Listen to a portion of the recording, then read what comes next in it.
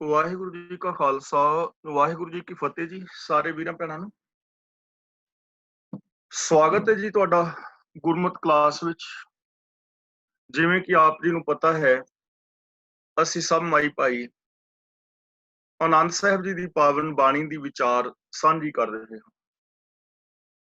ਕੱਲ ਤੱਕ 6 ਪੌੜੀਆਂ ਦੀ ਵਿਚਾਰ ਅਸੀਂ ਸਾਂਝੀ ਕਰ ਚੁੱਕੇ ਹਾਂ। ਅੱਜ 7ਵੀਂ ਪੌੜੀ ਦੀ ਵਿਚਾਰ ਆਪ ਜੀ ਦੇ ਨਾਲ ਸਾਂਝੀ ਕਰਾਂਗੇ। ਆਨੰਦ ਸਾਹਿਬ ਜੀ ਦੀ ਪਾਵਨ ਬਾਣੀ ਦੇ ਅੰਦਰ ਸਾਨੂੰ ਸਮਝਾਇਆ ਗਿਆ ਹੈ ਕਿ ਅਸੀਂ ਆਪਣੇ ਜੀਵਨ ਵਿੱਚ ਖੁਸ਼ੀ ਕਿਵੇਂ ਹਾਸਲ ਕਰਨੀ, ਪ੍ਰਸੰਨਤਾ, ਚੜ੍ਹਦੀ ਕਲਾ, ਆਤਮਿਕ ਵਿਗਾਸਤਾ ਅਸੀਂ ਆਪਣੇ ਜੀਵਨ ਵਿੱਚ ਕਿਵੇਂ ਪਾ ਸਕਦੇ ਹਾਂ।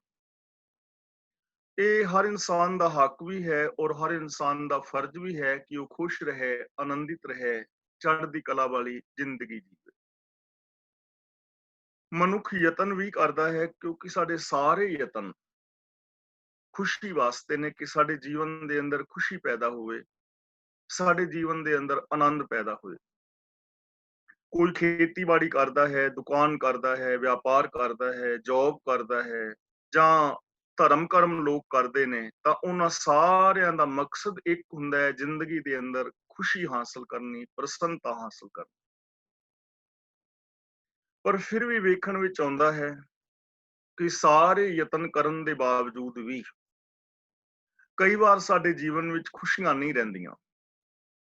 ਆਮ ਜ਼ਿੰਦਗੀ ਦੇ ਅੰਦਰ ਚਿੰਤਾਵਾਂ, ਕੋਈ ਨਾ ਕੋਈ ਡਰ, ਕੋਈ ਸਹਿਮ ਬਣਿਆ ਰਹਿੰਦਾ ਹੈ। ਤਾਂ ਉਹਦਾ ਰੀਜ਼ਨ ਕੀ ਹੈ ਕਿ ਅਸੀਂ ਯਤਨ ਖੁਸ਼ੀ ਵਾਸਤੇ ਕਰਦੇ ਹਾਂ, ਲੇਕਿਨ ਜ਼ਿੰਦਗੀ ਵਿੱਚ ਚਿੰਤਾਵਾਂ ਆ ਜਾਂਦੀਆਂ ਨੇ। ਤਾਂ ਜਿਵੇਂ ਕਿ ਅਸੀਂ ਪਹਿਲਾਂ ਵਿਚਾਰ ਕਰ ਚੁੱਕੇ ਹਾਂ, ਉਸ ਦਾ ਰੀਜ਼ਨ ਇੱਕੋ ਹੀ ਹੈ ਕਿ ਆਪਣੇ ਡੈਸਟੀਨੇਸ਼ਨ ਤੇ ਜੇ ਪਹੁੰਚ ਨਹੀਂ ਪਾਏ, ਤਾਂ ਇਹਦਾ ਮਤਲਬ ਕੇਵਲ ਇੰਨਾ ਹੈ ਕਿ ਸਾਡੀ ਡਾਇਰੈਕਸ਼ਨ ਗਲਤ ਹੈ, ਅਸੀਂ ਗਲਤ ਦਿਸ਼ਾ ਵੱਲ ਯਤਨ ਕਰ ਰਹੇ ਹਾਂ। ਅਸੀਂ ਕਿਸੇ ਉੱਚੀ ਇਮਾਰਤ ਉੱਤੇ ਚੜ੍ਹਨਾ ਹੈ, ਜ਼ਰੂਰੀ ਹੈ ਕਿ ਪੌੜੀ ਹੋਵੇ, ਪੌੜੀ ਰਾਹੀਂ ਅਸੀਂ ਉਸ ਇਮਾਰਤ ਤੇ ਚੜਾਂਗੇ, ਲੇਕਿਨ ਇਹ ਵੀ ਜ਼ਰੂਰੀ ਹੈ ਕਿ ਪੌੜੀ ਸਹੀ ਇਮਾਰਤ ਨੂੰ ਲੱਗੀ ਹੋਵੇ। ਜੇ ਪੌੜੀ ਗਲਤ ਇਮਾਰਤ ਨੂੰ ਲੱਗੀ ਤੇ ਅਸੀਂ ਗਲਤ ਇਮਾਰਤ ਤੇ ਚਲੇ ਜਾਓ। ਤਾਂ ਗੁਰੂ ਪਾਤਸ਼ਾਹ ਜੀ ਨੇ ਸਾਨੂੰ ਆਨੰਦ ਸਾਹਿਬ ਜੀ ਦੀ ਪਾਵਨ ਬਾਣੀ ਰਾਹੀਂ ਇੱਕ ਐਸੇ ਜੀਵਨ ਦੀ ਜੁਗਤ ਸਮਝਾਈ ਹੈ, ਜਿਸ ਜੀਵਨ ਜੁਗਤ ਨੂੰ ਅਪਣਾ ਕੇ ਦੁਨੀਆ ਦਾ ਹਰ ਮਨੁੱਖ ਆਨੰਦ ਮਾਣ ਸਕਦਾ ਹੈ, ਖੁਸ਼ੀ ਮਾਣ ਸਕਦਾ ਹੈ, ਚੜ੍ਹਦੀ ਕਲਾ ਦੇ ਵਿੱਚ ਰਹਿ ਸਕਦਾ ਹੈ। ਤੇ ਜਿਵੇਂ ਕਿ ਬੇਨਤੀ ਕੀਤੀ ਸੀ, ਆਨੰਦ ਮਨੁੱਖੀ ਮਨ ਦੀ ਉਸ ਅਵਸਥਾ ਦਾ ਨਾਮ ਹੈ ਜਾਂ ਉਸ ਸੋਚ ਦੇ ਵਿੱਚੋਂ ਖੁਸ਼ੀ ਪੈਦਾ ਹੁੰਦੀ ਹੈ, ਜਿਸ ਸੋਚ ਦੇ ਅੰਦਰ ਮੇਰ ਤੇਰ ਦੇ ਵਿਤਕਰੇ ਨਹੀਂ ਹੁੰਦੇ,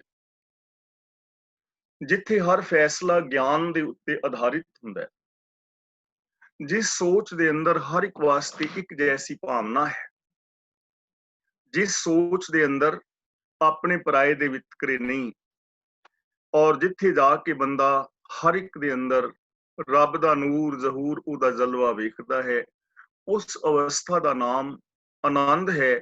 ਐਸੀ ਸੋਚ ਵਿੱਚੋਂ ਆਨੰਦ ਪੈਦਾ ਹੁੰਦਾ। ਤਾਂ ਆਓ ਅਸੀਂ 7ਵੀਂ ਪੌੜੀ ਦੀ ਵਿਚਾਰ ਸਾਂਝੀ ਕਰੀਏ। ਆਨੰਦ ਆਨੰਦ ਸਭ ਕੋ ਕਹੈ, ਆਨੰਦ ਗੁਰੂ ਤੇ ਜਾਣਿਆ। ਧੰਨ ਗੁਰੂ ਅਮਰਦਾਸ ਜੀ ਮਹਾਰਾਜ ਬਚਨ ਕਰਦੇ ਹਨ ਕਿ ਆਨੰਦ ਆਨੰਦ ਤੇ ਸਾਰੇ ਹੀ ਕਹਿੰਦੇ ਨੇ ਕਿ ਮੇਰੇ ਜੀਵਨ ਵਿੱਚ ਆਨੰਦ ਹੈ, ਆਨੰਦ ਬਣਿਆ ਹੋਇਆ ਹੈ, ਲੇਕਿਨ ਆਨੰਦ ਅਸਲ ਦੇ ਅੰਦਰ ਗੁਰੂ ਤੋਂ ਜਾਣਿਆ ਜਾਂਦਾ ਹੈ।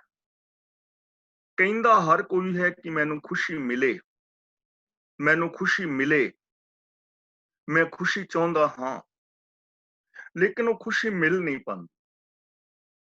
ਤਾਂ ਉਹ ਆਨੰਦ ਕਿਵੇਂ ਜਾਣਿਆ ਜਾਏਗਾ? ਆਨੰਦ ਗੁਰੂ ਤੇ ਜਾਣਿਆ। ਗੁਰੂ ਪਾਸੋਂ ਸਾਨੂੰ ਸੂਝ ਮਿਲੇਗੀ ਕਿ ਖੁਸ਼ੀ ਵਾਸਤਵ ਦੇ ਅੰਦਰ ਹੈ ਕੀ, ਔਰ ਖੁਸ਼ੀ ਕਿਵੇਂ ਪਾਈ ਜਾ ਸਕਦੀ ਹੈ। ਉਸ ਆਨੰਦ ਵਾਸਤੇ ਸਾਧਨ ਕੀ ਨੇ, ਉਹ ਸਾਧਨ ਸਾਨੂੰ ਕਿੱਥੋਂ ਮਿਲਣਗੇ, ਔਰ ਉਹ ਸਾਧਨ ਕਿੰਨੇ ਸਮੇਂ ਦੇ ਅੰਦਰ ਅਸੀਂ ਪ੍ਰਾਪਤ ਕਰ ਲਵਾਂਗੇ, ਕਿੰਨੇ ਸਮੇਂ ਦੇ ਅੰਦਰ ਅਸੀਂ ਆਨੰਦ ਦੀ ਪ੍ਰਾਪਤੀ ਕਰ ਲਵਾਂਗੇ। ਸਮਾਂ ਅਸੀਂ ਆਪ ਫਿਕਸ ਕਰਨਾ ਹੈ।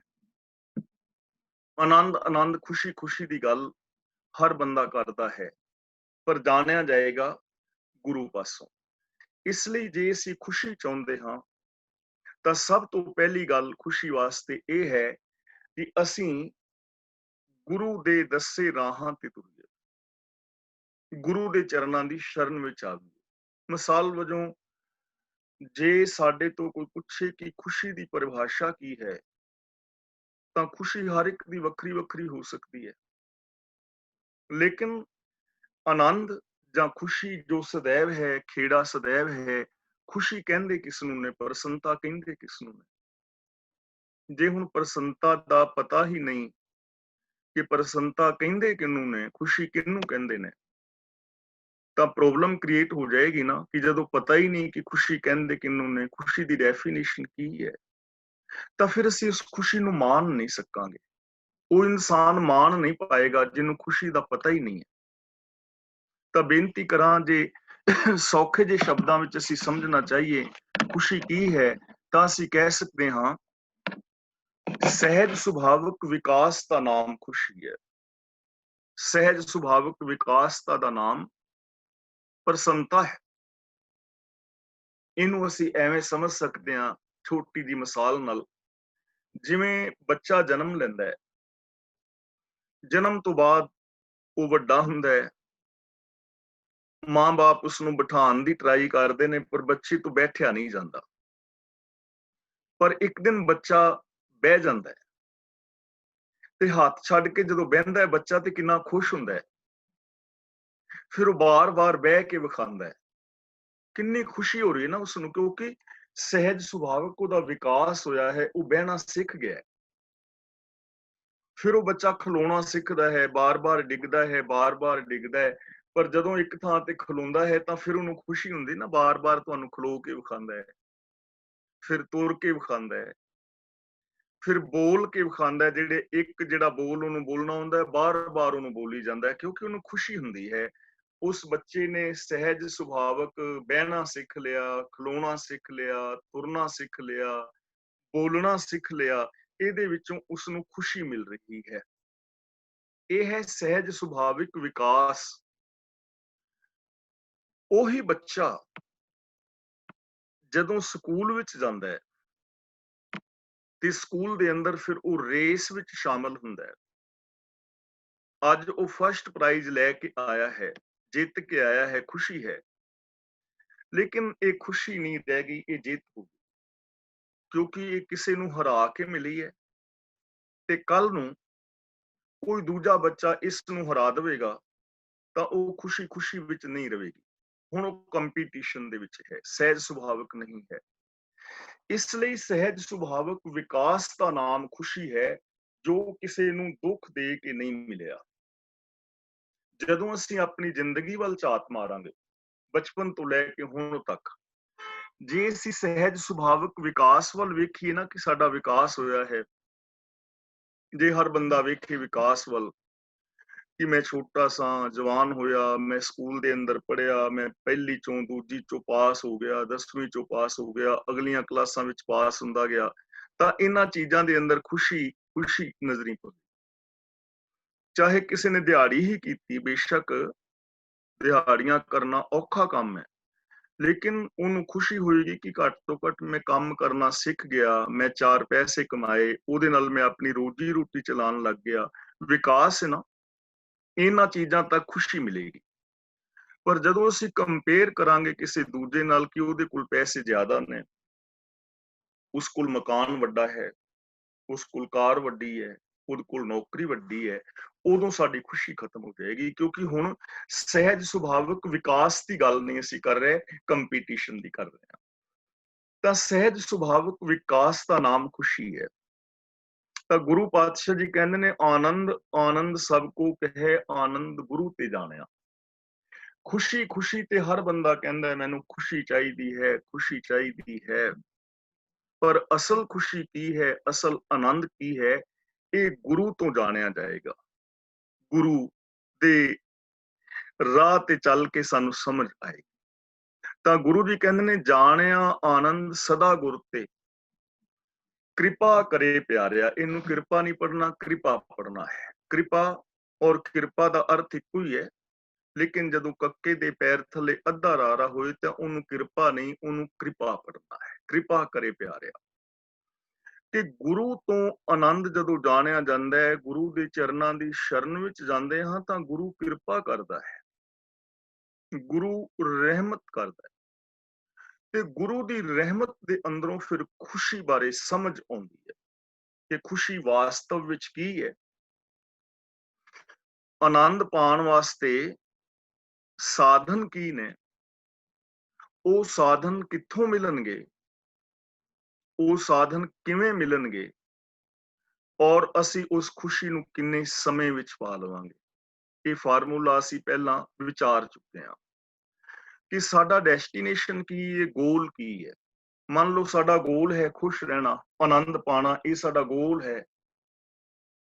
ਤਾਂ ਦੂਜੀ ਚੀਜ਼ ਹੈ ਕਿ ਇਸ ਗੋਲ ਤੇ ਪਹੁੰਚਣ ਵਾਸਤੇ ਸੋਰਸਿਸ ਕੀ ਨੇ, ਸਾਧਨ ਕੀ ਨੇ। ਜੇ ਗੋਲ ਤੇ ਹੈ ਪਰ ਸਾਧਨ ਨਹੀਂ ਤਾਂ ਅਸੀਂ ਪਹੁੰਚ ਨਹੀਂ ਪਾਵਾਂਗੇ। ਤਾਂ ਸਾਧਨ ਹੈ ਗੁਰੂ ਦੀ ਕਿਰਪਾ। ਇਹ ਸਾਧਨ ਕਿੱਥੋਂ ਮਿਲਣਗੇ? ਇਹ ਸਾਧਨ ਗੁਰੂ ਦੇ ਚਰਨਾਂ ਦੀ ਸ਼ਰਨ ਚੋਂ ਮਿਲਣਗੇ। ਇਹ ਸਾਧਨ ਕਿਵੇਂ ਮਿਲਣਗੇ? ਗੁਰੂ ਦੇ ਦੱਸੇ ਰਾਹ ਤੇ ਤੁਰਿਆ ਮਿਲਣਗੇ। ਇਹ ਸਾਨੂੰ ਸਮਝ ਆ ਗਈ, ਲੇਕਿਨ ਇਹ ਖੁਸ਼ੀ ਸਾਨੂੰ ਕਿੰਨੇ ਸਮੇਂ ਵਿੱਚ ਮਿਲ ਜਾਏਗੀ, ਕਿੰਨੇ ਸਮੇਂ ਵਿੱਚ ਅਸੀਂ ਆਨੰਦ ਪਾਣਾ ਚਾਹੁੰਦੇ ਹਾਂ, ਇਹ ਸਮਾਂ ਸਾਨੂੰ ਡਿਸਾਈਡ ਕਰਨਾ ਪਵੇਗਾ। ਜੇ ਸਮਾਂ ਡਿਸਾਈਡ ਨਹੀਂ ਕਰਦੇ, ਮੰਨ ਲਓ ਤੁਸੀਂ ਵੁਲਿਚ ਤੋਂ ਸਾਊਥ ਹਾਲ ਜਾਣਾ ਚਾਹੁੰਦੇ ਹੋ, ਇੱਥੇ ਜਾਣ ਵਾਸਤੇ ਸਾਧਨ ਹੈ ਬੱਸ। ਬੱਸ ਦਾ ਕਿਰਾਇਆ ਹੈ ਮੰਨ ਲਓ ਕਿ 10 ਪੌਂਡ। ਹੁਣ ਤੁਹਾਨੂੰ ਸਾਧਨ ਦਾ ਵੀ ਪਤਾ ਹੈ, ਤੁਹਾਨੂੰ ਆਪਣੇ ਡੈਸਟੀਨੇਸ਼ਨ ਦਾ ਵੀ ਪਤਾ ਹੈ, ਤੁਹਾਡੇ ਕੋਲ ਬੱਸ ਦਾ ਕਿਰਾਇਆ ਵੀ ਹੈ, 10 ਦੀ ਬਜਾਏ ਤੁਹਾਡੇ ਜੇਬ ਵਿੱਚ 500 ਪੌਂਡ ਪਿਆ ਹੋਇਆ ਹੈ। ਪਰ ਤੁਸੀਂ ਇਹ ਡਿਸਾਈਡ ਨਹੀਂ ਕਰਦੇ ਕਿ ਮੈਂ ਕਿਹੜੀ ਤਰੀਕ ਨੂੰ ਸਾਊਥ ਹਾਲ ਜਾਣਾ ਹੈ। ਬੱਸਾਂ ਦੋ ਜਾ ਰਹੀਆਂ ਨੇ, ਸਵੇਰੇ 10 ਵਜੇ, ਸ਼ਾਮੀ 3 ਵਜੇ, ਕਿਹੜੀ ਬੱਸ ਤੇ ਜਾਣਾ ਹੈ। ਜੇ ਸਮਾਂ ਡਿਸਾਈਡ ਨਹੀਂ ਕਰਦੇ ਤਾਂ ਸਾਰੀ ਜ਼ਿੰਦਗੀ ਨਹੀਂ ਪਹੁੰਚ ਪਾਓਗੇ। ਸਾਡੇ ਜੀਵਨ ਦਾ ਇਹ ਸਾਡੀ ਘਾਟ ਹੈ ਜੀਵਨ ਵਿੱਚ ਕਿ ਹੁਣ ਅਸੀਂ ਆਨੰਦ ਪਾਣਾ ਚਾਹੁੰਦੇ ਹਾਂ ਤਾਂ ਕਿੰਨੇ ਸਮੇਂ ਵਿੱਚ ਪਾਣਾ ਚਾਹੁੰਦੇ ਹਾਂ?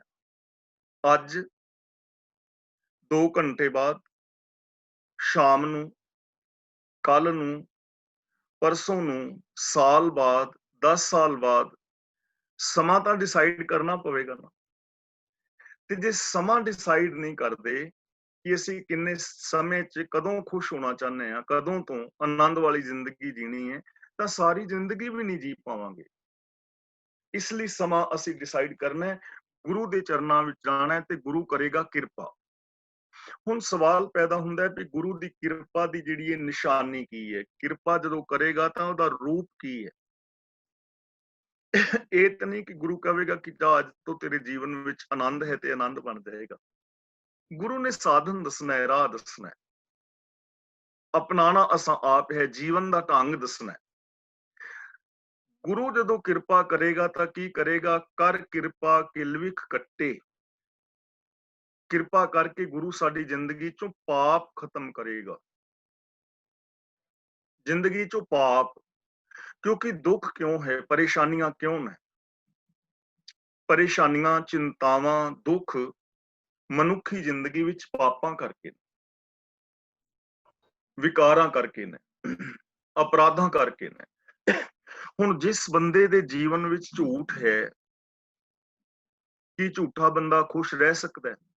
ਹਾਂ, ਖੁਸ਼ੀ ਦਾ ਡਰਾਮਾ ਬੇਸ਼ੱਕ ਕਰੀ ਜਾਏ, ਆਨੰਦ ਦਾ ਡਰਾਮਾ ਕਰ ਸਕਦਾ ਹੈ, ਪਰ ਆਨੰਦ ਤਾਂ ਉਸ ਸੋਚ ਦਾ ਨਾਮ ਹੈ ਨਾ ਜਿੱਥੇ ਬੰਦਾ ਹਰ ਇੱਕ ਦੇ ਅੰਦਰ ਰੱਬ ਨੂੰ ਵੇਖ ਕੇ ਰੱਬ ਵਰਗਾ ਵਿਹਾਰ ਕਰਦਾ ਹੈ। ਤੇ ਝੂਠਾ ਬੰਦਾ ਤੇ ਡਰਾਮਾ ਕਰ ਰਿਹਾ, ਉਹਦੇ ਅੰਦਰ ਤੇ ਵਿਹਾਰ ਇਹੋ ਜਿਹਾ ਹੈ ਹੀ ਨਹੀਂ। ਜਿਹੜਾ ਬੰਦਾ ਬੇਗਾਨੇ ਹੱਕ ਖਾ ਰਿਹਾ ਹੈ, ਜਿਹੜਾ ਬੰਦਾ ਠੱਗੀਆਂ ਮਾਰ ਰਿਹਾ ਹੈ, ਉਹਦੀ ਜ਼ਿੰਦਗੀ 'ਚ ਖੁਸ਼ੀ ਕਿਵੇਂ ਆਏਗੀ? ਕਿਉਂਕਿ ਖੁਸ਼ੀ ਤੇ ਆਧਾਰ ਤੇ ਸੱਚ ਹੈ। ਜਿਹੜੇ ਬੰਦੇ ਵਿੱਚ ਈਗੋ ਹੈ, ਹੰਕਾਰ ਨਾਲ ਦੂਜਿਆਂ ਨੂੰ ਨੀਵਾਂ ਵਿਖਾਉਂਦਾ ਫਿਰਦਾ ਹੈ, ਉਹਦੀ ਜ਼ਿੰਦਗੀ ਵਿੱਚ ਖੁਸ਼ੀ ਕਿਵੇਂ ਆਏਗੀ? ਕਿਉਂਕਿ ਖੁਸ਼ੀ ਤੇ ਨਿਮਰਤਾ ਵਿੱਚ। ਜੀਵਨ ਵਿੱਚ ਈਰਖਾ ਹੈ, ਵੈਰ ਵਿਰੋਧ ਹੈ, ਤਾਂ ਖੁਸ਼ੀ ਕਿਵੇਂ ਆਏਗੀ? ਕਿਉਂਕਿ ਖੁਸ਼ੀ ਤੇ ਪ੍ਰੇਮ ਭਾਵ ਵਿੱਚ ਹੈ। ਕਿਉਂਕਿ ਪਾਪਾਂ ਕਰਕੇ ਦੁੱਖ ਨੇ, ਪਾਪਾਂ ਕਰਕੇ ਚਿੰਤਾਵਾਂ ਨੇ, ਵਿਕਾਰਾਂ ਕਰਕੇ, ਅਪਰਾਧਾਂ ਕਰਕੇ, ਨੈਗੇਟਿਵਿਟੀ ਕਰਕੇ ਜੀਵਨ ਦੇ ਵਿੱਚ ਚਿੰਤਾਵਾਂ ਨੇ। ਇਸ ਲਈ ਗੁਰੂ ਸਾਨੂੰ ਸਭ ਤੋਂ ਪਹਿਲਾ ਉਪਦੇਸ਼ ਦੇਵੇਗਾ ਕਿ ਜ਼ਿੰਦਗੀ ਚੋਂ ਪਾਪ ਖਤਮ ਕਰ। ਇਹ ਤੇਰੇ ਪਾਪ, ਵਿਕਾਰ, ਤੇਰੀ ਖੁਸ਼ੀ ਦੇ ਅੰਦਰ ਸਪੀਡ ਬ੍ਰੇਕਰ ਨੇ, ਬਾਧਾ ਹੈ, ਦੀਵਾਰ ਹੈ, ਇਸ ਦੀਵਾਰ ਨੂੰ ਤੋੜ। ਹੁਣ ਸਾਨੂੰ ਪਤਾ ਨਹੀਂ ਕਿ ਪਾਪ ਕੀ ਹੈ ਔਰ ਪੁੰਨ ਕੀ ਹੈ, ਤੇ ਦੂਜੇ ਨੰਬਰ ਤੇ ਇਹਨਾਂ ਪਾਪਾਂ ਨੂੰ ਖਤਮ ਕਿਵੇਂ ਕਰੀਏ, ਵਿਕਾਰਾਂ ਨੂੰ ਖਤਮ ਕਿਵੇਂ ਕਰੀਏ। ਜੇ ਬੰਦਾ ਖਤਮ ਕਰਨਾ ਵੀ ਚਾਹੇ ਤੇ ਕਿਵੇਂ ਕਰੇ? ਤਾਂ ਗੁਰੂ ਜੀ ਕਹਿੰਦੇ ਨੇ ਉਹਦੇ ਵਾਸਤੇ ਗਿਆਨ ਅੰਜਨ ਸਾਰਿਆ। ਪਾਪਾਂ ਨੂੰ ਦੂਰ ਕਰਨ ਲਈ ਗੁਰੂ ਸਾਨੂੰ ਗਿਆਨ ਦੀ ਦਾਤ ਦੇਵੇਗਾ, ਵਿਜ਼ਨ। ਅਸੀਂ ਇਸ ਦੁਨੀਆ ਨੂੰ ਕਿਵੇਂ ਵੇਖਣਾ ਹੈ, ਵਿਵੇਕ ਬੁੱਧ, ਕਾਮਨ ਸੈਂਸ, ਠੀਕ ਔਰ ਗਲਤ ਦਾ ਨਿਰਣਾ ਲੈਣਾ, ਪੁੰਨ ਕੀ ਹੈ, ਪਾਪ ਕੀ ਹੈ, ਇਹਦਾ ਨਿਖੇੜਾ ਕਰ ਜਾਣਨਾ। ਹੁਣ ਜੇ ਪਤਾ ਹੀ ਨਹੀਂ ਪੁੰਨ ਕੀ ਹੈ, ਪਾਪ ਕੀ ਹੈ, ਠੀਕ ਕੀ ਹੈ, ਗਲਤ ਕੀ ਹੈ, ਧਰਮ ਕੀ ਹੈ, ਅਧਰਮ ਕੀ ਹੈ, ਜਿਹਨੂੰ ਇਸ ਬਾਰੇ ਗਿਆਨ ਨਹੀਂ ਹੈ, ਉਹ ਖੁਸ਼ ਨਹੀਂ ਰਹਿ ਪਾਏਗਾ, ਉਹ ਪਾਪਾਂ ਅਪਰਾਧਾਂ ਦਾ ਤਿਆਗ ਨਹੀਂ ਕਰ ਪਾਏਗਾ। ਇਸ ਲਈ ਜ਼ਿੰਦਗੀ ਦੇ ਅੰਦਰ ਕਾਮਨ ਸੈਂਸ ਚਾਹੀਦੀ ਹੈ, ਗਿਆਨ ਚਾਹੀਦਾ ਹੈ। ਜੇ ਅਸੀਂ ਪਰਿਵਾਰਕ ਜ਼ਿੰਦਗੀ ਦੀ ਗੱਲ ਕਰੀਏ ਔਰ ਅਸੀਂ ਗਿਆਨ ਦੀ ਸਹੀ ਵਰਤੋਂ ਕਰੀਏ ਤਾਂ ਜੀਵਨ ਵਿੱਚ, ਸਾਡੇ ਪਰਿਵਾਰਾਂ ਵਿੱਚ ਖੁਸ਼ੀਆਂ ਆ ਸਕਦੀਆਂ ਨੇ। ਦੇਖੋ, ਸਾਡੇ ਕੋਲ ਗਿਆਨ ਤੇ ਹੈ, ਅਸੀਂ ਹੱਥਾਂ ਨਾਲ ਕੰਮ ਕਰਦੇ ਹਾਂ, ਪੈਰਾਂ ਨਾਲ ਤੁਰਦੇ ਹਾਂ, ਜ਼ਬਾਨ ਨਾਲ ਬੋਲਦੇ ਹਾਂ, ਆਪਣੀ ਜ਼ਿੰਦਗੀ ਨੂੰ ਚਲਾਉਣ ਵਾਸਤੇ ਕੋਈ ਨਾ ਕੋਈ ਕੰਮ ਹਰ ਬੰਦਾ ਕਰ ਰਿਹਾ ਹੈ, ਗਿਆਨ ਤੇ ਹੈ। ਲੇਕਿਨ ਗਿਆਨ ਦੀ ਸਹੀ ਵਰਤੋਂ ਨਹੀਂ ਨਾ। ਜੇ ਪਤਾ ਲੱਗ ਜਾਏ ਕਿ ਮੇਰੀ ਜ਼ਬਾਨ ਕਰਕੇ ਪੁਆੜੇ ਪੈਂਦੇ ਨੇ, ਮੇਰੀ ਗਲਤ ਬਿਆਨੀ ਕਰਕੇ ਸਾਡੇ ਘਰ ਵਿੱਚ ਕਲੇਸ਼ ਪੈਂਦਾ ਹੈ, ਤਾਂ ਬੰਦਾ ਜ਼ਬਾਨ ਦੀ ਵਰਤੋਂ ਸਹੀ ਕਰੇਗਾ ਨਾ। ਗੁਰੂ ਜੀ ਸਾਨੂੰ ਜ਼ਬਾਨ ਦੀ ਵਰਤੋਂ ਕਰਨੀ ਦੱਸਣਗੇ। ਜੇ ਸਾਨੂੰ ਸਮਝ ਆ ਜਾਏ ਕਿ ਮੈਂ ਕੰਨਾਂ ਦੇ ਨਾਲ ਜੋ ਕੁਝ ਸੁਣ ਰਿਹਾ ਹਾਂ, ਇਸ ਚੀਜ਼ ਦੇ ਨਾਲ ਤੇ ਮੇਰਾ ਪਰਿਵਾਰ ਬਰਬਾਦ ਹੋ ਜਾਏਗਾ। ਮੈਂ ਆਪਣੇ ਬੱਚਿਆਂ ਦੀ ਵਿਰੋਧਤਾ ਸੁਣ ਰਿਹਾ ਹਾਂ, ਮੇਰੇ ਨੂੰਹ ਦੇ ਖਿਲਾਫ ਆਣ ਕੇ ਕੋਈ ਗੱਲ ਕਰਦਾ ਹੈ ਤੇ ਮੈਂ ਉਹਨੂੰ ਸੁਣਨ ਵਿੱਚ ਰਸ ਲੈਂਦਾ ਹਾਂ ਔਰ ਮੈਂ ਉਹਦੇ ਤੇ ਵਿਸ਼ਵਾਸ ਕਰ ਲੈਣਾ, ਪਰ ਆਪਣੀ ਨੂੰਹ ਤੇ ਵਿਸ਼ਵਾਸ ਨਹੀਂ ਕਰਦਾ, ਤਾਂ ਉਹ ਚੁਗਲੀਆਂ ਜਿਹੜੀਆਂ ਨੇ ਮੇਰੇ ਘਰ ਨੂੰ ਬਰਬਾਦ ਕਰਨਗੀਆਂ। ਨੂੰਹ ਸੱਸ ਦੇ ਖਿਲਾਫ ਸੁਣ ਰਹੀ ਹੈ, ਸਹੁਰੇ ਦੇ ਖਿਲਾਫ ਸੁਣ ਰਹੀ, ਤਾਂ ਪ੍ਰੋਬਲਮ ਆਏਗੀ ਨਾ। ਇਸ ਲਈ ਕੰਨਾਂ ਦੇ ਨਾਲ ਕੀ ਸੁਣਨਾ ਹੈ? ਗੁਰੂ ਨੇ ਸਾਨੂੰ ਇਹ ਗਿਆਨ ਦੇਣਾ ਵੀ ਸੱਚ ਸੁਣਨਾ ਹੈ, ਨੈਗੇਟਿਵ ਚੀਜ਼ਾਂ ਨਹੀਂ ਸੁਣਨੀਆਂ।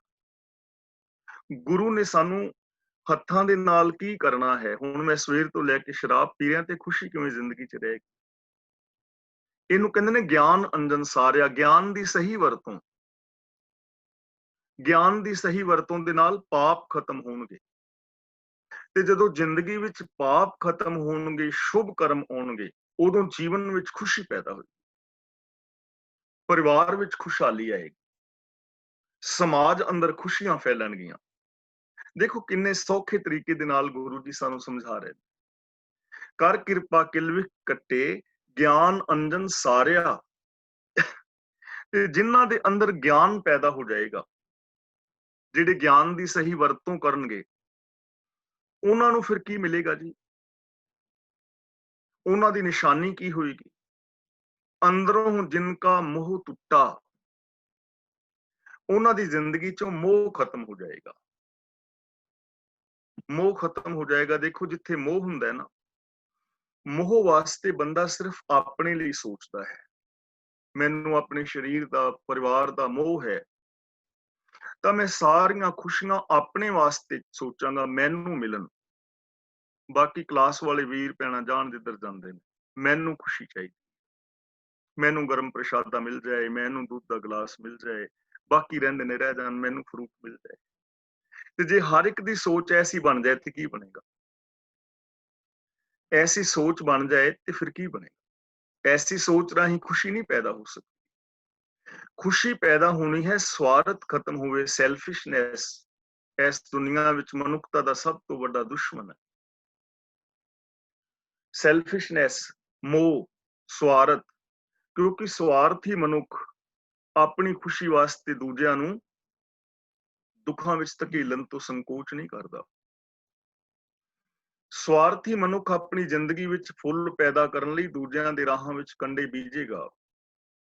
ਸਵਾਰਥੀ ਮਨੁੱਖ ਆਪਣੀ ਆਬਾਦੀ ਵਾਸਤੇ ਦੂਜੇ ਨੂੰ ਬਰਬਾਦ ਕਰੇਗਾ। ਤੇ ਜੇ ਹਰ ਬੰਦੇ ਦੀ ਬਿਰਤੀ ਐਸੀ ਹੋਏਗੀ ਤੇ ਦੁਨੀਆ ਦਾ ਹਾਲ ਕੀ ਹੋਏਗਾ? ਜੇ ਪਰਿਵਾਰ ਵਿੱਚ ਸਾਰੇ ਹੀ ਸੈਲਫਿਸ਼ ਹੋ ਜਾਣ ਫਿਰ ਕੀ ਹੋਏਗਾ? ਇਸ ਲਈ ਸਭ ਤੋਂ ਪਹਿਲਾਂ ਗੁਰੂ ਸਾਡੀ ਜ਼ਿੰਦਗੀ ਦੇ ਅੰਦਰ ਗਿਆਨ ਦੀ ਦਾਤ ਦੇਵੇਗਾ, ਪਾਪ ਕੱਟੇਗਾ, ਤਾਂ ਗਿਆਨ ਰਾਹੀਂ ਫਿਰ ਅਸੀਂ ਵੇਖਾਂਗੇ ਕਿ ਮੇਰੇ ਅੰਦਰ ਸੈਲਫਿਸ਼ਨੈਸ ਤਾਂ ਨਹੀਂ, ਮੇਰੇ ਅੰਦਰ ਮੋਹ ਤਾਂ ਨਹੀਂ। ਜਦੋਂ ਸੈਲਫਿਸ਼ਨੈਸ ਖਤਮ ਹੋਏਗੀ ਉਦੋਂ ਮੈਂ ਦੂਜਿਆਂ ਵਾਸਤੇ ਸੋਚਾਂਗਾ ਕਿ ਦੂਜਿਆਂ ਨੂੰ ਵੀ ਖੁਸ਼ੀ ਮਿਲੇ ਤੇ ਦੂਜੇ ਮੇਰੇ ਵਾਸਤੇ ਸੋਚਣਗੇ। ਜੇ ਮੈਂ ਕਿਸੇ ਦੇ ਰਾਹਾਂ ਵਿੱਚ ਕੰਡੇ ਬੀਜਣ ਦੀ ਬਜਾਏ ਮੈਂ ਰਾਹਾਂ ਦੇ ਵਿੱਚ ਫੁੱਲ ਬੀਜਾਂ, ਤੁਸੀਂ ਦੂਜਿਆਂ ਦੇ ਰਾਹਾਂ ਵਿੱਚ ਫੁੱਲ ਬੀਜੋ ਤਾਂ ਸਾਰੀ ਦੁਨੀਆ ਫੁੱਲਾਂ ਦੇ ਨਾਲ ਭਰੀ ਜਾਏਗੀ, ਸਾਰੇ ਰਾਸਤੇ ਫੁੱਲਾਂ ਨਾਲ ਸੁਗੰਧਿਤ ਹੋ ਜਾਣਗੇ। ਤੇ ਮੈਂ ਤੁਹਾਡੇ ਰਾਹ ਵਿੱਚ ਕੰਡੇ ਖਿਲਾਰਾਂ, ਤੁਸੀਂ ਮੇਰੇ ਤੇ ਸਾਰੀ ਦੁਨੀਆ ਦੇ ਰਾਸਤੇ ਵਿੱਚ ਕੰਡੇ ਹੀ ਕੰਡੇ ਖਿਲਰ ਜਾਣਗੇ ਨਾ। ਜਿਵੇਂ ਅਸੀਂ ਪਹਿਲਾਂ ਵੀ ਵਿਚਾਰ ਕਰ ਚੁੱਕੇ ਹਾਂ, ਇੱਕ ਸਬਜ਼ੀ ਵਾਲਾ ਬੰਦਾ ਫਲਾਂ ਦੇ ਅੰਦਰ ਟੀਕੇ ਲਗਾ ਰਿਹਾ ਹੈ ਤੇ ਉਹ ਸੋਚਦਾ ਮੈਂ ਤੇ ਆਪਣੇ ਬੱਚਿਆਂ ਨੂੰ ਇਹ ਨਹੀਂ ਦੇਣੇ, ਮੈਂ ਤੇ ਆਪਣੇ ਬੱਚਿਆਂ ਲਈ ਵੱਖਰੇ ਫਲ ਰੱਖ ਲੈਣੇ, ਮੇਰੇ ਬੱਚੇ ਕਿਹੜਾ ਬਿਮਾਰ ਹੋਣੇ ਨੇ। ਦੁੱਧ ਦੇ ਅੰਦਰ ਵੇਚਣ ਵਾਲਾ ਬੰਦਾ ਕਹਿੰਦਾ ਮੈਂ ਤੇ ਆਪਣੀ ਮੱਝ ਦਾ ਦੁੱਧ ਚੰਗਾ ਚੋ ਕੇ ਘਰ ਰੱਖ ਲਿਆ, ਬੱਚਿਆਂ ਲਈ ਕੈਮੀਕਲ ਵਾਲਾ ਤੇ ਮੈਂ ਦੂਜਿਆਂ ਨੂੰ ਦੇ ਰਿਹਾ ਵਾਂ, ਉਹ ਫਰੂਟ ਵਾਲੇ ਬੱਚੇ ਬਿਮਾਰ ਹੋ ਜਾਣਗੇ। ਉਹ ਫਰੂਟ ਖਰੀਦ ਕੇ ਲਿਆਏਗਾ, ਦੁੱਧ ਵਾਲੇ ਦੇ ਬੱਚੇ ਫਰੂਟ ਵਾਲਾ ਬਿਮਾਰ ਕਰਦੇ। ਡਾਕਟਰ ਜਿਹੜਾ ਹੈ ਉਹ 2 ਨੰਬਰ ਦੀਆਂ ਦਵਾਈਆਂ ਜੇ ਦੇਈ ਜਾ ਕਿ ਮੇਰੇ ਬੱਚਿਆਂ ਨੂੰ ਕੀ ਹੋਣਾ ਹੈ, ਦੂਜਾ ਦੂਜੇ ਨਾਲ, ਤਾਂ ਕੀ ਹੋਏਗਾ? ਇਸ ਤਰ੍ਹਾਂ ਸਮਾਜ ਦੇ ਅੰਦਰ ਦੁਖਾਂਤ ਵਾਪਰੇਗਾ ਨਾ। ਤੇ ਜੇ ਹਰ ਬੰਦਾ ਇਮਾਨਦਾਰੀ ਨਾਲ ਕੰਮ ਕਰੇ, ਸੈਲਫਿਸ਼ਨੈਸ ਖਤਮ ਹੋ ਜਾਏ, ਸਾਰੀ ਦੁਨੀਆ ਖੁਸ਼ ਹੋਏਗੀ। ਇਸ ਲਈ ਅੰਦਰੋਂ ਜਿਨਕਾ ਮੋਹ ਟੁੱਟਾ, ਉਹਨਾਂ ਦੇ ਅੰਦਰ ਆਨੰਦ ਪੈਦਾ ਹੁੰਦਾ ਹੈ, ਉਹਨਾਂ ਦੇ ਜੀਵਨ ਵਿੱਚ ਖੁਸ਼ੀ ਪੈਦਾ ਹੁੰਦੀ ਹੈ ਤੇ ਉਹੀ ਦੂਜਿਆਂ ਨੂੰ ਵੀ ਖੁਸ਼ੀ ਵੰਡ ਸਕਦੇ। ਤੇ ਜਿਨ੍ਹਾਂ ਦੀ ਜ਼ਿੰਦਗੀ ਚੋਂ ਮੋਹ ਖਤਮ ਹੋ ਜਾਏਗਾ, ਉਹਨਾਂ ਦੀ ਨਿਸ਼ਾਨੀ ਕੀ ਹੋਏਗੀ? ਤਿਨਕਾ ਸ਼ਬਦ ਸੱਚੇ ਸਵਾਰਿਆ। ਸ਼ਬਦ ਸਵਾਰ ਦਿੱਤਾ, ਬੋਲ ਸਵਾਰ ਦਿੱਤਾ, ਉਹਦਾ ਜੀਵਨ ਸੰਵਰ ਜਾਏਗਾ। ਔਰ ਜੀਵਨ ਦੀ ਸਭ ਤੋਂ ਪਹਿਲੀ ਨਿਸ਼ਾਨੀ ਕਿੱਥੋਂ ਮਿਲੇਗੀ? ਸਵਰੇ ਹੋਏ ਜੀਵਨ ਦੀ ਬੋਲ ਬਾਣੀ ਚੋਂ। ਇਹ ਜ਼ਬਾਨ ਜਿਹੜੀ ਹੈ ਨਾ, ਮਨੁੱਖ ਦਾ ਸਰੀਰ ਇੱਕ ਦੁਕਾਨ ਦੀ ਤਰ੍ਹਾਂ ਹੈ ਤੇ ਜ਼ਬਾਨ ਇਸ ਜੀਵਨ ਦਾ, ਸਰੀਰ ਦਾ, ਦੁਕਾਨ ਦਾ ਤਾਲਾ ਹੈ, ਜਿੰਦਰਾ।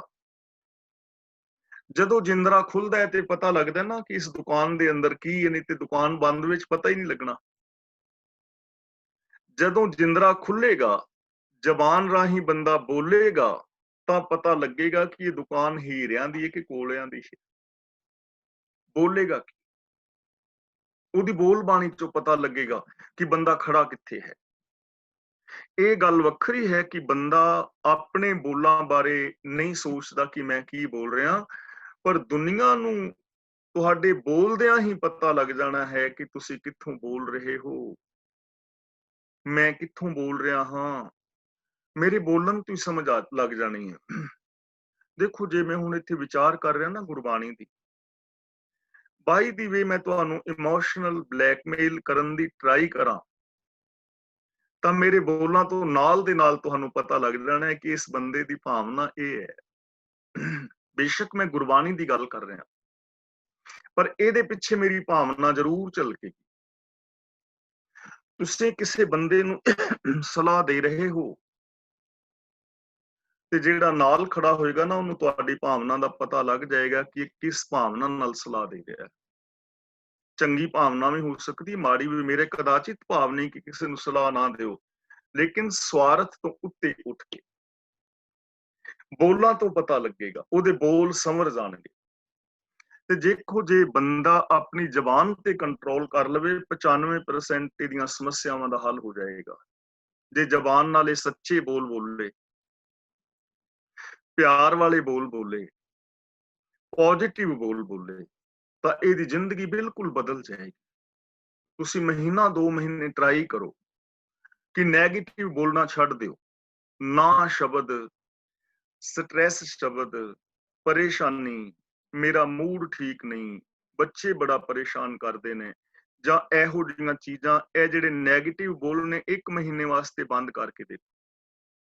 ਸਿਰਫ ਪੋਜ਼ਿਟਿਵ ਬੋਲੋ। ਤੁਸੀਂ ਦੇਖੋਗੇ ਮਹੀਨੇ ਬਾਅਦ ਜ਼ਿੰਦਗੀ ਹੀ ਚੇਂਜ ਹੋ ਜਾਏਗੀ, ਜੀਵਨ ਹੀ ਚੇਂਜ ਹੋ ਜਾਏਗਾ, ਸੰਸਾਰ ਹੀ ਖੁਸ਼ਹਾਲ ਨਜ਼ਰੀ ਆਉਣ ਲੱਗ ਜਾਏਗਾ। ਤਾਂ ਬੋਲ ਬਾਣੀ, ਟੂਟ ਪ੍ਰੀਤ ਗਈ ਬੁਰ ਬੋਲ, ਗੰਢ ਪ੍ਰੀਤੀ ਮਿੱਠੇ ਬੋਲ। ਮਾੜੇ ਬੋਲਾਂ ਨਾਲ ਪ੍ਰੀਤ ਟੁੱਟ ਜਾਂਦੀ ਹੈ, ਮਾੜੇ ਬੋਲਾਂ ਨਾਲ ਸੰਬੰਧ ਟੁੱਟ ਜਾਂਦੇ ਨੇ, ਮਾੜੇ ਬੋਲਾਂ ਨਾਲ ਦੂਰੀਆਂ ਵੱਧ ਜਾਂਦੀਆਂ ਨੇ, ਮਾੜੇ ਬੋਲਾਂ ਦੇ ਨਾਲ ਕਲੇਸ਼ ਪੈ ਜਾਂਦਾ ਹੈ, ਔਰ ਚੰਗੇ ਬੋਲਾਂ ਦੇ ਨਾਲ ਪ੍ਰੀਤ ਟੁੱਟ ਜਾਂਦੀ ਹੈ, ਪ੍ਰੀਤ ਬਣ ਜਾਂਦੀ ਹੈ, ਸੌਰੀ, ਚੰਗੇ ਬੋਲਾਂ ਨਾਲ ਪ੍ਰੀਤ ਬਣ ਜਾਂਦੀ ਹੈ, ਟੁੱਟੇ ਹੋਏ ਰਿਸ਼ਤੇ ਜੁੜ ਜਾਂਦੇ ਨੇ, ਵਧੀਆਂ ਹੋਈਆਂ ਦੂਰੀਆਂ ਘਟ ਜਾਂਦੀਆਂ ਨੇ, ਬੰਦਾ ਬੰਦੇ ਦੇ ਨਜ਼ਦੀਕ ਆ ਜਾਂਦਾ ਹੈ, ਬੰਦੇ ਦੀ ਜ਼ਿੰਦਗੀ ਦੇ ਅੰਦਰ ਖੁਸ਼ੀਆਂ ਆ ਜਾਂਦੀਆਂ ਨੇ। ਤਾਂ ਗੁਰੂ ਗਿਆਨ ਦੀ ਦਾਤ ਦੇਵੇਗਾ, ਗਿਆਨ ਰਾਹੀਂ ਸਾਨੂੰ ਚੰਗੇ ਮਾੜੇ ਦੀ ਪਛਾਣ ਆਏਗੀ, ਮਾੜੀਆਂ ਚੀਜ਼ਾਂ ਨੂੰ ਅਸੀਂ ਜ਼ਿੰਦਗੀ ਚੋਂ ਡਿਲੀਟ ਕਰਾਂਗੇ, ਸਾਡੀ ਜ਼ਿੰਦਗੀ ਦੇ ਅੰਦਰ ਉਹ ਸੈਲਫਿਸ਼ਨੈਸ ਖਤਮ ਹੋਏਗੀ, ਔਰ ਸਾਡੀ ਬੋਲ ਬਾਣੀ ਸੰਵਰ ਜਾਏਗੀ। ਕਹਿ ਨਾਨਕ ਇਹ ਆਨੰਦ ਹੈ। ਧੰਨ ਗੁਰੂ ਅਮਰਦਾਸ ਜੀ ਕਹਿੰਦੇ ਨੇ, ਇਹ ਹੈ ਖੁਸ਼ੀ ਦਾ ਰਾਜ਼, ਇਹ ਹੈ ਆਨੰਦ ਦਾ ਮੂਲ, ਇਹ ਹੈ ਆਨੰਦ ਦਾ ਰਾਸਤਾ। ਆਨੰਦ ਗੁਰ ਤੇ ਜਾਣਿਆ, ਤੇ ਇਹ ਆਨੰਦ ਜਿਹੜਾ ਨਾ ਗੁਰੂ ਤੋਂ ਜਾਣਿਆ ਜਾਏ, ਗਿਆਨ ਗੁਰੂ ਦੀ ਅਗਵਾਈ ਵਿੱਚ। ਸ੍ਰੀ ਗੁਰੂ ਗ੍ਰੰਥ ਸਾਹਿਬ ਜੀ ਦੀ ਪਾਵਨ ਬਾਣੀ ਨੂੰ ਸ਼ੁਰੂ ਤੋਂ ਲੈ ਕੇ ਅੰਤ ਤੱਕ ਪੜ੍ਹੋ। ਗੁਰਬਾਣੀ ਦਾ ਹਰ ਸ਼ਬਦ ਸਾਨੂੰ ਚੰਗੀ ਜ਼ਿੰਦਗੀ ਜੀਣ ਦੀ ਪ੍ਰੇਰਨਾ ਦਿੰਦਾ ਹੈ। ਜਿਵੇਂ ਆਪਾਂ 6 ਗੱਲਾਂ ਬਾਰ-ਬਾਰ ਰਿਪੀਟ ਕਰ ਰਹੇ ਹਾਂ, ਕੀ ਬੋਲਣਾ ਹੈ, ਕੀ ਸੁਣਨਾ ਹੈ, ਕੀ ਸੋਚਣਾ ਹੈ, ਕੀ ਕਰਨਾ ਹੈ, ਕਿੱਧਰ ਜਾਣਾ ਹੈ, ਇਹ ਚੀਜ਼ਾਂ ਸਾਡੀ ਖੁਸ਼ੀ ਔਰ ਗਮੀ ਨੂੰ ਡਿਸਾਈਡ ਕਰਨਗੀਆਂ, ਸਾਡੇ ਵਿਕਾਸ ਔਰ ਵਿਨਾਸ਼ ਨੂੰ ਡਿਸਾਈਡ ਕਰਨਗੀਆਂ, ਸਾਡੇ ਜੀਵਨ ਦੇ ਸੁੱਖਾਂ ਔਰ ਦੁੱਖਾਂ ਨੂੰ ਨਿਰਧਾਰਿਤ ਕਰਨਗੀਆਂ। ਸਾਡੀਆਂ ਇਹ ਚੀਜ਼ਾਂ, ਸਾਡਾ ਇਹ ਜੀਵਨ, ਹੁਕਮ ਰਜ਼ਾਈ ਚੱਲਣਾ, ਸਾਨੂੰ ਖੁਸ਼ੀ ਵਾਸਤੇ ਗੁਰੂ ਪਾਤਸ਼ਾਹ ਨੇ ਇੱਕੋ ਹੀ ਸਾਧਨ ਦੇ ਦਿੱਤਾ ਹੈ, ਜੇ ਛੋਟੇ ਰੂਪ ਦੇ ਵਿੱਚ ਬਿਆਨ ਕਰੀਏ। ਥਾਂ ਥਾਂ ਤੇ ਗੁਰੂ ਜੀ ਕਹਿ ਰਹੇ ਨੇ, ਅਵਗੁਣ ਛੋੜ ਗੁਣਾ ਕੋ ਧਾਵੋ, ਕਰ ਅਵਗੁਣ ਪਛਤਾਹੀ ਜੀਓ। ਜੇ ਅਵਗੁਣ ਕਰੇਗਾ ਤੇਰੀ ਜ਼ਿੰਦਗੀ 'ਚ ਪਛਤਾਵਾ ਆਏਗਾ। ਇਸ ਲਈ ਖੁਸ਼ੀ ਵਾਸਤੇ, ਆਨੰਦ ਵਾਸਤੇ ਸਾਨੂੰ ਗੁਰੂ ਦੀ ਜ਼ਰੂਰਤ ਪਵੇਗੀ। ਗੁਰੂ ਦੇ ਦੱਸੇ ਰਾਹ ਤੇ ਚੱਲਾਂਗੇ, ਗੁਰੂ ਦੇ ਦੱਸੇ ਰਾਹ ਤੇ ਚੱਲ ਕੇ ਸਾਡੀ ਜ਼ਿੰਦਗੀ ਤੋਂ ਸੈਲਫਿਸ਼ਨੈਸ ਖਤਮ ਹੋਏਗੀ, ਪਾਪ ਖਤਮ ਹੋਣਗੇ, ਅਪਰਾਧ ਖਤਮ ਹੋਣਗੇ। ਅਸੀਂ ਚੰਗਾ ਸੋਚਾਂਗੇ, ਚੰਗਾ ਬੋਲਾਂਗੇ, ਚੰਗਾ ਸੁਣਾਂਗੇ, ਚੰਗਾ ਕਰਾਂਗੇ, ਸਾਡੇ ਜੀਵਨ ਦੇ ਅੰਦਰ ਆਨੰਦ ਪੈਦਾ ਹੋ ਜਾਏਗਾ। ਹੁਣ ਦੇਖੋ, ਇਸ ਆਨੰਦ ਵਾਸਤੇ, ਇਸ ਖੁਸ਼ੀ ਵਾਸਤੇ, ਇਸ ਪੌੜੀ ਦੇ ਵਿੱਚੋਂ ਜੋ ਸਾਨੂੰ ਉਪਦੇਸ਼ ਮਿਲ ਰਿਹਾ ਹੈ, ਇਹਦੇ ਵਿੱਚੋਂ ਕਿਹੜੀ ਗੱਲ ਔਖੀ ਹੈ ਜਿਹੜੀ ਅਸੀਂ ਨਹੀਂ ਕਰ ਸਕਦੇ? ਨਾ ਤੇ ਇੱਥੇ ਤੁਹਾਨੂੰ ਇਹ ਕਿਹਾ ਗਿਆ ਕਿ ਤੁਸੀਂ ਸਵੇਰੇ ਉੱਠ ਕੇ 2 ਘੰਟੇ ਸਮਾਧੀ ਲਾਣੀ, ਬਿਲਕੁਲ ਨਹੀਂ ਕਿਹਾ। ਨਾ ਇੱਥੇ ਤੁਹਾਨੂੰ ਕਿਹਾ ਕਿ ਤੁਸੀਂ ਯੋਗਾ ਕਰਨਾ ਹੈ, ਪੁੱਠੇ ਸਿੱਧੇ ਸਾਹ ਲੈਣਾ, ਨਾ ਇੱਥੇ ਕਿਹਾ ਹੈ ਕਿ ਤੁਸੀਂ ਇਹੋ ਜਿਹਾ ਪਹਿਨਾਵਾ ਪਹਿਨਣਾ ਹੈ, ਤੁਸੀਂ ਜੰਗਲਾਂ ਵਿੱਚ ਜਾਣਾ ਹੈ, ਭੋਰਿਆਂ ਵਿੱਚ ਵੜਨਾ ਹੈ, ਤੀਰਥਾਂ ਤੇ ਨਹਾਉਣਾ ਹੈ, ਵਰਤ ਰੱਖਣੇ ਨੇ, ਸਰਾਧ ਕਰਨੇ ਨੇ, ਨਰਾਤੇ ਕਰਨੇ ਨੇ, ਜਪ ਤਪ ਸੰਜਮ ਕਰਨਾ ਹੈ, ਕੁਝ ਵੀ ਨਹੀਂ ਕਿਹਾ। ਬਿਲਕੁਲ ਸਿੰਪਲ ਔਰ ਸੌਖਾ ਰਾਸਤਾ, ਜ਼ਿੰਦਗੀ ਜੀਂਦਿਆਂ ਆਪਣੀ ਸੋਚ ਨੂੰ ਚੇਂਜ ਕਰਨਾ, ਤੇ ਸਾਡੇ ਜੀਵਨ ਵਿੱਚ ਖੁਸ਼ੀਆਂ, ਆਨੰਦ, ਖੇੜਾ, ਪ੍ਰਸੰਨਤਾ, ਪ੍ਰਭੂ ਦਾ ਮਿਲਾਪ ਜ਼ਿੰਦਗੀ ਜੀਂਦਿਆਂ ਹੀ ਪ੍ਰਾਪਤ ਹੋ ਜਾਏ। ਔਰ ਇਹ ਸਾਰਾ ਕੁਛ ਭੰਡਾਰ ਹਰ ਇਨਸਾਨ ਦੇ ਅੰਦਰ ਭਰੇ ਪਏ ਨੇ, ਸਿਰਫ ਇਹਨਾਂ ਚੀਜ਼ਾਂ ਨੂੰ ਵਰਤੋਂ ਵਿੱਚ ਲਿਆਉਣਾ ਹੈ। ਕਿਰਪਾ ਰੱਬ ਦੀ ਹੋਈ ਪਈ ਹੈ, ਚਾਰ ਚੁਫੇਰੇ ਕਿਰਪਾ ਹੀ ਕਿਰਪਾ ਫੈਲੀ ਪਈ ਹੈ, ਸਿਰਫ ਉਸ ਕਿਰਪਾ ਨੂੰ ਵਰਤਣਾ ਹੈ। ਆਪਣੇ ਸਰੀਰ ਦੇ ਗਿਆਨ ਇੰਦਰੀਆਂ ਦੀ ਵਰਤੋਂ ਠੀਕ ਕਰਨੀ ਹੈ, ਤੇ ਜੀਵਨ ਵਿੱਚ ਖੁਸ਼ੀਆਂ ਆ ਜਾਣੀਆਂ ਨੇ। ਅਗਲਾ ਬਚਨ ਕਰਦੇ ਨੇ ਬਾਬਾ, ਇੱਥੇ ਥੋੜਾ ਜਿਹਾ ਰੁਕ ਜਾਣਾ ਹੈ, ਜਿਸ ਤੂੰ ਦੇਹ ਬਿੰਦੀ ਲਗਾ ਕੇ ਪੜਨਾ ਹੈ, ਸੋਈ ਜਨ ਪਾਵੈ। ਦੇਹ ਨਹੀਂ ਪੜਨਾ, ਦੇਹ ਦਾ ਡਾਇਰੈਕਟ ਹੋ ਜਾਏਗਾ ਕਿ ਤੂੰ ਮੈਨੂੰ ਸਿੱਧਾ ਦੇ। ਇੱਥੇ ਥਰਡ ਪਰਸਨ ਦੀ ਗੱਲ, ਜਿਸ ਨੂੰ ਤੂੰ ਦੇਵੇਂ ਬਾਬਾ, ਜਿਸ ਤੂੰ ਦੇਹ ਸੋਈ ਜਨ ਪਾਵੈ।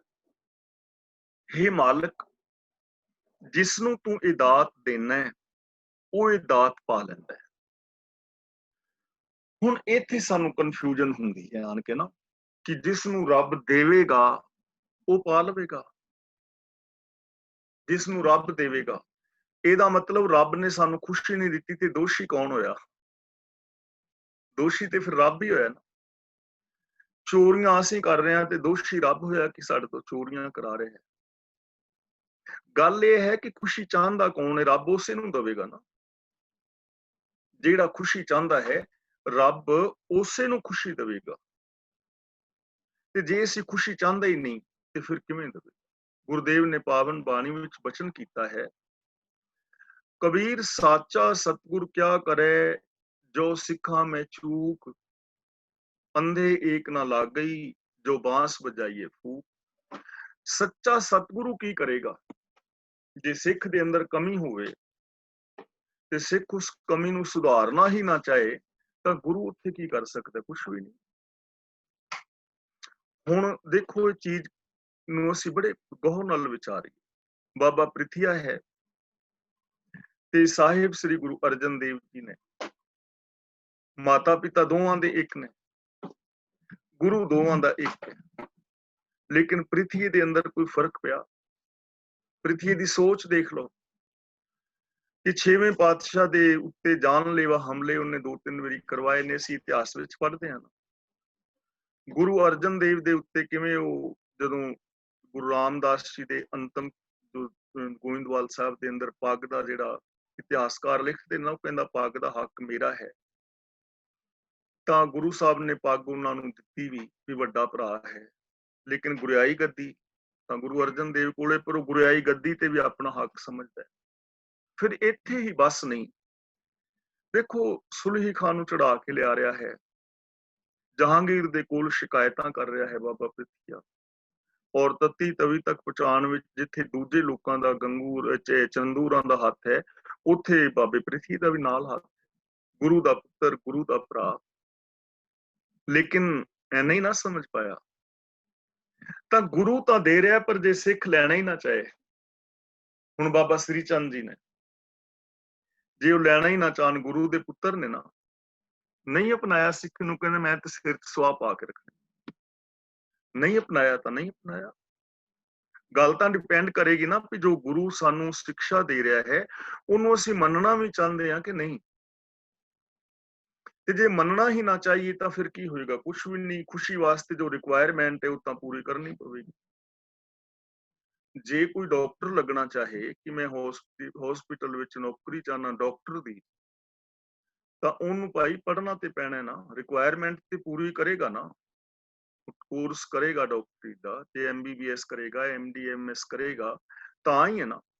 ਤੇ ਜੇ ਪੱਠੇ ਵੱਢਣ ਵਾਲਾ ਮੇਰੇ ਵਰਗਾ ਕਵੇ ਕਿ ਮੈਂ ਤੇ ਵੀ ਆਪਰੇਸ਼ਨ ਕਰਨੇ ਨੇ ਮਰੀਜ਼ਾਂ ਦੇ, ਤਾਂ ਦਾਤਰੀਆਂ ਨਾਲ ਢਿੱਡ ਥੋੜਾ ਲੋਕਾਂ ਦੇ ਪੜਵਾਣੇ। ਦਾਤਰੀ ਲੈ ਕੇ ਚਲਾ ਜਾ ਕੇ ਆਪਰੇਸ਼ਨ ਮੈਂ ਕਰਾਂਗਾ ਜੀ, ਐਵੇਂ ਨਹੀਂ ਨਾ ਹੁੰਦਾ। ਹੁਣ ਜਿਵੇਂ ਸਾਡੇ ਬੰਦੇ ਕਈ ਵਾਰੀ ਹਵਾਈ ਜਹਾਜ਼ਾਂ 'ਚ ਵੇਖਿਆ ਨਾ ਤੁਸੀਂ, ਸ਼ਰਾਬ ਪੀ ਲੈਂਦੇ ਨੇ ਤੇ ਸ਼ਰਾਬ ਪੀ ਕੇ ਕਹਿਣਗੇ ਵੀ ਹੁਣ ਹਵਾਈ ਜਹਾਜ਼ ਤੇਰਾ ਵੀਰ ਚਲਾਏਗਾ। ਕਰਦੇ ਨੇ ਨਾ ਲੋਕ, ਐਵੇਂ ਤੇ ਨਹੀਂ ਨਾ ਹੁੰਦਾ। ਤਾਂ ਬਾਬਾ ਜਿਸ ਤੂੰ ਦੇਹ ਸੋਈ ਜਨ ਪਾਵੇ, ਜੋ ਤੇਰੇ ਚਰਨਾਂ ਦੀ ਸ਼ਰਨ ਵਿੱਚ ਆਉਂਦਾ ਹੈ, ਤੇਰੇ ਸਿਸਟਮ ਨੂੰ ਫੋਲੋ ਕਰਦਾ ਹੈ, ਉਹਨੂੰ ਤੂੰ ਦਾਤ ਦਿੰਨਾ ਹੈ, ਉਸ ਦਾਤ ਨੂੰ ਪਾ ਲੈਂਦਾ ਹੈ। ਅਗਲਾ ਬਚਨ ਕਰਦੇ ਨੇ, ਪਾਵੇ ਤਾਂ ਸੋ ਜਨ ਦੇਹ ਜਿਸਨੂੰ, ਉਹ ਬੰਦਾ ਹੀ ਪਾਏਗਾ ਜਿਸ ਨੂੰ ਤੂੰ ਦੇਵੇਂਗਾ। ਹੋਰ ਕਿਆ ਕਰੇ ਵਿਚਾਰਿਆ, ਹੋਰ ਵਿਚਾਰੇ ਕੀ ਕਰ ਸਕਦੇ ਨੇ? ਨਹੀਂ ਕਰ ਸਕਦੇ ਕੁਝ ਵੀ। ਯਾਨੀ ਰੱਬੀ ਰਜ਼ਾ ਦੇ ਅੰਦਰ ਚੱਲ ਕੇ ਗੁਰੂ ਦੇ ਗਿਆਨ ਮੁਤਾਬਕ ਜ਼ਿੰਦਗੀ ਜੀ ਕੇ ਖੁਸ਼ੀ ਮਾਣੀ ਜਾ ਸਕਦੀ ਹੈ, ਆਨੰਦ ਮਾਣਿਆ ਜਾ ਸਕਦਾ ਹੈ। ਹੋਰ ਕਿਆ ਕਰੇ ਵਿਚਾਰਿਆ, ਹੋਰ ਬਾਕੀ ਜਿਹੜੇ ਲੋਕ ਨੇ ਉਹ ਕੀ ਕਰ ਸਕਦੇ ਨੇ? ਉਹਨਾਂ ਦੀ ਕੋਈ ਪੇਸ਼ ਨਹੀਂ ਜਾਂਦੀ। ਕਾਮ ਅੱਗੇ, ਕ੍ਰੋਧ ਅੱਗੇ, ਲੋਭ ਮੋਹ ਹੰਕਾਰ, ਈਰਸ਼ਾ ਦਵੇਸ਼, ਚੁਗਲੀ ਨਿੰਦਾ, ਵੈਰ ਵਿਰੋਧ, ਇਹਨਾਂ ਅੱਗੇ ਬੰਦੇ ਦੀ ਪੇਸ਼ ਜਾਂਦੀ। ਲੋਕ ਇਹਨਾਂ ਦੇ ਟੇਟੇ ਚੜ ਕੇ ਜੋ ਮਰਜ਼ੀ ਕਰੀ ਜਾ ਰਹੇ ਨੇ, ਜੋ ਮਰਜ਼ੀ ਬੋਲੀ ਜਾ ਰਹੇ ਨੇ। ਹੋਰ ਕਿਸੇ ਕੰਮ ਦੇ ਨਾਲ ਖੁਸ਼ੀ ਨਹੀਂ ਮਿਲ ਸਕਦੀ। ਜੇ ਕੋਈ ਕਹੇ ਕਿ ਮੈਂ ਸ਼ਰਾਬਾਂ ਵੀ ਪੀਵੀ ਜਾਵਾਂ ਤੇ ਉਸ ਤੋਂ ਬਾਅਦ ਜਾ ਕੇ ਮੈਂ ਤੀਰਥ ਤੇ ਨਹਾਵਾਂ ਤੇ ਮੇਰੀਆਂ ਕਿਡਨੀਆਂ ਬਚੀਆਂ ਰਹਿਣ, ਐਵੇਂ ਥੋੜਾ ਹੋਏਗਾ। ਜੇ ਕੋਈ ਕਹੇ ਕਿ ਸ਼ਰਾਬ ਦੀ ਬੋਤਲ ਵੀ ਮੈਂ ਡਕਾਰ ਜਾਵਾਂ ਤੇ ਫਿਰ ਮੈਂ ਡਿੱਗਾ ਵੀ ਨਾ ਤੇ ਮੇਰਾ ਮੂੰਹ ਕੁੱਤੇ ਵੀ ਨਾ ਚੱਟਣ, ਤੇ ਐਸਾ ਥੋੜਾ ਹੁੰਦਾ। ਸ਼ਰਾਬ ਭਾਵੇਂ ਤੁਸੀਂ ਗੰਗਾ ਦੇ ਪਾਣੀ ਚੋਂ ਲਿਆ ਕੇ ਕੱਢ ਲਓ, ਸ਼ਰਾਬ ਨੇ ਤੇ ਸ਼ਰਾਬ ਹੀ ਬਣ ਜਾਣਾ। ਤੇ ਜੇ ਕੋਈ ਕਹੇ ਕਿ ਮੈਂ ਧਾਰਮਿਕ ਪਹਿਨਾਵਾ ਪਹਿਨ ਲਵਾਂ ਤੇ ਧਾਰਮਿਕ ਪਹਿਨਾਵੇ ਪਹਿਨ ਕੇ ਕੰਮ ਮੈਂ ਭੈੜੇ ਕਰਾਂ ਤੇ ਧਾਰਮਿਕ ਪਹਿਨਾਵੇ ਦੇ ਨਾਲ ਮੈਨੂੰ ਖੁਸ਼ੀਆਂ ਮਿਲ ਜਾਣ, ਐਸਾ ਤੇ ਕਦੇ ਨਹੀਂ ਹੋਣਾ। ਹੁਣ ਜੇ ਕੋਈ ਜ਼ਹਿਰ ਦੀ ਬੋਤਲ ਲਿਆ ਕੇ ਤੇ ਉਹਦੇ ਉੱਤੇ ਲੈਬਲ ਜਿਹੜਾ ਹੈ ਉਹ ਅੰਮ੍ਰਿਤ ਦਾ ਲਗਾ ਦੇਵੇ, ਤਾਂ ਲੈਬਲ ਲਾਉਣ ਦੇ ਨਾਲ ਜ਼ਹਿਰ ਨੇ ਅੰਮ੍ਰਿਤ ਥੋੜਾ ਬਣ ਜਾਣਾ। ਸ਼ਰਾਬ ਦੀ ਬੋਤਲ ਤੇ ਕੋਈ ਲੈਬਲ ਲਗਾ ਦੇਵੇ ਅੰਮ੍ਰਿਤ ਦਾ, ਤੇ ਉਹਨੇ ਅੰਮ੍ਰਿਤ ਥੋੜਾ ਬਣ ਜਾਣਾ, ਤੇ ਸ਼ਰਾਬ ਹੀ ਰਹਿਣਾ ਨਾ। ਬੋਤਲ ਬਦਲਣ ਨਾਲ, ਲੈਬਲ ਬਦਲਣ ਨਾਲ ਥੋੜਾ ਕੁਛ ਹੋਣ ਲੱਗਾ। ਹੁਣ ਬੰਦਾ ਜਿਹੜਾ ਹੈ, ਬੰਦੇ ਦੇ ਪੈਰ ਵਿੱਚ ਚੁਭਿਆ ਹੋਵੇ ਕੰਡਾ, ਤੇ ਬੰਦਾ ਉਸ ਕੰਡੇ ਨੂੰ ਨਾ ਕੱਢੇ ਤੇ ਇਹ ਸੋਚੇ ਕਿ ਮੈਂ ਜੁੱਤੀ ਮਖਮਲ ਦੀ ਪਾ ਲੈਣਾ ਵਾ, ਤੇ ਜੁੱਤੀ ਮਖਮਲ ਦੀ ਪਾ ਲੈਣ ਨਾਲ ਕੰਡਾ ਥੋੜੀ ਵਿੱਚੋਂ ਨਿਕਲ ਗਿਆ, ਤੁਰੇਗਾ ਤੇ ਕੰਡਾ ਤੇ ਫਿਰ ਚੁਭੇਗਾ, ਤੇ ਫਿਰ ਬੰਦਾ ਇਤਰਾਜ਼ ਕਰੇ ਕਿ ਯਾਰ ਮੈਂ ਤੇ ਮਖਮਲ ਦੀ ਜੁੱਤੀ ਵੀ ਬਣਵਾਈ, ਇੰਨੇ ਪੈਸੇ ਵੀ ਲਾਏ ਤੇ ਪੀੜ ਮੈਨੂੰ ਫਿਰ ਹੋ ਗਈ। ਮਖਮਲ ਦੀ ਜੁੱਤੀ ਦੀ ਲੋੜ ਨਹੀਂ, ਕੰਡਾ ਕੱਢਣ ਦੀ ਲੋੜ ਹੈ, ਕੰਡਾ ਕੱਢਣ ਦੀ ਲੋੜ ਹੈ। ਇਸ ਲਈ ਜ਼ਰੂਰਤ ਹੈ, ਜਿਨ੍ਹਾਂ ਕਰਕੇ ਸਾਡੀਆਂ ਖੁਸ਼ੀਆਂ ਭੰਗ ਹੋ ਰਹੀਆਂ ਨੇ, ਉਹ ਚੀਜ਼ਾਂ ਦੂਰ ਕਰਨ ਦੀ ਲੋੜ ਹੈ। ਦੁਨੀਆ ਨੇ ਧਾਰਮਿਕ ਪਹਿਨਾਵੇ ਪਹਿਨ ਲੈਣੇ, ਲੇਕਿਨ ਸੋਚ ਨਹੀਂ ਬਦਲੀ, ਤੇ ਜੇ ਸੋਚ ਨਹੀਂ ਬਦਲੀ ਤੇ ਖੁਸ਼ੀ ਕਿੱਥੇ? ਦੇਖ ਲਓ ਗੁਰਦੁਆਰੇ ਸਾਹਿਬਾਨ ਦੇ ਅੰਦਰ, ਜੇ ਅਸੀਂ ਸਿਰਫ ਗੁਰਦੁਆਰੇ ਸਾਹਿਬਾਨ ਦੀ ਗੱਲ ਕਰੀਏ ਤਾਂ ਬਹੁਤੇ ਜਿਹੜੇ ਝਗੜੇ ਨੇ ਗੁਰਦੁਆਰੇ ਸਾਹਿਬਾਨ ਦੇ ਅੰਦਰ ਸ਼ਰਾਬੀਆਂ ਕਰਕੇ ਨਹੀਂ ਹੁੰਦੇ, ਮੋਨਿਆਂ ਕਰਕੇ ਨਹੀਂ ਹੁੰਦੇ, ਅੰਮ੍ਰਿਤਧਾਰੀਆਂ ਦੇ। ਬਹੁਤੇ ਥਾਵਾਂ, ਮੈਂ ਸਾਰਿਆਂ ਦੀ ਗੱਲ ਨਹੀਂ ਕਰ ਰਿਹਾ, ਧਿਆਨ ਰੱਖਣਾ ਹੈ, ਬਹੁਤੇ ਥਾਵਾਂ ਤੇ ਝਗੜੇ ਅੰਮ੍ਰਿਤਧਾਰੀਆਂ ਦੇ ਨੇ। ਹੁਣ ਅੰਮ੍ਰਿਤ ਤੇ ਛਕਿਆ ਹੋਇਆ ਹੈ, ਧਾਰਮਿਕ ਪਹਿਨਾਵਾ ਪਹਿਨਿਆ ਹੋਇਆ ਹੈ, ਪਰ ਕਸੁੰਨੀ ਇੱਕ ਦੂਜੇ ਦੀਆਂ ਪੱਗਾਂ ਲਾ ਰਹੇ। ਤਾਂ ਧਾਰਮਿਕ ਪਹਿਨਾਵਾ ਪਹਿਨਣ ਦੇ ਨਾਲ ਖੁਸ਼ੀ ਥੋੜੀ ਆਉਣੀ ਹੈ, ਖੁਸ਼ੀ ਤੇ ਆਉਣੀ ਹੈ ਗੁਰੂ ਦੀ ਗੱਲ ਨੂੰ ਅਪਣਾਉਣ ਦੇ ਨਾਲ, ਰੱਬੀ ਰਜ਼ਾ ਦੇ ਅੰਦਰ ਤੁਰਨ ਦੇ ਨਾਲ। ਚਾਹੇ ਉਹ ਮੈਂ ਹਾਂ ਜਾਂ ਤੁਸੀਂ ਹੋ ਜਾਂ ਦੁਨੀਆ ਦਾ ਹੋਰ ਕੋਈ ਬੰਦਾ ਹੈ, ਉਹ ਖੁਸ਼ੀ ਪਾਏਗਾ ਰੱਬੀ ਰਜ਼ਾ ਵਿੱਚ ਤੁਰ ਕੇ। ਹੋਰ ਕਿਆ ਕਰੇ ਵਿਚਾਰਿਆ, ਹੋਰ ਵਿਚਾਰੇ ਕੀ ਕਰ ਸਕਦੇ ਨੇ? ਹੋਰ ਕੋਈ ਕਰਮ ਖੁਸ਼ੀ ਵਾਸਤੇ ਹੈ ਹੀ ਨਹੀਂ।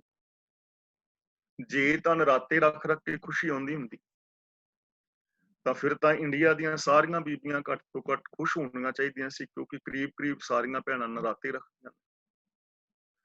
ਜੇ ਕਰਵਾ ਚੌਥ ਦਾ ਵਰਤ ਰੱਖਣ ਦੇ ਨਾਲ ਜ਼ਿੰਦਗੀ 'ਚ ਖੁਸ਼ੀਆਂ ਆਉਂਦੀਆਂ ਤੇ ਕਿਸੇ ਪਤੀ ਦੀ ਮੌਤ ਨਾ ਹੁੰਦੀ, ਤਾਂ ਇੰਡੀਆ ਦੇ ਅੰਦਰ ਤਾਂ ਘੱਟ ਤੋਂ ਘੱਟ ਕੋਈ ਔਰਤ ਵਿਧਵਾ ਨਹੀਂ ਸੀ ਹੋਣੀ ਚਾਹੀਦੀ। ਉੱਥੇ ਤਾਂ 90-95% ਜਾਂ 80-85% ਔਰਤਾਂ ਜਿਹੜੀਆਂ ਨੇ ਰੱਖਦੀਆਂ ਨੇ ਕਰਵਾ ਚੌਥ ਦਾ ਵਰਤ। ਮੈਨੂੰ ਯਾਦ ਆ ਸਾਡੇ ਗੁਆਂਢ ਪਿੱਛੇ ਦੇ 2 ਸਾਲ ਦੀ ਗੱਲ ਹੈ ਕਿ ਕਰਵਾ ਚੌਥ ਦਾ ਵਰਤ ਰੱਖਿਆ ਸੀ ਕਿਸੇ ਬੀਬੀ। ਪਤੀ ਉਹਦਾ ਵਿਚਾਰਾ ਲੇਟ ਹੋ ਗਿਆ, ਫੈਕਟਰੀ ਵਿੱਚ ਕੰਮ ਸੀ ਤੇ ਕੰਮ ਕਰਦਿਆਂ ਥੋੜਾ ਲੇਟ ਹੋ ਗਿਆ। ਹੁਣ ਉਹ ਵੀ ਸਵੇਰ ਦੀ ਭੁੱਖੀ ਸੀ, ਉਹਨੇ ਵੀ ਵੇਖਣਾ ਸੀ ਛਾਨਣੀ ਦੇ ਵਿੱਚੋਂ, ਮੂੰਹ ਵੇਖਦੇ ਨੇ ਪਤੀ ਦਾ ਜਾਂ ਕੀ ਕਰਦੇ ਨੇ, ਮੈਨੂੰ ਇਸ ਬਾਰੇ ਪਤਾ ਨਹੀਂ, ਪਰ ਪਤੀ ਲੇਟ ਸੀ। ਦੂਜੀ ਮੰਜ਼ਲ ਤੇ ਖਲੋਤੀ ਸੀ। ਪਤੀ ਜਦੋਂ ਆਇਆ ਨਾ, ਤੇ ਜੋ ਕੁਛ ਉਸ ਬੀਬੀ ਨੇ ਬੋਲੇ ਨੇ ਮੈਂ ਖੁਦ ਸੁਣੇ ਨੇ, ਪਰ ਮੈਂ ਕਹਿ ਨਹੀਂ ਸਕਦਾ। ਮਰ ਜਾਏ, ਟੁੱਟ ਪੈਣਿਆ, ਸ਼ਰਮ ਨਹੀਂ, ਮੈਂ ਰੋਟੀ ਖਾਣੀ ਸੀ, ਮੈਂ ਤੇਰਾ ਮੂੰਹ ਵੇਖਣ ਵਾਸਤੇ ਇੱਥੇ ਖਲੋਤੀ ਆ। ਮੈਂ ਕਿਹਾ ਬੀਬੀ ਇਹਦੇ ਨਾਲ ਮੂੰਹ ਨਾ ਹੀ ਵੇਂਦੀ ਤੇ ਠੀਕ ਸੀ। ਤਾਂ ਖੁਸ਼ੀ ਇਹ ਥੋੜਾ ਦੇਵੇਗਾ ਵੀ ਛਾਨਣੀ ਚ ਮੂੰਹ ਵੇਖ ਲੋਗੇ। ਖੁਸ਼ੀ ਤਾਂ ਜ਼ਿੰਦਗੀ ਨੂੰ ਬਦਲਣ ਨਾਲ ਹੈ ਨਾ, ਸੋਚ ਨੂੰ ਬਦਲਣ ਦੇ ਨਾਲ ਹੈ ਨਾ। ਇਸ ਲਈ ਗੁਰੂ ਜੀ ਕਹਿੰਦੇ ਨੇ, ਪਾਵੇ ਤਾਂ ਸੋ ਜਨ ਦੇਹ ਜਿਸ ਨੂੰ, ਹੋਰ ਕਿਆ ਕਰੇ ਵਿਚਾਰਿਆ। ਹੇ ਮਾਲਕ, ਹੇ ਗੁਰਦੇਵ, ਜਿਹਨੂੰ ਤੂੰ ਗਿਆਨ ਦੀ ਦਾਤ ਦੇਵੇਂਗਾ, ਜੋ ਤੇਰੇ ਗਿਆਨ ਨੂੰ ਵਰਤੋਂ ਵਿੱਚ ਲਿਆਉਣਗੇ, ਉਹਨਾਂ ਨੂੰ ਖੁਸ਼ੀ ਮਿਲੇਗੀ। ਦੂਜੇ ਵਿਚਾਰੇ ਕੀ ਕਰ ਸਕਦੇ ਨੇ? ਕੁਛ ਵੀ ਨਹੀਂ। ਤੀਰਥਾਂ ਤੇ ਨਾਲ ਖੁਸ਼ੀ ਥੋੜਾ ਮਿਲੇਗੀ। ਪਾਠ ਪੜਿਓ, ਅਰਬੇਦ ਵਿਚਾਰਿਓ, ਨਿਵਲ ਭੂੰਗਮ ਸਾਧੇ, ਪੰਚ ਜਨਾ ਸੋ ਸੰਗ ਨਾ ਛੁਟਕਿਓ, ਅਧਿਕ ਅਹੰਗ ਬੁੱਧ ਬੰਧ ਹੈ ਪਿਆਰੇ, ਇਨ ਬਿਦ ਮਿਲਨ ਨਾ ਜਾਈ, ਮੈਂ ਕੀਏ ਕਰਮ ਅਨੇਕਾਂ। ਦੇਸ਼ ਛੋੜ ਪਰਦੇਸਾਂ ਤਾਇਆ, ਪੰਜ ਚੰਡਾਲ ਨਾਲੇ ਲੈ ਆਇਆ। ਕਿ ਲੋਕ ਦੇਸ਼ ਛੱਡ ਕੇ ਵਿਦੇਸ਼ ਵਿੱਚ ਚਲੇ ਜਾਂਦੇ ਨੇ, ਜੰਗਲਾਂ ਵਿੱਚ ਚਲੇ ਗਏ ਸਾਧ ਬਾਬੇ, ਲੇਕਿਨ ਨਾਲ ਹੀ ਪੰਜ ਚੰਡਾਲ ਦਾ ਮਤਲਬ ਜੋ ਸੋਚ ਸੀ ਵਿਕਾਰਾਂ ਵਾਲੀ, ਉਹ ਨਾਲ ਲੈ ਆਏ। ਤੇ ਦੁਖੀ ਤੇ ਸੋਚ ਕਰਕੇ ਸਨ। ਜੰਗਲ ਵਿੱਚ ਵੀ ਉਹੀ ਸੋਚ ਹੈ। ਹੁਣ ਪਹਿਲਾਂ ਘਰਦਿਆਂ ਨਾਲ, ਗੁਆਂਢੀਆਂ ਨਾਲ ਲੜਦੇ, ਹੁਣ ਬਾਬਿਆਂ ਦੇ ਡੇਰਿਆਂ ਤੇ ਡਾਂਗਾਂ ਖੜਕਦੀਆਂ ਨੇ। ਸੋਚ ਤੇ ਉਹੀ ਹੈ ਨਾ। ਹੁਣ ਦੇਖੋ ਅਸੀਂ ਸਾਰੇ ਵੀਰ ਭੈਣਾਂ ਜਦੋਂ ਕਿਤੇ ਇੰਡੀਆ ਆਪਣੇ ਵੀਰ ਭੈਣਾਂ ਨੂੰ ਫੋਨ ਕਰੀਏ ਤੇ ਸਾਨੂੰ ਕਹਿੰਦੇ ਨੇ ਨਾ ਸਾਡੇ ਭੈਣ ਭਰਾ ਵੀ ਤੁਸੀਂ ਸਵਰਗ ਵਿੱਚ ਬੈਠੇ। ਹੱਸਣ ਲੱਗ ਗਏ ਨਾ ਸਾਰੇ। ਹੁਣ ਤੁਸੀਂ ਹੁਣ ਜਿਹੜੇ ਸਵਰਗ 'ਚ ਅਸੀਂ ਬੈਠੇ ਹਾਂ ਸਾਨੂੰ ਤੇ ਕੋਈ ਭੁਲੇਖਾ ਨਹੀਂ ਨਾ। ਕੀ ਅਸੀਂ ਵਿਦੇਸ਼ ਵਿੱਚ ਆ ਕੇ ਸਾਰੇ ਖੁਸ਼ ਹੋ ਗਏ? ਆਏ ਤੇ ਅਸੀਂ ਇਹ ਉਮੀਦ ਲੈ ਕੇ ਸੀ ਨਾ ਕਿ ਵਿਦੇਸ਼ਾਂ ਵਿੱਚ ਖੁਸ਼ੀ ਮਿਲੇਗੀ। ਔਰ ਹਕੀਕਤ ਇਹ ਕਿ ਜਿਹੜੀਆਂ ਚੀਜ਼ਾਂ ਉੱਥੇ ਨਹੀਂ ਸਨ ਉਹ ਸਾਨੂੰ ਇੱਥੇ ਮਿਲੀਆਂ ਨੇ। ਸਾਈਕਲ ਨਹੀਂ ਸਨ ਇੱਥੇ ਹਰ ਬੰਦੇ ਕੋਲ ਕਾਰ ਹੈ। ਬੀਬੀਆਂ ਨੂੰ ਉੱਥੇ ਬਾਹਰ ਨਹੀਂ ਸਨ ਨਿਕਲਣ ਦਿੰਦੇ ਲੇਕਿਨ ਇੱਥੇ ਬੀਬੀਆਂ ਫਸਟ ਕਲਾਸ ਵਧੀਆ ਡਰਾਈਵਿੰਗ ਕਰਦੀਆਂ ਨੇ, ਆਪਣੀ ਮਰਜ਼ੀ ਨਾਲ ਘੁੰਮਦੀਆਂ, ਕੰਮ ਕਰਦੀਆਂ ਨੇ। ਲੇਕਿਨ ਕੀ ਉਹ ਖੁਸ਼ੀ ਮਿਲੀ? ਉਹ ਖੁਸ਼ੀ ਉੱਥੇ ਵੀ ਨਹੀਂ ਮਿਲੀ, ਇੱਥੇ ਵੀ ਨਹੀਂ ਮਿਲੀ। ਤੇ ਜਿਹੜੇ ਉੱਥੇ ਖੁਸ਼ ਨੇ, ਉੱਥੇ ਵੀ ਖੁਸ਼ ਨੇ, ਇੱਥੇ ਖੁਸ਼ ਨੇ, ਇੱਥੇ ਵੀ ਖੁਸ਼ ਨੇ ਕਿਉਂਕਿ ਉਹਨਾਂ ਨੇ ਆਪਣੀ ਸੋਚ ਨੂੰ ਬਦਲਿਆ ਹੈ। ਦੇਸ਼ ਛੋੜ ਪਰਦੇਸੈਂ ਧਾਇਆ, ਪੰਚ ਚੰਡਾਲ ਨਾਲੇ ਲੈ ਆਇਆ, ਕਾਨ ਫਰਾਏ ਹਿਰਾਏ ਟੂਕਾ, ਘਰ ਘਰ ਮੰਗੇ ਤ੍ਰਿਪਤਾਵਨ ਤੇ ਚੂਕਾ, ਬੰਤਾ ਛੋੜ ਬਦ ਨਦਰ ਪਰ ਨਾਰੀ, ਵੇਸ਼ ਨਾ ਪਾਈਏ ਮਹਾਂ ਦੁਖ ਪਿਆਰੀ। ਦੇਖੋ ਇੰਡੀਆ ਦੇ ਵਿੱਚ ਨਾਂਗੇ ਸਾਧੂ ਨੇ ਲੱਖਾਂ ਦੀ ਗਿਣਤੀ ਵਿੱਚ, ਤੇ ਉਹਨਾਂ ਨੇ ਕੱਪੜੇ ਵੀ ਉਤਾਰ ਦਿੱਤੇ ਨੇ ਕਿ ਸਾਡੀ ਕੋਈ ਇੱਛਾ ਨਹੀਂ ਹੈ, ਜੋ ਮਿਲ ਗਿਆ ਖਾ ਲਿਆ, ਕੱਪੜਿਆਂ ਦੀ ਵੀ ਲੋੜ ਨਹੀਂ। ਲੇਕਿਨ ਨਾਂਗੇ ਸਾਧੂਆਂ ਦੀ ਆਪਸ ਦੇ ਵਿੱਚ ਡਾਂਗ ਖੜਕ, ਯਾਨੀ ਇਹਦਾ ਮਤਲਬ ਸੋਚ ਨਹੀਂ ਨਾ ਬਦਲੀ। ਬਸਤਰ ਉਤਾਰਨ ਨਾਲ ਕੀ ਹੋਏਗਾ? ਧਾਰਮਿਕ ਬਸਤਰ ਪਾਉਣ ਨਾਲ ਕੀ ਹੋਏਗਾ? ਇਸ ਲਈ ਗੁਰੂਦੇਵ ਪਾਤਸ਼ਾਹ ਕਹਿੰਦੇ ਨੇ ਹੋਰ ਕੋਈ ਕਰਮ ਖੁਸ਼ੀ ਸਾਨੂੰ ਨਹੀਂ ਦੇ ਸਕਦਾ।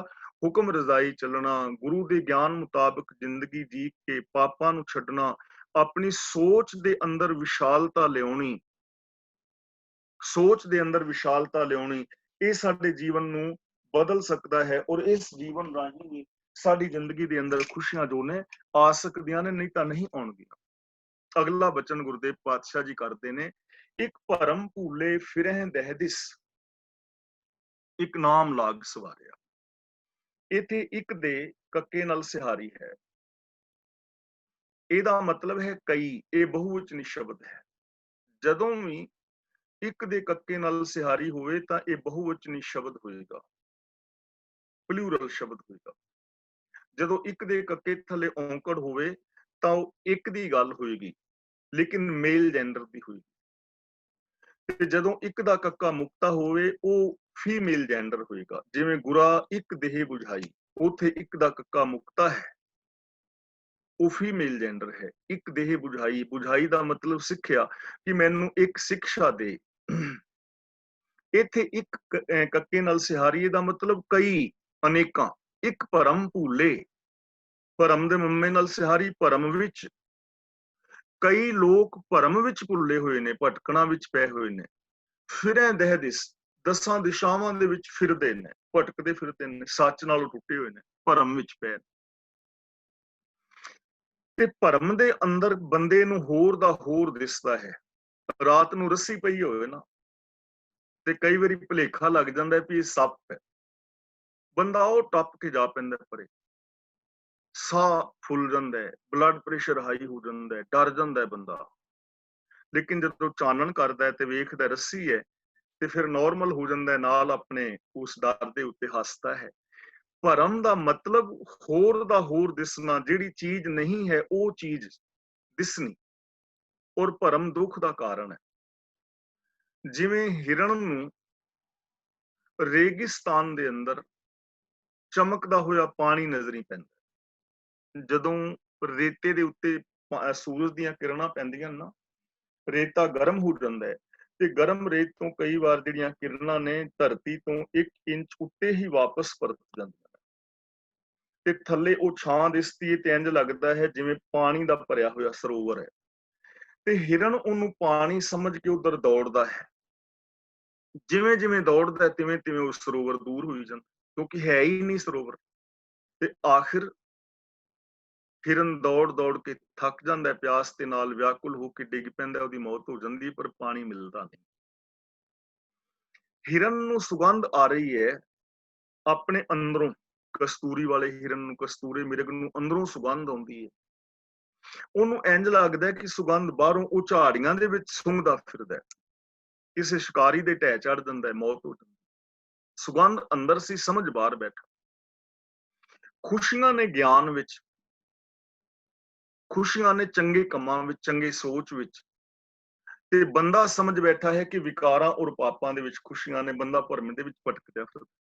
ਸੋਚਦਾ ਹੈ ਸ਼ਾਇਦ ਤੀਰਥਾਂ ਤੇ ਨਹਾਇਆ ਖੁਸ਼ੀਆਂ ਮਿਲ ਜਾਣ, ਵਰਤ ਰੱਖਿਆ ਮਿਲ ਜਾਣ, ਸਮਾਧੀਆਂ ਲਾਇਆ ਮਿਲ ਜਾਣ, ਮੌਨ ਧਾਰਨ ਕੀਤਿਆਂ ਮਿਲ ਜਾਣ, ਸ਼ਾਇਦ ਬਾਬਾ ਬਣਿਆ ਸੁਗੰਧ ਮਿਲ ਜਾਣ ਖੁਸ਼ੀਆਂ, ਸ਼ਾਇਦ ਬਾਬਿਆਂ ਦੇ ਡੇਰਿਆਂ ਤੇ ਮੱਥਾ ਟੇਕਿਆ ਮਿਲ ਜਾਣ, ਕਰਮ ਕਾਂਡ ਕੀਤਿਆਂ ਮਿਲ ਜਾਣ, ਪਰ ਨਹੀਂ ਨਾ ਮਿਲਦੀਆਂ। ਇੱਕ ਭਰਮ ਭੂਲੇ ਭਰਮ ਵਿੱਚ ਪਏ ਹੋਏ ਨੇ। ਤੇ ਧਰਮ ਦੇ ਨਾਮ ਤੇ ਕਿੰਨੇ ਭਰਮ ਨੇ। ਲੋਕਾਂ ਨੂੰ ਭਰਮ ਹੋ ਗਿਆ ਵੀ ਰੱਬ ਵੀ ਭੁੱਖਾ ਹੈ, ਰੱਬ ਨੂੰ ਭੁੱਖ ਲੱਗਦੀ ਹੈ। ਜੇ ਰੱਬ ਨੂੰ ਅਸੀਂ ਦਿਆਂਗੇ ਨਾ ਰੋਟੀ ਤੇ ਰੱਬ ਖੁਸ਼ ਹੋ ਜਾਏਗਾ। ਜਿਵੇਂ ਕਿਸੇ ਮੰਗਤੇ ਨੂੰ ਦਈਏ ਨਾ ਰੋਟੀ, ਤੇ ਮੰਗਤਾ ਆਸ਼ੀਸ਼ ਦੇ ਜਾਂਦਾ ਹੈ ਕਿ ਤੁਹਾਡੀਆਂ ਖੁਸ਼ੀਆਂ ਬਣੀਆਂ ਰਹਿਣ, ਤੁਸੀਂ ਅਮੀਰ ਰਹੋ, ਤੁਸੀਂ ਬੜੇ ਚੰਗੇ ਬੰਦੇ ਹੋ, ਜਾਂ ਕੁਛ ਵੀ। ਕਿੰਨੀਆਂ ਆਸ਼ੀਸ਼ਾਂ ਦੇ ਜਾਂਦਾ 1 ਰੁਪਈਏ। ਔਰ ਕਿਸੇ ਭੁੱਖੇ ਨੂੰ ਰੋਟੀ ਖਵਾਓ, ਤੁਸੀਂ ਕਹਿੰਦੇ ਨਾ ਪੁੰਨ ਦਾ ਕੰਮ ਹੈ। ਲੋਕ ਸਮਝਦੇ ਨੇ ਰੱਬ ਵੀ ਭੁੱਖਾ ਹੈ, ਤੇ ਰੱਬ ਨੂੰ ਰੋਟੀ ਖਵਾਵਾਂਗੇ ਤੇ ਰੱਬ ਖੁਸ਼ ਹੋ ਜਾਏਗਾ। ਲਵਾਉਂਦੇ ਨੇ ਨਾ ਭੋਗ ਸਵੇਰ ਤੋਂ ਲੈ ਕੇ ਸ਼ਾਮ ਤੱਕ, ਵੇਖ ਲਓ ਤੁਸੀਂ ਗੁਰਦੁਆਰੇ ਸਾਹਿਬਾਨ ਵਿੱਚ। ਅਗਿਆਨੀ ਜੀ ਪਕੌੜੇ ਬਣੇ ਨੇ, ਭੋਗ ਲਵਾ ਦਿਓ, ਯਾਨੀ ਰੱਬ ਨੂੰ ਪਕੌੜੇ ਖਵਾ ਦਿਓ।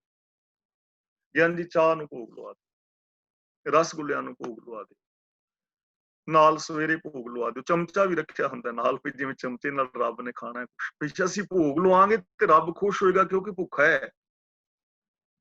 ਤੇ ਪਰੌਂਠੇ ਖਵਾਵਾਂਗੇ ਰੱਬ ਨੂੰ ਤੇ ਉਹਨੇ ਖੁਸ਼ ਹੋ ਜਾਣਾ ਮੂਲੀਆਂ ਵਾਲੇ ਖਾ ਕੇ। ਭਰਮ ਹੀ ਹੈ ਨਾ।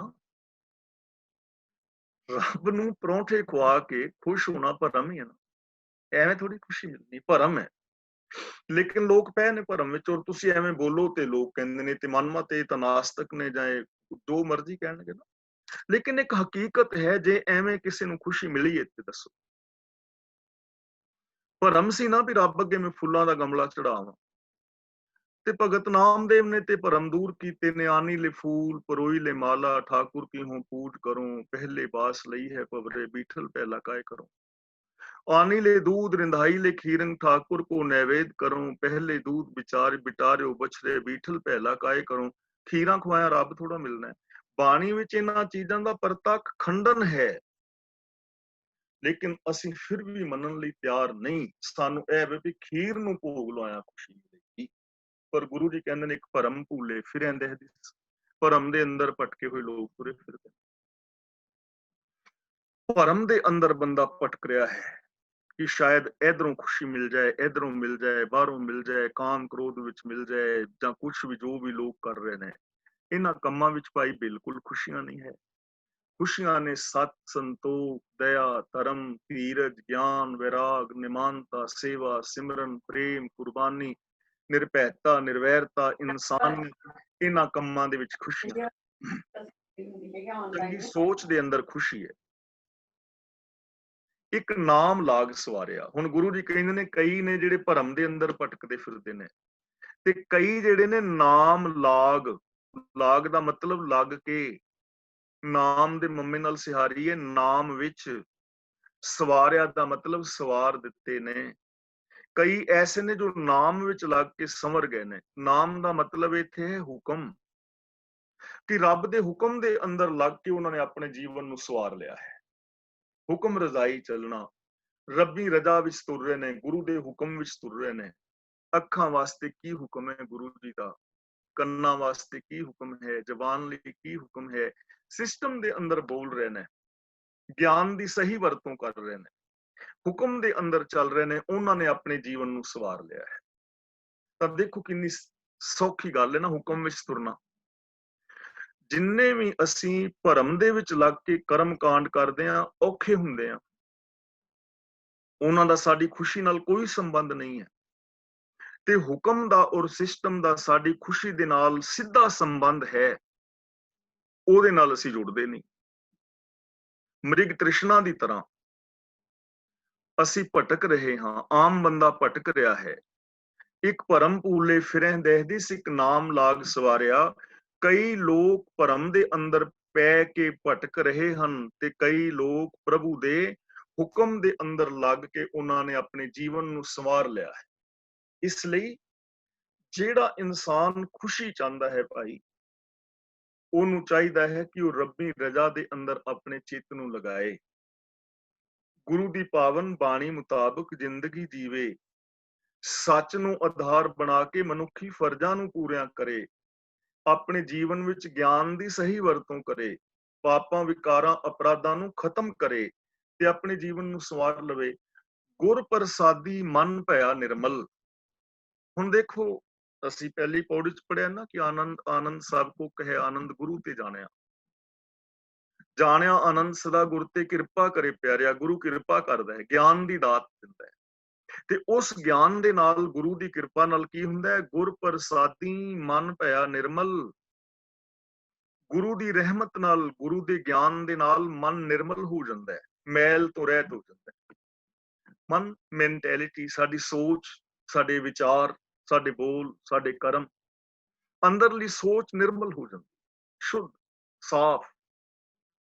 ਤੇ ਜਦੋਂ ਮਨ ਸਾਫ਼ ਹੋ ਗਿਆ ਤਾਂ ਜੀਵਨ ਦੇ ਵਿੱਚ ਫਿਰ ਖੁਸ਼ੀਆਂ ਹੀ ਖੁਸ਼ੀਆਂ ਨੇ।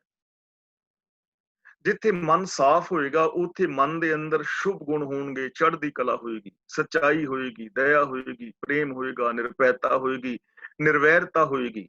ਗੁਰ ਪ੍ਰਸਾਦੀ ਮਨ ਭਇਆ ਨਿਰਮਲ। ਪਰ ਨਿਰਮਲ ਮਨ ਕਿਹਨਾਂ ਦਾ ਹੋਏਗਾ? ਜਿਨ੍ਹਾਂ ਭਾਣਾ ਭਾਵੇ, ਜਿਨ੍ਹਾਂ ਨੂੰ ਭਾਣਾ ਪਾ ਜਾਂਦਾ। ਉੱਤੇ ਕਿਹਾ ਸੀ ਨਾ, ਨਾਮ ਲਾਗ ਸਵਾਰਿਆ, ਇੱਥੇ ਭਾਣਾ ਕਹਿ ਰਹੇ ਨੇ। ਜਿਸ ਚੀਜ਼ ਨੂੰ ਉਤਲੀ ਪੰਕਤੀ ਵਿੱਚ ਨਾਮ ਕਿਹਾ ਹੈ, ਉਹਨੂੰ ਦੂਜੀ ਥੱਲੇ ਵਾਲੀ ਪੰਕਤੀ ਵਿੱਚ ਭਾਣਾ ਕਹਿ ਰਹੇ ਨੇ। ਭਾਵੇ ਦਾ ਮਤਲਬ ਚੰਗਾ ਲੱਗਦਾ ਹੈ। ਮਨ ਉਹਨਾਂ ਦਾ ਨਿਰਮਲ ਹੁੰਦਾ ਹੈ ਜਿਨ੍ਹਾਂ ਨੂੰ ਗੁਰੂ ਦਾ ਹੁਕਮ ਚੰਗਾ ਲੱਗਦਾ ਹੈ, ਜੋ ਰੱਬੀ ਰਜਾ ਦੇ ਅੰਦਰ ਤੁਰਦੇ ਨੇ। ਉਹਨਾਂ ਦਾ ਮਨ, ਉਹਨਾਂ ਦੀ ਸੋਚ ਨਿਰਮਲ ਹੋ ਜਾਂਦੀ।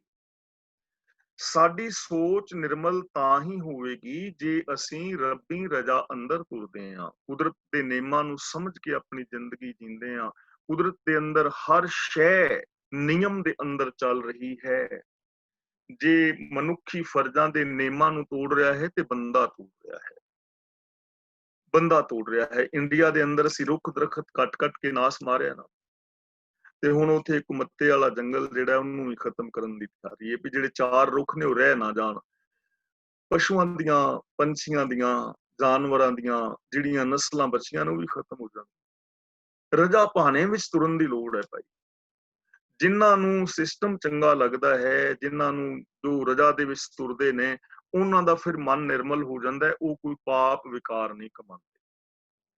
ਆ ਦੇਖਦੇ ਹਾਂ ਅਸੀਂ, ਸੈਰ ਕਰਨ ਤੁਸੀਂ ਜਾਂਦੇ ਹੋ ਤੇ ਕਿੰਨੇ ਲੋਕ ਨੇ, ਉਹਨਾਂ ਨੇ ਬੀਅਰ ਦਾ ਡੱਬਾ ਪੀਤਾ ਹੈ ਤੇ ਉਹ ਡੱਬਾ ਪੀ ਕੇ ਬਾਹਰ ਹੀ ਸੁੱਟ ਗਏ ਨੇ, ਕੁਝ ਚਿਪਸ ਵਗੈਰਾ ਖਾਦੇ ਨੇ, ਉਹ ਸੁੱਟ ਗਏ ਨੇ ਉੱਥੇ। ਕੁਝ ਲੋਕ ਐਸੇ ਨੇ, ਲੇਕਿਨ ਇੱਥੋਂ ਦੇ ਹੀ ਕੁਝ ਲੋਕ ਐਸੇ ਨੇ, ਸੈਰ ਕਰਨ ਜਾ ਰਹੇ ਨੇ, ਉਹਨਾਂ ਨਾਲ ਇੱਕ ਲਿਫਾਫਾ ਫੜਿਆ ਹੋਇਆ ਹੈ ਤੇ ਉਹ ਜਿਹੜਾ ਰਾਤੀ ਗੰਦ ਪਾ ਗਏ ਨੇ, ਉਹਨਾਂ ਨੂੰ ਉਹ ਲੋਕ ਲਿਫਾਫੇ ਦੇ ਵਿੱਚ ਪਾ ਕੇ ਚੁੱਕ ਰਹੇ ਨੇ। ਬੰਦੇ ਤੇ ਉਹ ਵੀ ਨੇ, ਬੰਦੇ ਉਹ ਵੀ ਨੇ। ਹੁਣ ਉਹਨਾਂ ਨੂੰ ਸਿਸਟਮ ਚੰਗਾ ਲੱਗਦਾ ਨਾ, ਉਹ ਸਫਾਈ ਕਰ ਰਹੇ ਨੇ, ਹਾਲਾਂਕਿ ਉਹਨਾਂ ਦੀ ਕੋਈ ਡਿਊਟੀ ਨਹੀਂ ਹੈ, ਪਰ ਫਰਜ਼ ਹੈ ਨਾ ਮਨ ਨਿਰਮਲ। ਤੇ ਜਿਹਦਾ ਮਨ ਨਿਰਮਲ ਹੋਏਗਾ, ਜਿਹਦੇ ਮਨ ਸੋਚ ਸਾਫ਼ ਹੋਏਗੀ, ਉਹ ਇਸ ਸਮਾਜ ਦੇ ਵਿੱਚੋਂ ਗੰਦਗੀ ਨੂੰ ਖਤਮ ਕਰੇਗਾ, ਦੂਜਿਆਂ ਨੂੰ ਵੀ ਉਪਦੇਸ਼ ਕਰੇਗਾ। ਇਸ ਲਈ ਗੁਰ ਪ੍ਰਸਾਦੀ ਮਨ ਭਇਆ ਨਿਰਮਲ, ਜਿਨ੍ਹਾਂ ਭਾਣਾ ਭਾਵੇ, ਕਹੇ ਨਾਨਕ ਜਿਸ ਦੇਹ ਪਿਆਰੇ, ਸੋਈ ਜਨ ਪਾਵੇ। हे ਮਾਲਕ, ਜਿਸ ਨੂੰ ਤੂੰ ਰਜਾ ਦੇ ਅੰਦਰ ਤੁਰਨ ਦੀ ਦਾਤ ਦਿੰਦਾ ਹੈ, ਉਹ ਪਾ ਲੈਂਦਾ ਹੈ। ਤੇ ਰਜਾ ਦੇ ਅੰਦਰ ਤੁਰਨ ਦੀ ਦਾਤ ਕਿਹਨੂੰ ਦਵੇਗਾ? ਰੱਬ, ਜਿਹੜਾ ਮੰਗੇਗਾ, ਜਿਹੜਾ ਚੱਲਣਾ ਚਾਹੇਗਾ। ਜੇ ਅਸੀਂ ਕਹੀਏ ਕਿ ਮੈਂ ਸੱਚ ਬੋਲਣਾ ਚਾਹਨਾ, ਤਾਂ ਕਦੇ ਕਿਸੇ ਨੂੰ ਰੱਬ ਨੇ ਕਿਹਾ ਵੀ ਨਾ ਨਾ ਭਾਈ ਤੂੰ ਨਹੀਂ ਸੱਚ ਬੋਲ ਸਕਦਾ। ਕਦੇ ਐਸਾ ਹੋਇਆ ਕਿ ਸਾਡੇ ਮਨ ਦੇ ਅੰਦਰ ਸੋਚ ਆਵੇ ਕਿ ਮੈਂ ਤੇ ਵੀ ਸਾਰੀ ਮਨੁੱਖਤਾ ਦੇ ਨਾਲ ਪਿਆਰ ਦੇ ਨਾਲ ਰਹਿਣਾ ਹੈ, ਤੇ ਰੱਬ ਨੇ ਆਣ ਕੇ ਕੁੰਡਾ ਖੜਕਾਇਆ ਹੋਵੇ, ਖੂੰਡਾ ਫੜ ਕੇ, ਵੀ ਜੇ ਤੂੰ ਮਨੁੱਖਤਾ ਨੂੰ ਪਿਆਰ ਕੀਤਾ, ਮੈਂ ਤੇਰੀਆਂ ਲੱਤਾਂ ਤੋੜ ਦਿਆਂਗਾ। ਕਦੇ ਕਿਸੇ ਨੂੰ ਕਿਹਾ? ਤਾਂ ਅਸੀਂ ਆਪ ਹੀ ਨਹੀਂ ਕਰਨਾ ਚਾਹੁੰਦੇ ਪਿਆਰ, ਅਸੀਂ ਆਪ ਹੀ ਨਹੀਂ ਨਿਮਾਣੇ ਹੋਣਾ ਚਾਹੁੰਦੇ, ਅਸੀਂ ਆਪ ਹੀ ਸੱਚ ਨੂੰ ਨਹੀਂ ਵਰਤਣਾ ਚਾਹੁੰਦੇ। ਤਾਂ ਦਵੇਗਾ ਉਹਨੂੰ ਜਿਹਨੂੰ ਚੰਗਾ ਲੱਗੇਗਾ। ਤਾਂ ਇਹਦਾ ਮਤਲਬ ਕਿ ਜੋ ਰੱਬੀ ਰਜਾ ਦੇ ਅੰਦਰ ਚੱਲਦਾ ਹੈ, ਉਸ ਮਨੁੱਖ ਨੂੰ ਪ੍ਰਭੂ ਪਰਮਾਤਮਾ ਖੁਸ਼ੀਆਂ ਦੀ ਦਾਤ ਬਖਸ਼ਿਸ਼ ਕਰਦਾ ਹੈ। ਤਾਂ ਮੈਂ ਫਿਰ ਬੇਨਤੀ ਕਰਦਿਆਂ ਦੁਬਾਰਾ, ਜੋ ਆਨੰਦ ਹੈ, ਹਰ ਬੰਦਾ ਕਹਿ ਰਿਹਾ ਹੈ ਮੈਨੂੰ ਆਨੰਦ ਮਿਲੇ, ਆਨੰਦ ਮਿਲੇ, ਲੇਕਿਨ ਮਿਲਦਾ ਕਿਹਨੂੰ ਹੈ? ਆਨੰਦ ਗੁਰੂ ਤੇ ਜਾਣਿਆ। ਆਨੰਦ ਦੀ ਦਾਤ ਗੁਰੂ ਪਾਸੋਂ ਮਿਲੇਗੀ। ਗੁਰੂ ਸਾਡੇ ਤੇ ਰਹਿਮਤ ਕਰਕੇ ਗਿਆਨ ਦੀ ਦਾਤ ਦੇਵੇਗਾ। ਉਸ ਗਿਆਨ ਦੇ ਸੁਰਮੇ ਦੇ ਨਾਲ ਅਸੀਂ ਆਪਣੀ ਜ਼ਿੰਦਗੀ ਚੋਂ ਪਾਪਾਂ ਵਿਕਾਰਾਂ ਨੂੰ ਖਤਮ ਕਰਾਂਗੇ। ਜਿਹਦੀ ਜ਼ਿੰਦਗੀ ਚੋਂ ਪਾਪ ਖਤਮ ਹੋ ਜਾਣਗੇ, ਉਹਦੇ ਅੰਦਰੋਂ ਸੈਲਫਿਸ਼ਨੈਸ ਵੀ ਖਤਮ ਹੋ ਜਾਏਗੀ। ਜਿਹਦੀ ਜ਼ਿੰਦਗੀ ਚੋਂ ਪਾਪ ਖਤਮ ਹੋ ਜਾਣਗੇ, ਉਹਦੀ ਨਿਸ਼ਾਨੀ ਇਹ ਹੈ ਕਿ ਉਹਦੀ ਬੋਲ ਬਾਣੀ ਸੰਵਰੀ ਹੋਈ ਹੋਏਗੀ। ਇਹ ਆਨੰਦ ਦਾ ਰਾਸਤਾ ਹੈ, ਇਹ ਰਾਸਤਾ ਗੁਰੂ ਤੋਂ ਮਿਲੇਗਾ, ਔਰ ਉਹਨੂੰ ਮਿਲੇਗਾ ਜੋ ਗੁਰੂ ਦੀ ਪਾਵਨ ਚਰਨਾਂ ਦੀ ਸ਼ਰਨ ਲਵੇਗਾ, ਔਰ ਬਾਕੀ ਦੇ ਕਿਸੇ ਕਰਮ ਦੇ ਨਾਲ ਨਹੀਂ। ਇੱਕ ਭਰਮ ਭੁੱਲੇ ਫਿਰੇ ਦਹਿਦਿਸ, ਇੱਕ ਨਾਮ ਲਾਗ ਸਵਾਰਿਆ। ਕਰਮ ਕਾਂਡਾਂ ਦੇ ਅੰਦਰ ਲੱਗਿਆ ਹੋਇਆ ਬੰਦਾ ਭਰਮ ਦੇ ਅੰਦਰ ਭਟਕਦਾ ਰਹੇਗਾ, ਲੇਕਿਨ ਜੋ ਰੱਬੀ ਸਿਸਟਮ ਦੇ ਅੰਦਰ ਚਲੇਗਾ, ਉਹਦਾ ਜੀਵਨ ਸੰਵਰ ਜਾਏਗਾ। ਗੁਰੂ ਦੇ ਗਿਆਨ ਰਾਹੀਂ ਮਨ ਨਿਰਮਲ ਹੋਏਗਾ। ਗੁਰੂ ਦੇ ਗਿਆਨ ਰਾਹੀਂ ਪ੍ਰਭੂ ਦਾ ਭਾਣਾ, ਕੁਦਰਤ ਦੇ ਨਿਯਮ ਸਾਨੂੰ ਚੰਗੇ ਲੱਗਣਗੇ। ਇਹਨਾਂ ਦੇ ਨਾਲ ਸਾਡੀ ਪ੍ਰੀਤ ਬਣੇਗੀ, ਔਰ ਸੱਚ ਨੂੰ ਆਧਾਰ ਬਣਾ ਕੇ ਅਸੀਂ ਆਪਣੀ ਜ਼ਿੰਦਗੀ ਜੀਵਾਂਗੇ, ਆਪਣੇ ਫਰਜ਼ਾਂ ਨੂੰ ਪੂਰੇ ਕਰਾਂਗੇ, ਤਾਂ ਸਾਡੇ ਜੀਵਨ ਦੇ ਅੰਦਰ ਆਨੰਦ, ਖੁਸ਼ੀਆਂ, ਖੇੜੇ ਔਰ ਪ੍ਰਸੰਨਤਾ ਪੈਦਾ ਹੋ ਜਾਵੇਗੀ। ਗੁਰੂ ਪਾਤਸ਼ਾਹ ਜੀ ਰਹਿਮਤ ਕਰਨ ਕਿ ਅਸੀਂ ਗੁਰੂ ਜੀ ਦੀ ਪਾਵਨ ਬਾਣੀ ਨੂੰ ਆਪ ਪੜ੍ਹੀਏ, ਗੁਰਬਾਣੀ ਨੂੰ ਆਪ ਸਮਝੀਏ, ਔਰ ਗੁਰਬਾਣੀ ਮੁਤਾਬਕ ਜ਼ਿੰਦਗੀ ਜੀ ਕੇ ਆਪਣੇ ਜੀਵਨ ਨੂੰ ਸਫਲ ਔਰ ਸੁਚੱਜਾ ਕਰਨ ਦਾ ਯਤਨ ਕਰੀਏ, ਜਿਸ ਕਰਕੇ ਸਾਡੀ ਜ਼ਿੰਦਗੀ ਵਿੱਚ ਵੀ ਆਨੰਦ ਬਣੇ, ਸਾਡੇ ਪਰਿਵਾਰਕ ਜੀਵਨ ਵਿੱਚ ਆਨੰਦ ਬਣੇ, ਔਰ ਇਸ ਸਮਾਜ ਦੇ ਅੰਦਰ ਵੀ ਆਨੰਦ ਬਣੇ। ਇੱਥੋਂ ਦਾ ਹਰ ਮਨੁੱਖ ਆਨੰਦ ਵਾਲੀ, ਚੜ੍ਹਦੀ ਕਲਾ ਵਾਲੀ ਜ਼ਿੰਦਗੀ ਜੀ ਸਕੇ। ਇਹ ਪੋਸੀਬਿਲਿਟੀ ਹਰ ਇਨਸਾਨ ਦੇ ਅੰਦਰ ਹੈ, ਮੇਰੇ ਵਿੱਚ ਵੀ, ਤੁਹਾਡੇ ਵਿੱਚ ਵੀ। ਜ਼ਰੂਰਤ ਇਸ ਪਾਸੇ ਧਿਆਨ ਦੇਣ ਦੀ ਹੈ, ਜ਼ਰੂਰਤ ਇਹ ਜ਼ਿੰਦਗੀ ਜੀਣ ਦੀ ਹੈ। ਤਾਂ ਅੱਜ ਅਸੀਂ 7ਵੀਂ ਔਰ 8ਵੀਂ ਪੌੜੀ ਦੀ ਵਿਚਾਰ ਕੀਤੀ ਹੈ। ਇਹਨਾਂ 2 ਪੌੜੀਆਂ ਦੀ ਵਿਚਾਰ ਵਿੱਚ ਜੋ ਆਪ ਨਾਲ ਵਿਚਾਰਾਂ ਸਾਂਝੀਆਂ ਕੀਤੀਆਂ ਨੇ, ਇਹਨਾਂ ਵਿਚਾਰਾਂ ਚੋਂ ਜੇ ਕਿਸੇ ਵੀਰ ਭੈਣ ਦਾ ਕੋਈ ਸਵਾਲ ਹੈ, ਕੋਈ ਚੀਜ਼ ਸਮਝ ਨਹੀਂ ਆਈ, ਤਾਂ ਉਹ ਆਪ ਪੁੱਛ ਸਕਦੇ ਹੋ, ਜਾਂ ਤੁਸੀਂ ਆਪਣੇ ਵਿਊਜ਼ ਦੇਣਾ ਚਾਹੋ ਉਹ ਦੇ ਸਕਦੇ ਹੋ।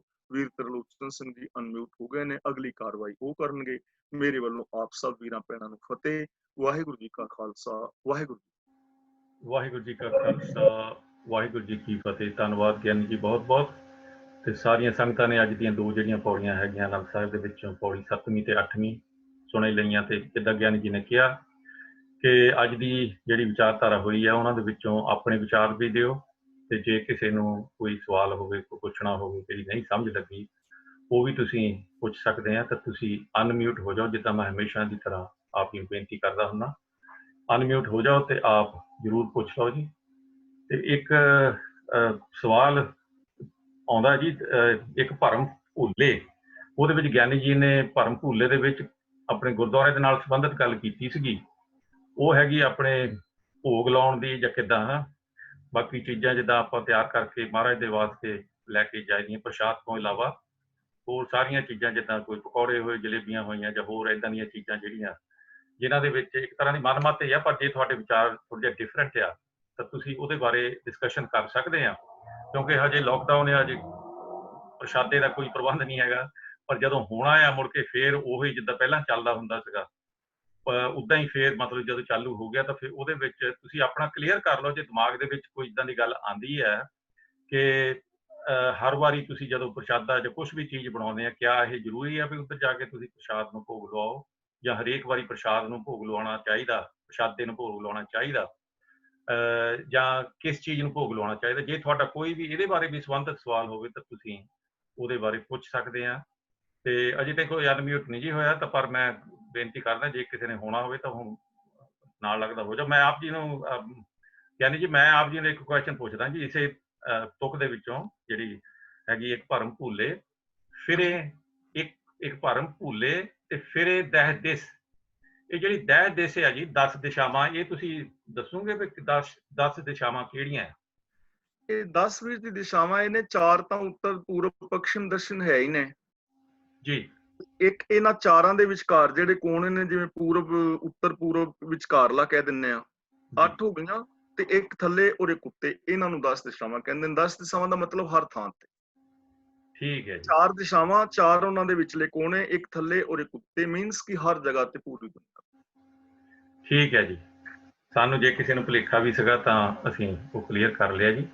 ਥੈਂਕ ਯੂ ਜੀ, ਤੁਹਾਡਾ ਧੰਨਵਾਦ। ਤੇ ਬਲਦੀਸ਼ ਕੌਰ ਬਿਨਿੰਗ, ਤੁਸੀਂ ਹੋਏ ਆ ਜੀ ਅਨਮਿਊਟ, ਸੌਰੀ ਤੁਸੀਂ ਅਨਮਿਊਟ ਹੋ ਜਾਓ, ਤੁਸੀਂ ਹੱਥ ਕੀਤਾ ਹੈ ਜੀ, ਤਾਂ ਤੁਸੀਂ ਗੱਲ ਕਰੋ। ਹਾਂਜੀ ਫਤਿਹ ਮੇਰੀ ਭੈਣ। ਹਾਂਜੀ, ਮੇਰਾ ਇਹ ਖਿਆਲ ਹੈ ਗਿਆਨੀ ਜੀ ਜਿਹੜਾ ਮੇਰਾ ਖਿਆਲ ਆ, ਇਹ ਮੈਂ ਜਿਸ ਤਰ੍ਹਾਂ ਸੋਚਦੀ ਆ ਮੈਂ ਉਦਾਂ ਆਪ ਨੂੰ ਦੱਸਦੀ ਆ। ਹਾਂਜੀ ਮੇਰਾ ਆਪਣਾ ਖਿਆਲ ਆ, ਮੈਂ ਭਰਮ ਦੇ ਵਿੱਚ ਨਹੀਂ ਲੱਗ ਰਹਿੰਦੀ। ਹਾਂਜੀ ਮੈਂ ਭਰਮ ਦੇ ਵਿੱਚ ਨਹੀਂ ਰਹਿੰਦੀ। ਹਾਂ ਮੈਂ ਸਿੱਧੀ ਜੀਵਨ ਜਿਹੜੀ ਜੀਵਨ ਦੀ ਯਾਤਰਾ ਆਪਣੀ, ਉਹ ਮੈਂ ਸਿੱਧੀ ਪਰਮਾਤਮਾ ਨੂੰ ਮੋਹਰੇ ਰੱਖ ਕੇ ਕਰਦੀ ਆ। Very good. ਜਿਹੜਾ ਪਰਮਾਤਮਾ ਨੂੰ ਭੋਗ ਲਵਾਉਣਾ, ਇਹ ਆਪਣੀ ਸ਼ਰਧਾ ਆ, ਆਪਣਾ ਭਰਮ ਨਹੀਂ ਹੈਗਾ ਕੋਈ ਵੀ ਇਹਦੇ ਵਿੱਚ। ਜੇ ਤੁਹਾਡੀ ਸ਼ਰਧਾ ਮਹਾਰਾਜ ਨੂੰ, ਤੁਸੀਂ ਚਾਹੁੰਦੇ ਆ ਵੀ ਅਸੀਂ ਮਹਾਰਾਜ ਨੂੰ ਭੋਗ ਲਵਾਉਣਾ, ਪ੍ਰਸ਼ਾਦਾ ਛਕਣਾ, ਉਹਦੇ ਵਿੱਚ ਭਰਮ ਨਹੀਂ ਕੋਈ ਵੀ ਹੈਗਾ। ਮਹਾਰਾਜ ਪ੍ਰਸ਼ਾਦਾ ਮੰਗਦਾ ਨਹੀਂ ਹੈਗਾ ਗਿਆਨੀ ਜੀ, ਉਹ ਮੰਗਦਾ ਨਹੀਂ ਪ੍ਰਸ਼ਾਦਾ। ਇਹ ਆਪਾਂ ਦੀ ਆਪਣੀ ਖੁਸ਼ੀ ਆ, ਜੇ ਤੁਹਾਨੂੰ ਉਹਨੇ ਇੰਨਾ ਕੁਛ ਦਿੱਤਾ ਕਿ ਤੁਸੀਂ ਇੱਕ ਪ੍ਰਸ਼ਾਦਾ ਵੀ ਨਹੀਂ ਛਕਾ ਸਕਦੇ ਲਿਜਾ ਕੇ, ਹੈਨਾ। ਪ੍ਰਸ਼ਾਦਾ ਛਕਾ ਸਕਦੇ ਆ। ਤੁਹਾਨੂੰ ਮਹਾਰਾਜ ਨੇ ਲੱਤਾਂ ਦਿੱਤੀਆਂ, ਹੱਥ ਦਿੱਤੇ, ਅੱਖਾਂ ਪੈਰ ਦਿੱਤੇ ਪ੍ਰਸ਼ਾਦਾ ਬਣਾਉਣ ਲਈ, ਪ੍ਰਸ਼ਾਦਾ ਬਣਾਉਣ ਲਈ ਰਸਤਾਂ ਦਿੱਤੀਆਂ, ਕਿ ਤੁਸੀਂ ਬਣਾ ਕੇ ਵੀ ਨਹੀਂ ਛਕਾ ਸਕਦੇ ਮਹਾਰਾਜ ਨੂੰ। ਹਾਂ ਭੈਣ, ਗੱਲ ਤਾਂ ਤੁਹਾਡੀ ਠੀਕ ਹੈ, ਵੈਸੇ ਗੌਰ ਕਰਨ ਵਾਲੀ ਹੈ, ਹੈਨਾ। ਇਹ ਤੁਸੀਂ ਇਹ ਸੋਚੋ, ਤੁਸੀਂ ਪ੍ਰਸ਼ਾਦਾ ਕਿਸੇ ਮੰਗਤੇ ਨੂੰ ਨਹੀਂ ਛਕਾਉਣਾ, ਉਹ ਪਰਮਾਤਮਾ ਆ। ਤੁਸੀਂ ਆਪਣੀ ਆਤਮਾ ਨੂੰ ਸੋਚ ਕੇ ਦੇਖੋ ਕਿ ਤੁਸੀਂ ਆਪਣੇ ਗੱਲ ਤਾਂ ਤੁਹਾਡੀ ਕਾਬਲੇ ਗੌਰ ਹੈ। ਬਿਲਕੁਲ ਤੁਸੀਂ 101% ਠੀਕ ਕਹਿ ਰਹੇ ਹੋ। ਇਹਦੇ ਵਿੱਚ ਮੈਂ ਤੁਹਾਡੇ ਨਾਲ ਬਿਲਕੁਲ ਸਹਿਮਤ ਹਾਂ। ਪਰ ਚੱਕਰ ਇਹ ਵੀ ਰੱਬ ਪ੍ਰਸ਼ਾਦਾ ਛਕਦਾ ਵੀ ਹੈ ਕਿ ਨਹੀਂ, ਇਹ ਤਾਂ ਸਾਨੂੰ ਕਿਵੇਂ ਪਤਾ ਲੱਗੇ? ਇਹ ਤੁਹਾਡੀ ਆਪਣੀ ਸ਼ਰਧਾ ਹੋਣੀ ਚਾਹੀਦੀ ਹੈ ਗਿਆਨੀ ਜੀ। ਇਹ ਤੁਹਾਡਾ ਆਪਣਾ 100% ਵਿਸ਼ਵਾਸ ਹੋਣਾ ਚਾਹੀਦਾ। ਨਹੀਂ ਭੈਣ, ਵਿਸ਼ਵਾਸ ਹੈ ਨਾ। ਦੇਖੋ ਮੇਰੀ ਗੱਲ ਸੁਣੋ, ਕੋਈ ਬਹਿਸ ਵਾਲੀ ਗੱਲ ਮੇਰੀ ਸੁਣੋ, ਬਹਿਸ ਵਾਲੀ ਗੱਲ ਨਹੀਂ, ਬਿਲਕੁਲ ਵੀ ਬਹਿਸ ਵਾਲੀ ਗੱਲ ਨਹੀਂ। ਨਹੀਂ ਮੈਂ ਬਹਿਸ ਨਹੀਂ ਕਰਦੀ। ਹਾਂਜੀ ਮੇਰੀ ਗੱਲ ਤਾਂ ਸੁਣੋ ਨਾ ਥੋੜੀ ਜਿਹੀ। ਹਾਂਜੀ। ਹੁਣ ਨਾ ਅਸੀਂ ਕਲਾਸ ਵਾਲੇ ਕਿੰਨੇ ਵੀਰ ਭੈਣਾਂ ਬੈਠੇ ਆ। ਹਾਂਜੀ। ਤੇ ਜੇ ਸਾਡਾ ਪੱਕਾ ਵਿਸ਼ਵਾਸ ਹੋਵੇ, ਸ਼ਰਧਾ ਵੀ ਅਸੀਂ ਬਿਜਲੀ ਦੀਆਂ ਦੋਵੇਂ ਤਾਰਾਂ ਫੜਾਂਗੇ ਤੇ ਅਸੀਂ ਨਹੀਂ ਮਰਾਂਗੇ, ਤੇ ਦੱਸੋ ਮਰਾਂਗੇ ਕਿ ਨਹੀਂ? ਜੇ ਵਿਸ਼ਵਾਸ ਹੀ ਗਲਤ ਹੋਵੇ। ਬਿਜਲੀ ਦੇ ਵਿੱਚ ਰੱਬ ਨਹੀਂ ਹੈਗਾ, ਪਰਮਾਤਮਾ ਨਹੀਂ ਹੈਗਾ, ਉਹ ਜਨਰਲ ਚੀਜ਼ ਆ ਕੁਦਰਤ ਦੀ, ਉਹ ਪਰਮਾਤਮਾ ਨਹੀਂ ਹੈ।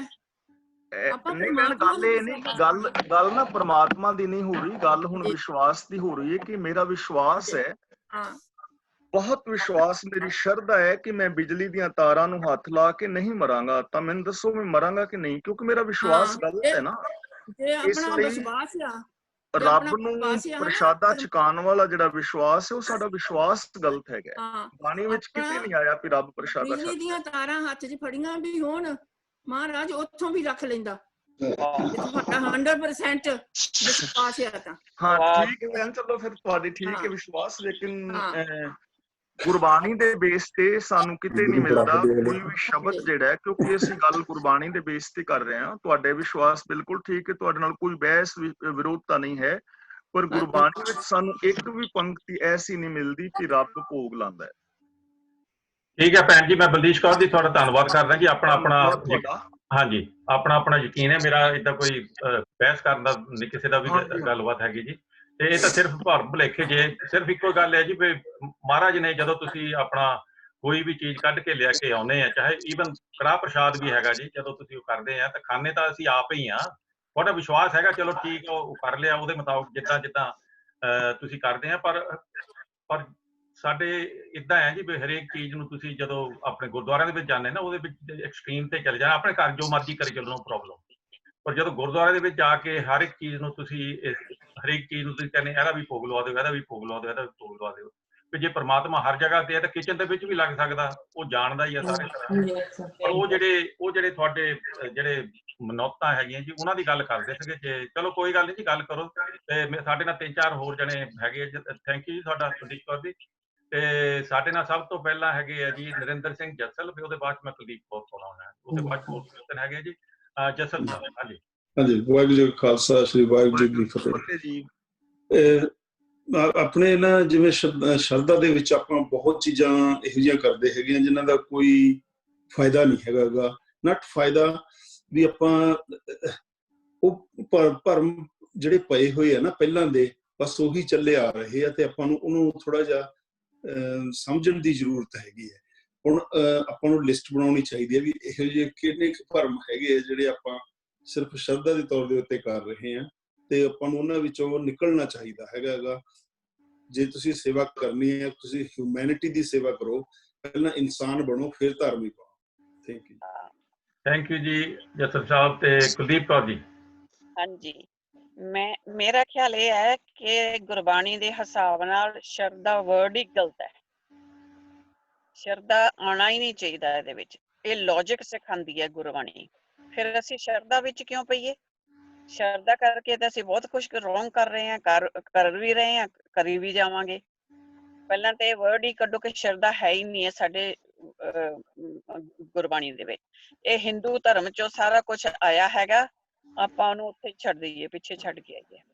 ਹਾਂ ਭੈਣ ਕੁਲਦੀਪ ਕੌਰ, ਸ਼ਰਧਾ ਸ਼ਬਦ ਨਾ ਗੁਰਬਾਣੀ ਵਿੱਚ ਹੈਗਾ ਸ਼ਰਧਾ, ਲੇਕਿਨ ਉਹ ਸ਼ਰਧਾ ਦਾ ਅਰਥ ਹੈਗਾ ਵਿਸ਼ਵਾਸ। ਹਾਂ, ਕੋਈ ਨਟ ਭਰਮ ਭੁੱਲੇ ਭਰਮਾਂ ਵਿੱਚ। ਹਾਂਜੀ, ਸ਼ਰਧਾ ਸ਼ਬਦ ਹੈਗਾ, ਲੇਕਿਨ ਸ਼ਰਧਾ ਦਾ ਜਿਹੜਾ ਮੀਨਿੰਗ ਹੈ ਨਾ ਉਹ ਵਿਸ਼ਵਾਸ ਹੈਗਾ। ਉਹ ਅੰਧ ਸ਼ਰਧਾ ਜਾਂ ਅੰਧ ਵਿਸ਼ਵਾਸ ਨਹੀਂ ਹੈ। ਵਿਸ਼ਵਾਸ ਦੋ ਤਰ੍ਹਾਂ ਦੇ ਹੁੰਦੇ ਨੇ, ਇੱਕ ਹੁੰਦਾ ਸੱਚਾ ਵਿਸ਼ਵਾਸ, ਇੱਕ ਹੁੰਦਾ ਅੰਧ ਵਿਸ਼ਵਾਸ।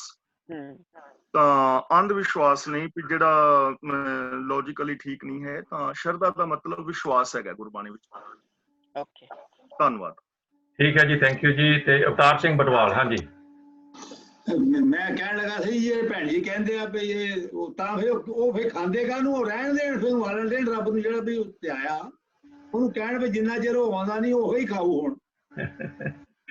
ਉਹ ਤਾਂ ਜੀ ਜਿੱਥੇ ਨਹੀਂ ਗੁਰਦੁਆਰੇ ਦੇ ਵਿੱਚ ਜਿਹੜੇ ਵਰਤਾਉਂਦੇ ਆ ਤਾਂ ਡਿੱਗ ਜਾਂਦਾ ਭੁੰਜੀ, ਸਾਰੇ ਕਹਿੰਦੇ ਚੱਕ ਕੇ ਖਾਓ, ਇਹ ਤਾਂ ਪਾਪ ਹੈ, ਬੁਰਾ ਲੱਗਦਾ ਤੇ ਇਹ ਉਹ ਜਿਹੜੇ ਬਚ ਜਾਂਦਾ ਉਹ ਫਿਰ ਬਾਹਰ ਛੱਡਦੇ ਆ। ਹਾਂਜੀ, ਅਸਲ ਚ ਨਾ ਵੀਰ ਜੀ ਸਾਡਾ ਕੁਝ ਪ੍ਰਚਾਰ ਇਸ ਟਾਈਪ ਦਾ ਹੋਇਆ ਜਿਸ ਕਰਕੇ ਇਹ ਚੀਜ਼ਾਂ ਸਾਡੇ ਵਿੱਚ ਆ ਗਈਆਂ, ਔਰ ਜਿਹੜੇ ਵਿਸ਼ਵਾਸ ਬਣੇ ਨੇ ਉਹਨਾਂ ਦੇ ਵਿੱਚੋਂ ਬਾਹਰ ਨਿਕਲਣਾ ਥੋੜਾ ਜਿਹਾ ਔਖਾ ਹੋਇਆ ਪਿਆ, ਕਿਉਂਕਿ ਅਸੀਂ ਹੁਣ 60 ਸਾਲ ਦੇ ਹੋ ਗਏ ਤੇ 50 60 ਸਾਲ ਨੂੰ ਸੁਣਦੇ ਆ ਇਹ ਚੀਜ਼ਾਂ ਔਰ ਵੇਖਦਿਆਂ ਕਰਦਿਆਂ ਹੋ ਗਈਆਂ, ਤਾਂ ਉਹਨਾਂ ਦੇ ਵਿੱਚੋਂ ਜਦੋਂ ਨਿਕਲਣਾ ਹੁੰਦਾ ਤਾਂ ਥੋੜਾ ਜਿਹਾ ਔਖਿਆਈ ਜ਼ਰੂਰ ਹੁੰਦੀ ਹੈ। ਪਰ ਗੁਰਬਾਣੀ ਦੇ ਬੇਸ ਤੇ ਜਦੋਂ ਸੋਚਦੇ ਆ ਤਾਂ ਫਿਰ ਇਹ ਚੀਜ਼ਾਂ ਸਾਡੀਆਂ ਠੀਕ ਨਹੀਂ ਉਤਰਦੀਆਂ, ਤਾਂ ਸਾਨੂੰ ਇਸ ਪਾਸੇ ਧਿਆਨ ਦੇਣ ਦੀ ਲੋੜ ਹੈ। ਪਰ ਜੀ ਔਖਾ ਕੁਛ ਨਹੀਂ ਨਿਕਲਣ ਨੂੰ, ਸਿਰਫ ਇਹ ਉਹ ਭੇਡ ਚਾਲ ਵਾਲਾ ਕੰਮ ਹੋਇਆ, ਬਹੁਤ ਜ਼ਿਆਦਾ ਵਧਿਆ ਆ। ਹਾਂਜੀ ਹਾਂ, ਇਹ ਤਾਂ ਹੈ। ਠੀਕ ਹੈ ਜੀ, ਥੈਂਕ ਯੂ ਜੀ ਅਵਤਾਰ ਸਿੰਘ ਜੀ। ਤੇ ਲਾਸਟ ਦੇ ਵਿੱਚ ਸਾਡੇ ਕੋਲ ਹੈਗੇ ਜੀ ਵਿਰਕ ਸਾਹਿਬ। ਵਿਰਕ ਜੀ। ਵਾਹਿਗੁਰੂ ਜੀ ਕਾ ਖਾਲਸਾ, ਵਾਹਿਗੁਰੂ ਜੀ ਕੀ ਫਤਿਹ ਜੀ। ਫਤਿਹ ਜੀ, ਫਤਿਹ। ਮੈਂ ਤਾਂ ਇਹ ਕਹਿਣਾ ਹੈ ਜੀ ਵੀ ਜਿੱਦਾਂ ਉਹ ਹੁਣ ਭੈਣ ਜੀ ਲੱਗਦੇ ਕਿ ਆਂਟੀ ਜੀ ਮੈਨੂੰ ਪਤਾ ਨਹੀਂ, ਪਰ ਉਹ ਜਿੱਦਾਂ ਉਹ ਕਹਿੰਦੇ ਨਾ ਵੀ ਸ਼ਰਧਾ ਹੈਗੀ ਆ। ਹੁਣ ਇੱਕ ਬੰਦੇ ਨੂੰ ਸ਼ਰਧਾ ਵਾ ਮੈਂ ਕਿਸੇ ਨੂੰ ਰੋਟੀ ਖਵਾਉਣੀ ਆ, ਕੁਝ ਖਵਾਉਣਾ, ਤੇ ਅਗਲੇ ਨੂੰ ਭੁੱਖ ਹੈ ਨਹੀਂ, ਫਿਰ ਤੁਸੀਂ ਉਹਨੂੰ ਬਦਲ ਜਮੀਰ ਕਰਨੀ ਆ, ਇਹ ਤਾਂ ਜ਼ਬਰਦਸਤੀ ਹੋ ਗਈ ਨਾ। ਚਲੋ ਉਹ ਤਾਂ ਜ਼ਬਰਦਸਤੀ ਹੈ ਜੀ, ਉਹ ਤਾਂ ਭੁੱਖ ਦੀ ਗੱਲ ਹੈ ਜਾਂ ਨਹੀਂ ਹੈਗੀ, ਪਰ ਇੱਥੇ ਤਾਂ ਮਤਲਬ ਆਪਣੇ ਗੁਰਦੁਆਰਿਆਂ ਦੇ ਵਿੱਚ ਜਿਹੜੀਆਂ ਤਾਂ ਮਤਲਬ ਮਨੌਤਾਂ ਜਿਹੜੀਆਂ ਬਣੀਆਂ ਉਹਦੇ ਬਾਰੇ ਗੱਲ ਕਰ ਰਹੇ ਆ। ਤੇ ਗੱਲ ਤੁਹਾਡੀ ਠੀਕ ਆ, ਪਰ ਉਹ ਜਿਹੜੀ ਮਨੌਤ ਆ ਨਾ, ਮੈਂ ਕਹਿੰਦਾ ਸੀਗਾ ਵੀ ਮੇਰਾ ਅੱਜ ਪੁਆਇੰਟ ਆਊਟ ਇਹ ਕਰਨ ਦਾ ਸੀਗਾ, ਜਿਹਦਾ ਇੱਕ ਭਰਮ ਭੁੱਲੇ ਵਾਲਾ ਗੱਲ ਸੀਗਾ ਕਿ ਜੇ ਭਰਮਾਂ ਦੇ ਵਿੱਚ ਕੋਈ ਚੀਜ਼ ਚੱਲ ਰਹੀ ਆ ਨਾ ਤਾਂ ਉਹਨੂੰ ਮਾੜਾ ਜਿਹਾ ਡਿਸਕਸ ਕਰਕੇ ਆਪਾਂ ਭਰਮ ਚੋਂ ਨਿਕਲ ਕੇ ਜੇ ਲੌਜਿਕ ਤੇ ਕੋਈ ਗੱਲ ਲੱਗਦੀ ਆ ਤਾਂ ਉਹਨੂੰ ਮਤਲਬ ਉਹਨੂੰ ਢਾ ਕੇ ਤਾਂ ਕਹਾ ਨਵੀਂ ਗੱਲ ਅਪਣਾ ਲਓ।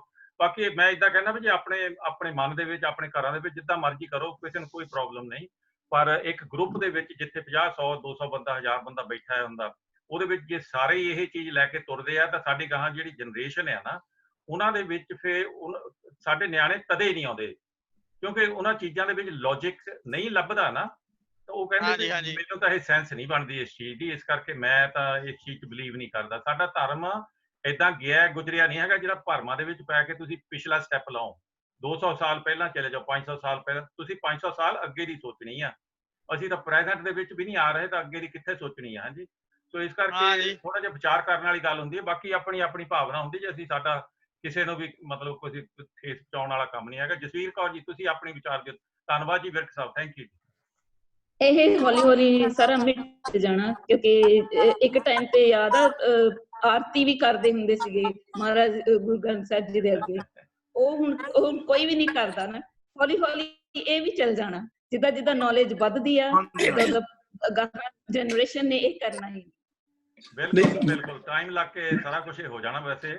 ਤੇ ਬਾਕੀ ਸਾਰਿਆਂ ਜਿੱਦਾਂ ਆਪਾਂ ਹੁਣ ਕਲਾਸ 'ਚ ਬੈਠੇ ਆ ਨਾ ਜੀ, ਤੇ ਇਹਦੇ ਵਿੱਚ ਏਦਾਂ ਹੁਣ ਗੱਲ ਕਰਾਂਗੇ ਤਾਂ ਸਾਰਿਆਂ ਦੇ ਵਿਊ ਦਾ ਪਤਾ ਲੱਗੂਗਾ ਤੇ ਉਹ ਕਿੱਦਾਂ ਸਾਰੇ ਸੋਚਦੇ। ਕਈ ਵਾਰੀ ਆਪਾਂ ਉੱਥੇ ਮਤਲਬ ਸਾਰਾ ਜੋ ਚੱਲ ਰਿਹਾ ਹੁੰਦਾ ਉਹ ਕਰ ਕੁਰ ਕੇ ਦੇਖ ਕੇ ਤਾਂ ਆਪਾਂ ਘਰ ਨੂੰ ਮੁੜ ਆਉਂਦੇ ਆ, ਤੇ ਅੰਦਰਲੀ ਜਿਹੜੀ ਗੱਲ ਹੁੰਦੀ ਆ ਉਹ ਤੁਸੀਂ ਕਰ ਨਹੀਂ ਸਕਦੇ। ਇੱਥੇ ਤੁਸੀਂ ਕਰ ਸਕਦੇ ਆ। ਇਸ ਕਲਾਸ ਦਾ ਇਹੀ ਫਾਇਦਾ ਹੈ ਜੀ ਵੀ ਆਪਣੇ ਵਿਊ ਦਿਓ ਤੇ ਆਪਾਂ ਕਿਸੇ ਤੇ ਕੋਈ ਇਦਾਂ ਦੀ ਗੱਲ ਕਰਨੀ ਪਈ ਉਹਦੇ ਵਿਚਾਰ ਇਦਾਂ ਕਿਉਂ ਹੈਗੇ ਆ, ਪਰ ਉਹਨਾਂ ਦੇ ਡਿਸਕਸ਼ਨ ਜ਼ਰੂਰ ਚੱਲ ਸਕਦੀ ਆ।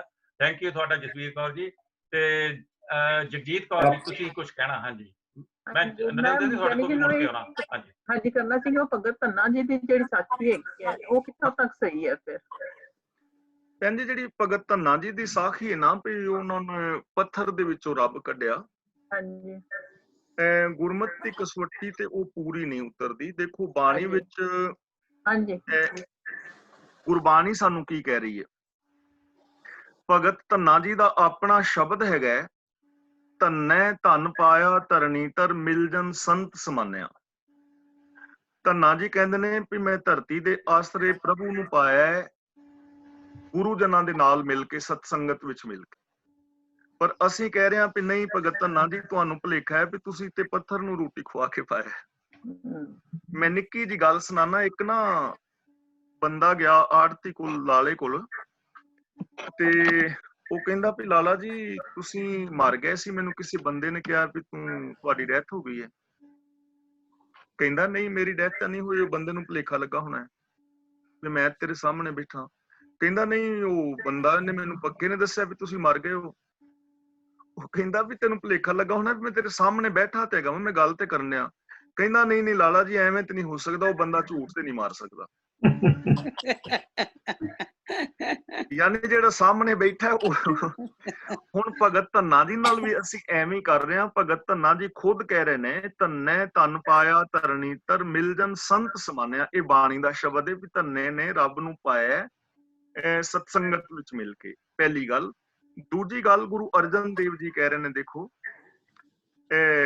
ਗੋਬਿੰਦ ਗੋਬਿੰਦ ਗੋਬਿੰਦ ਸੰਗ ਨਾਮ ਦਿਓ ਮਨ ਲੀਣਾ, ਆੜ ਦਾਮ ਕੋ ਛੀਪਰੋ ਹੋਇਓ ਲਾਖੀਣਾ, ਗੁਣਨਾ ਤਨਨਾ ਤਿਆਗ ਕੇ ਪ੍ਰੀਤ ਚਰਨ ਕਬੀਰਾ, ਨੀਚ ਕੁਲਾ ਜੁਲਾਹਰਾ ਪਇਓ ਗੁਣੀ ਗਹੀਰਾ, ਰਵਿਦਾਸ ਢੁਅੰਤਾ ਢੋਰ ਨੀਚ ਤਿਨ ਤਿਆਗੀ ਮਾਇਆ, ਪ੍ਰਗਟ ਹੁਆ ਸਾਧ ਸੰਗ ਹਰ ਦਰਸ਼ਨ ਪਾਇਆ, ਸੈਣ ਨਾਈ ਬੁੱਤਕਾਰੀਆ ਉਹ ਘਰ ਘਰ ਸੁਣਿਆ, ਹਿਰਦੈ ਵਸਿਆ ਪਾਰ ਬ੍ਰਹਮ ਭਗਤਾਂ ਮੈਂ ਗਣਿਆ। ਇਹ ਵੀ ਸੁਣ ਕੇ ਜਾਟਰੋ ਉੱਠ ਭਗਤੀ ਲਾਗਾ, ਕਿ ਇਹਨਾਂ ਸਾਰਿਆਂ ਦੀ ਗੱਲ ਸੁਣ ਕੇ ਯਾਰ ਇਹਨਾਂ ਸਾਰਿਆਂ ਨੂੰ ਰੱਬ ਮਿਲ ਗਿਆ ਤੇ ਮੈਨੂੰ ਨਾ ਮਿਲੇਗਾ। ਉਹ ਵੀ ਭਗਤੀ ਵਿੱਚ ਲੱਗ ਗਿਆ। ਮਿਲੇ ਪ੍ਰਤੱਖ ਗੁਸਾਈਆਂ ਧੰਨਾ ਵੱਡ ਭਾਗਾ, ਵੀ ਧੰਨਾ ਵੀ ਵੱਡੇ ਭਾਗਾਂ ਵਾਲਾ ਹੋ ਗਿਆ।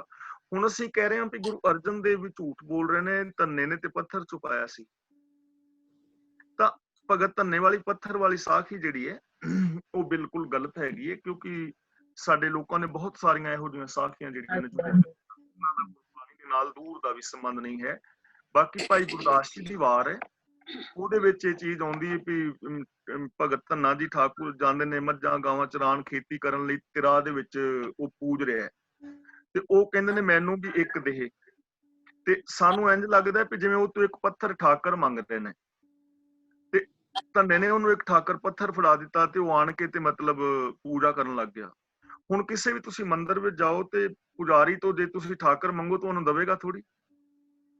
ਹੁਣ ਇੱਥੇ ਨਾ ਅਰਥ ਕਰਨ ਲੱਗਿਆ ਭੁਲੇਖਾ ਲੱਗਾ ਵੀ ਭਗਤ ਧੰਨਾ ਜੀ ਨੂੰ ਜਦੋਂ ਕਹਿੰਦਾ ਨਾ ਵੀ ਤੂੰ ਵੀ ਪੂਜਾ ਕਰਿਆ ਕਰ, ਕਿਉਂਕਿ ਹਰ ਪੁਜਾਰੀ ਚਾਹੁੰਦਾ ਵੀ ਉਹਦੇ ਕੋਲ ਗਾਹਕ ਵਧਣਗੇ, ਤੇ ਉਹ ਕਹਿੰਦਾ ਮੈਨੂੰ ਇੱਕ ਦੇ ਦਾ ਮਤਲਬ ਮੈਨੂੰ ਇੱਕ ਰੱਬ ਦੇ ਨਾਲ ਮਿਲਾ, ਤੇ ਉਹ ਇੱਕ ਦੇ ਨਾਲ ਤੇ ਮਿਲਾ ਨਹੀਂ, ਤੇ ਉਹ ਫਿਰ ਇੱਕ ਠਾਕੁਰ ਦੇ ਕੇ ਗੈਲ ਛੁਡਾਵੇ ਦਾ ਮਤਲਬ ਉਹ ਤੋਂ ਆਪਣੀ ਗੈਲ ਛਡਾ ਰਿਹਾ, ਪਿੱਛਾ ਛਡਾ ਰਿਹਾ ਵੀ ਮੈਂ ਕਿਹੜਾ ਸਿਆਪਾ ਆਪਣੇ ਗੱਲ ਪਾ ਬੈਠਾ।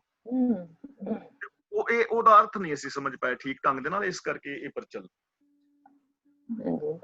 ਬਿਲਕੁਲ ਸਹੀ ਗੱਲ ਹੈ ਜੀ।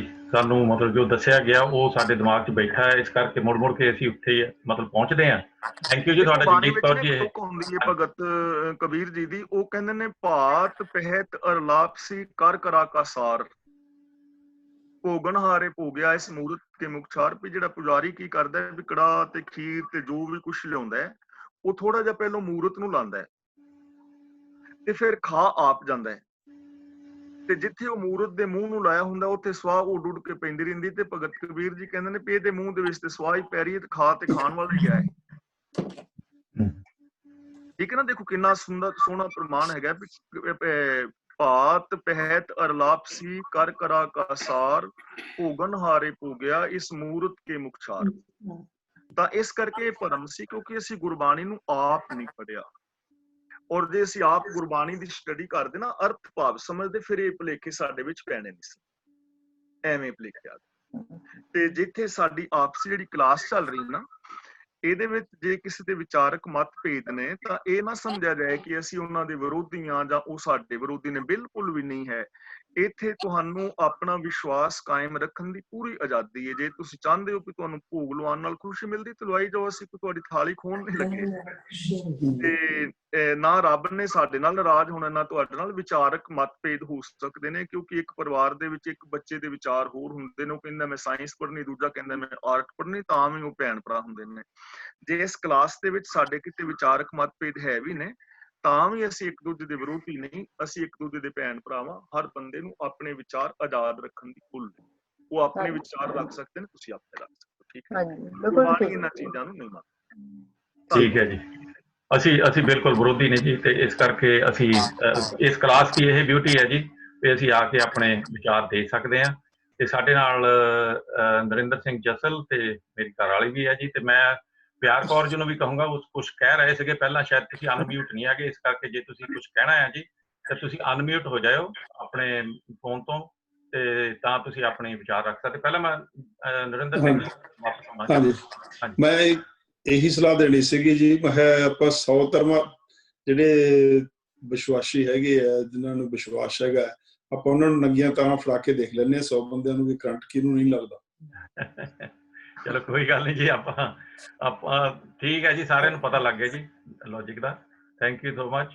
ਤੇ ਇੱਕ ਸੈਕਿੰਡ ਜੀ, ਨਮਰਤਾ ਕੌਰ ਜੀ ਤੁਸੀਂ ਕੁਝ ਕਹਿ ਰਹੇ ਸੀਗੇ। ਜੇ ਤੁਸੀਂ ਕੁਝ ਕਹਿਣਾ ਤਾਂ ਤੁਸੀਂ ਅਨਮਿਊਟ ਹੋ ਜਾਓ। ਨਮਰਤਾ ਕੌਰ ਜੀ, ਚਲੋ ਨਹੀਂ ਆ ਰਹੇ ਤਾਂ ਮੈਂ ਲਾਸਟ ਦੇ ਵਿੱਚ ਆਪਣੇ ਘਰ ਵਾਲੀ ਨੂੰ ਕਹਿਣਾ ਜੀ, ਦਵਿੰਦਰ ਕੌਰ ਤੁਸੀਂ ਆਪਣੇ ਦਿਓ ਵਿਚਾਰ। ਥੈਂਕ ਯੂ ਜੀ। ਹੈਲੋ ਜੀ, ਵਾਹਿਗੁਰੂ ਜੀ ਕਾ ਖਾਲਸਾ, ਵਾਹਿਗੁਰੂ ਜੀ ਕੀ ਫਤਿਹ। ਸਾਰਿਆਂ ਨੂੰ ਜੀ। ਭਾਈ ਸਾਹਿਬ, ਨਾਲੇ ਆਪਾਂ ਜਿੱਦਾਂ ਆਪਾਂ ਕਹਿੰਦੇ ਆ ਨਾ ਕਿ ਅਸੀਂ ਬਾਣੀ ਦਾ ਪਾਠ ਕਰਦੇ ਹਾਂ, ਅਸੀਂ ਗੁਰੂ ਗ੍ਰੰਥ ਸਾਹਿਬ ਜੀ ਦਾ ਪਾਠ ਕਰਦੇ ਹਾਂ। ਆਈ ਐਮ ਸ਼ੋਰ ਕਿ ਬਲਦੀਸ਼ ਭੈਣ ਜੀ ਨੇ ਵੀ ਪ੍ਰੋਫੈਸਰ ਸਾਹਿਬ ਸਿੰਘ ਦੀ ਸਟੀਕ ਪੜ੍ਹੀ ਹੋਊਗੀ, ਜੋ ਮੈਨੂੰ ਸੁਣਦੇ ਆ। ਤੇ ਉਹਨਾਂ ਦੇ ਬਾਰੇ ਮੈਂ ਇੱਕ ਬੁੱਕ ਪੜ੍ਹੀ ਸੀ, ਪ੍ਰੋਫੈਸਰ ਸਾਹਿਬ ਸਿੰਘ ਉਹਨਾਂ ਦੀ ਲਿਖੀ ਹੋਈ। ਮੈਨੂੰ ਬੁੱਕ ਮਿਲ ਨਹੀਂ ਰਹੀ ਹੈਗੀ। ਉਹਦੇ ਵਿੱਚ ਸਾਡੀਆਂ ਇਹ ਸਾਰੀਆਂ ਜਿਹੜੀਆਂ ਭਰਮ ਦੀਆਂ ਇਹ ਸਾਨੂੰ ਸਾਖੀਆਂ ਸੁਣਾਈਆਂ ਗਈਆਂ ਆ, ਉਹਦੇ ਵਿੱਚ ਉਹਨਾਂ ਨੇ ਬਿਲਕੁਲ ਖੁਲਾਸੇ ਕੀਤੇ ਸੀ। ਉਹਨਾਂ ਨੇ ਭਾਈ ਜਿਹੜਾ ਆਪਣਾ ਵਿਧੀ ਚੰਦ ਸੀਗੇ ਉਹਨਾਂ ਬਾਰੇ ਵੀ ਲਿਖਿਆ ਸੀ, ਤੇ ਉਹਨਾਂ ਨੇ ਮੀਟ ਤੇ ਮਾਸ ਬਾਰੇ ਵੀ ਲਿਖਿਆ ਸੀਗਾ।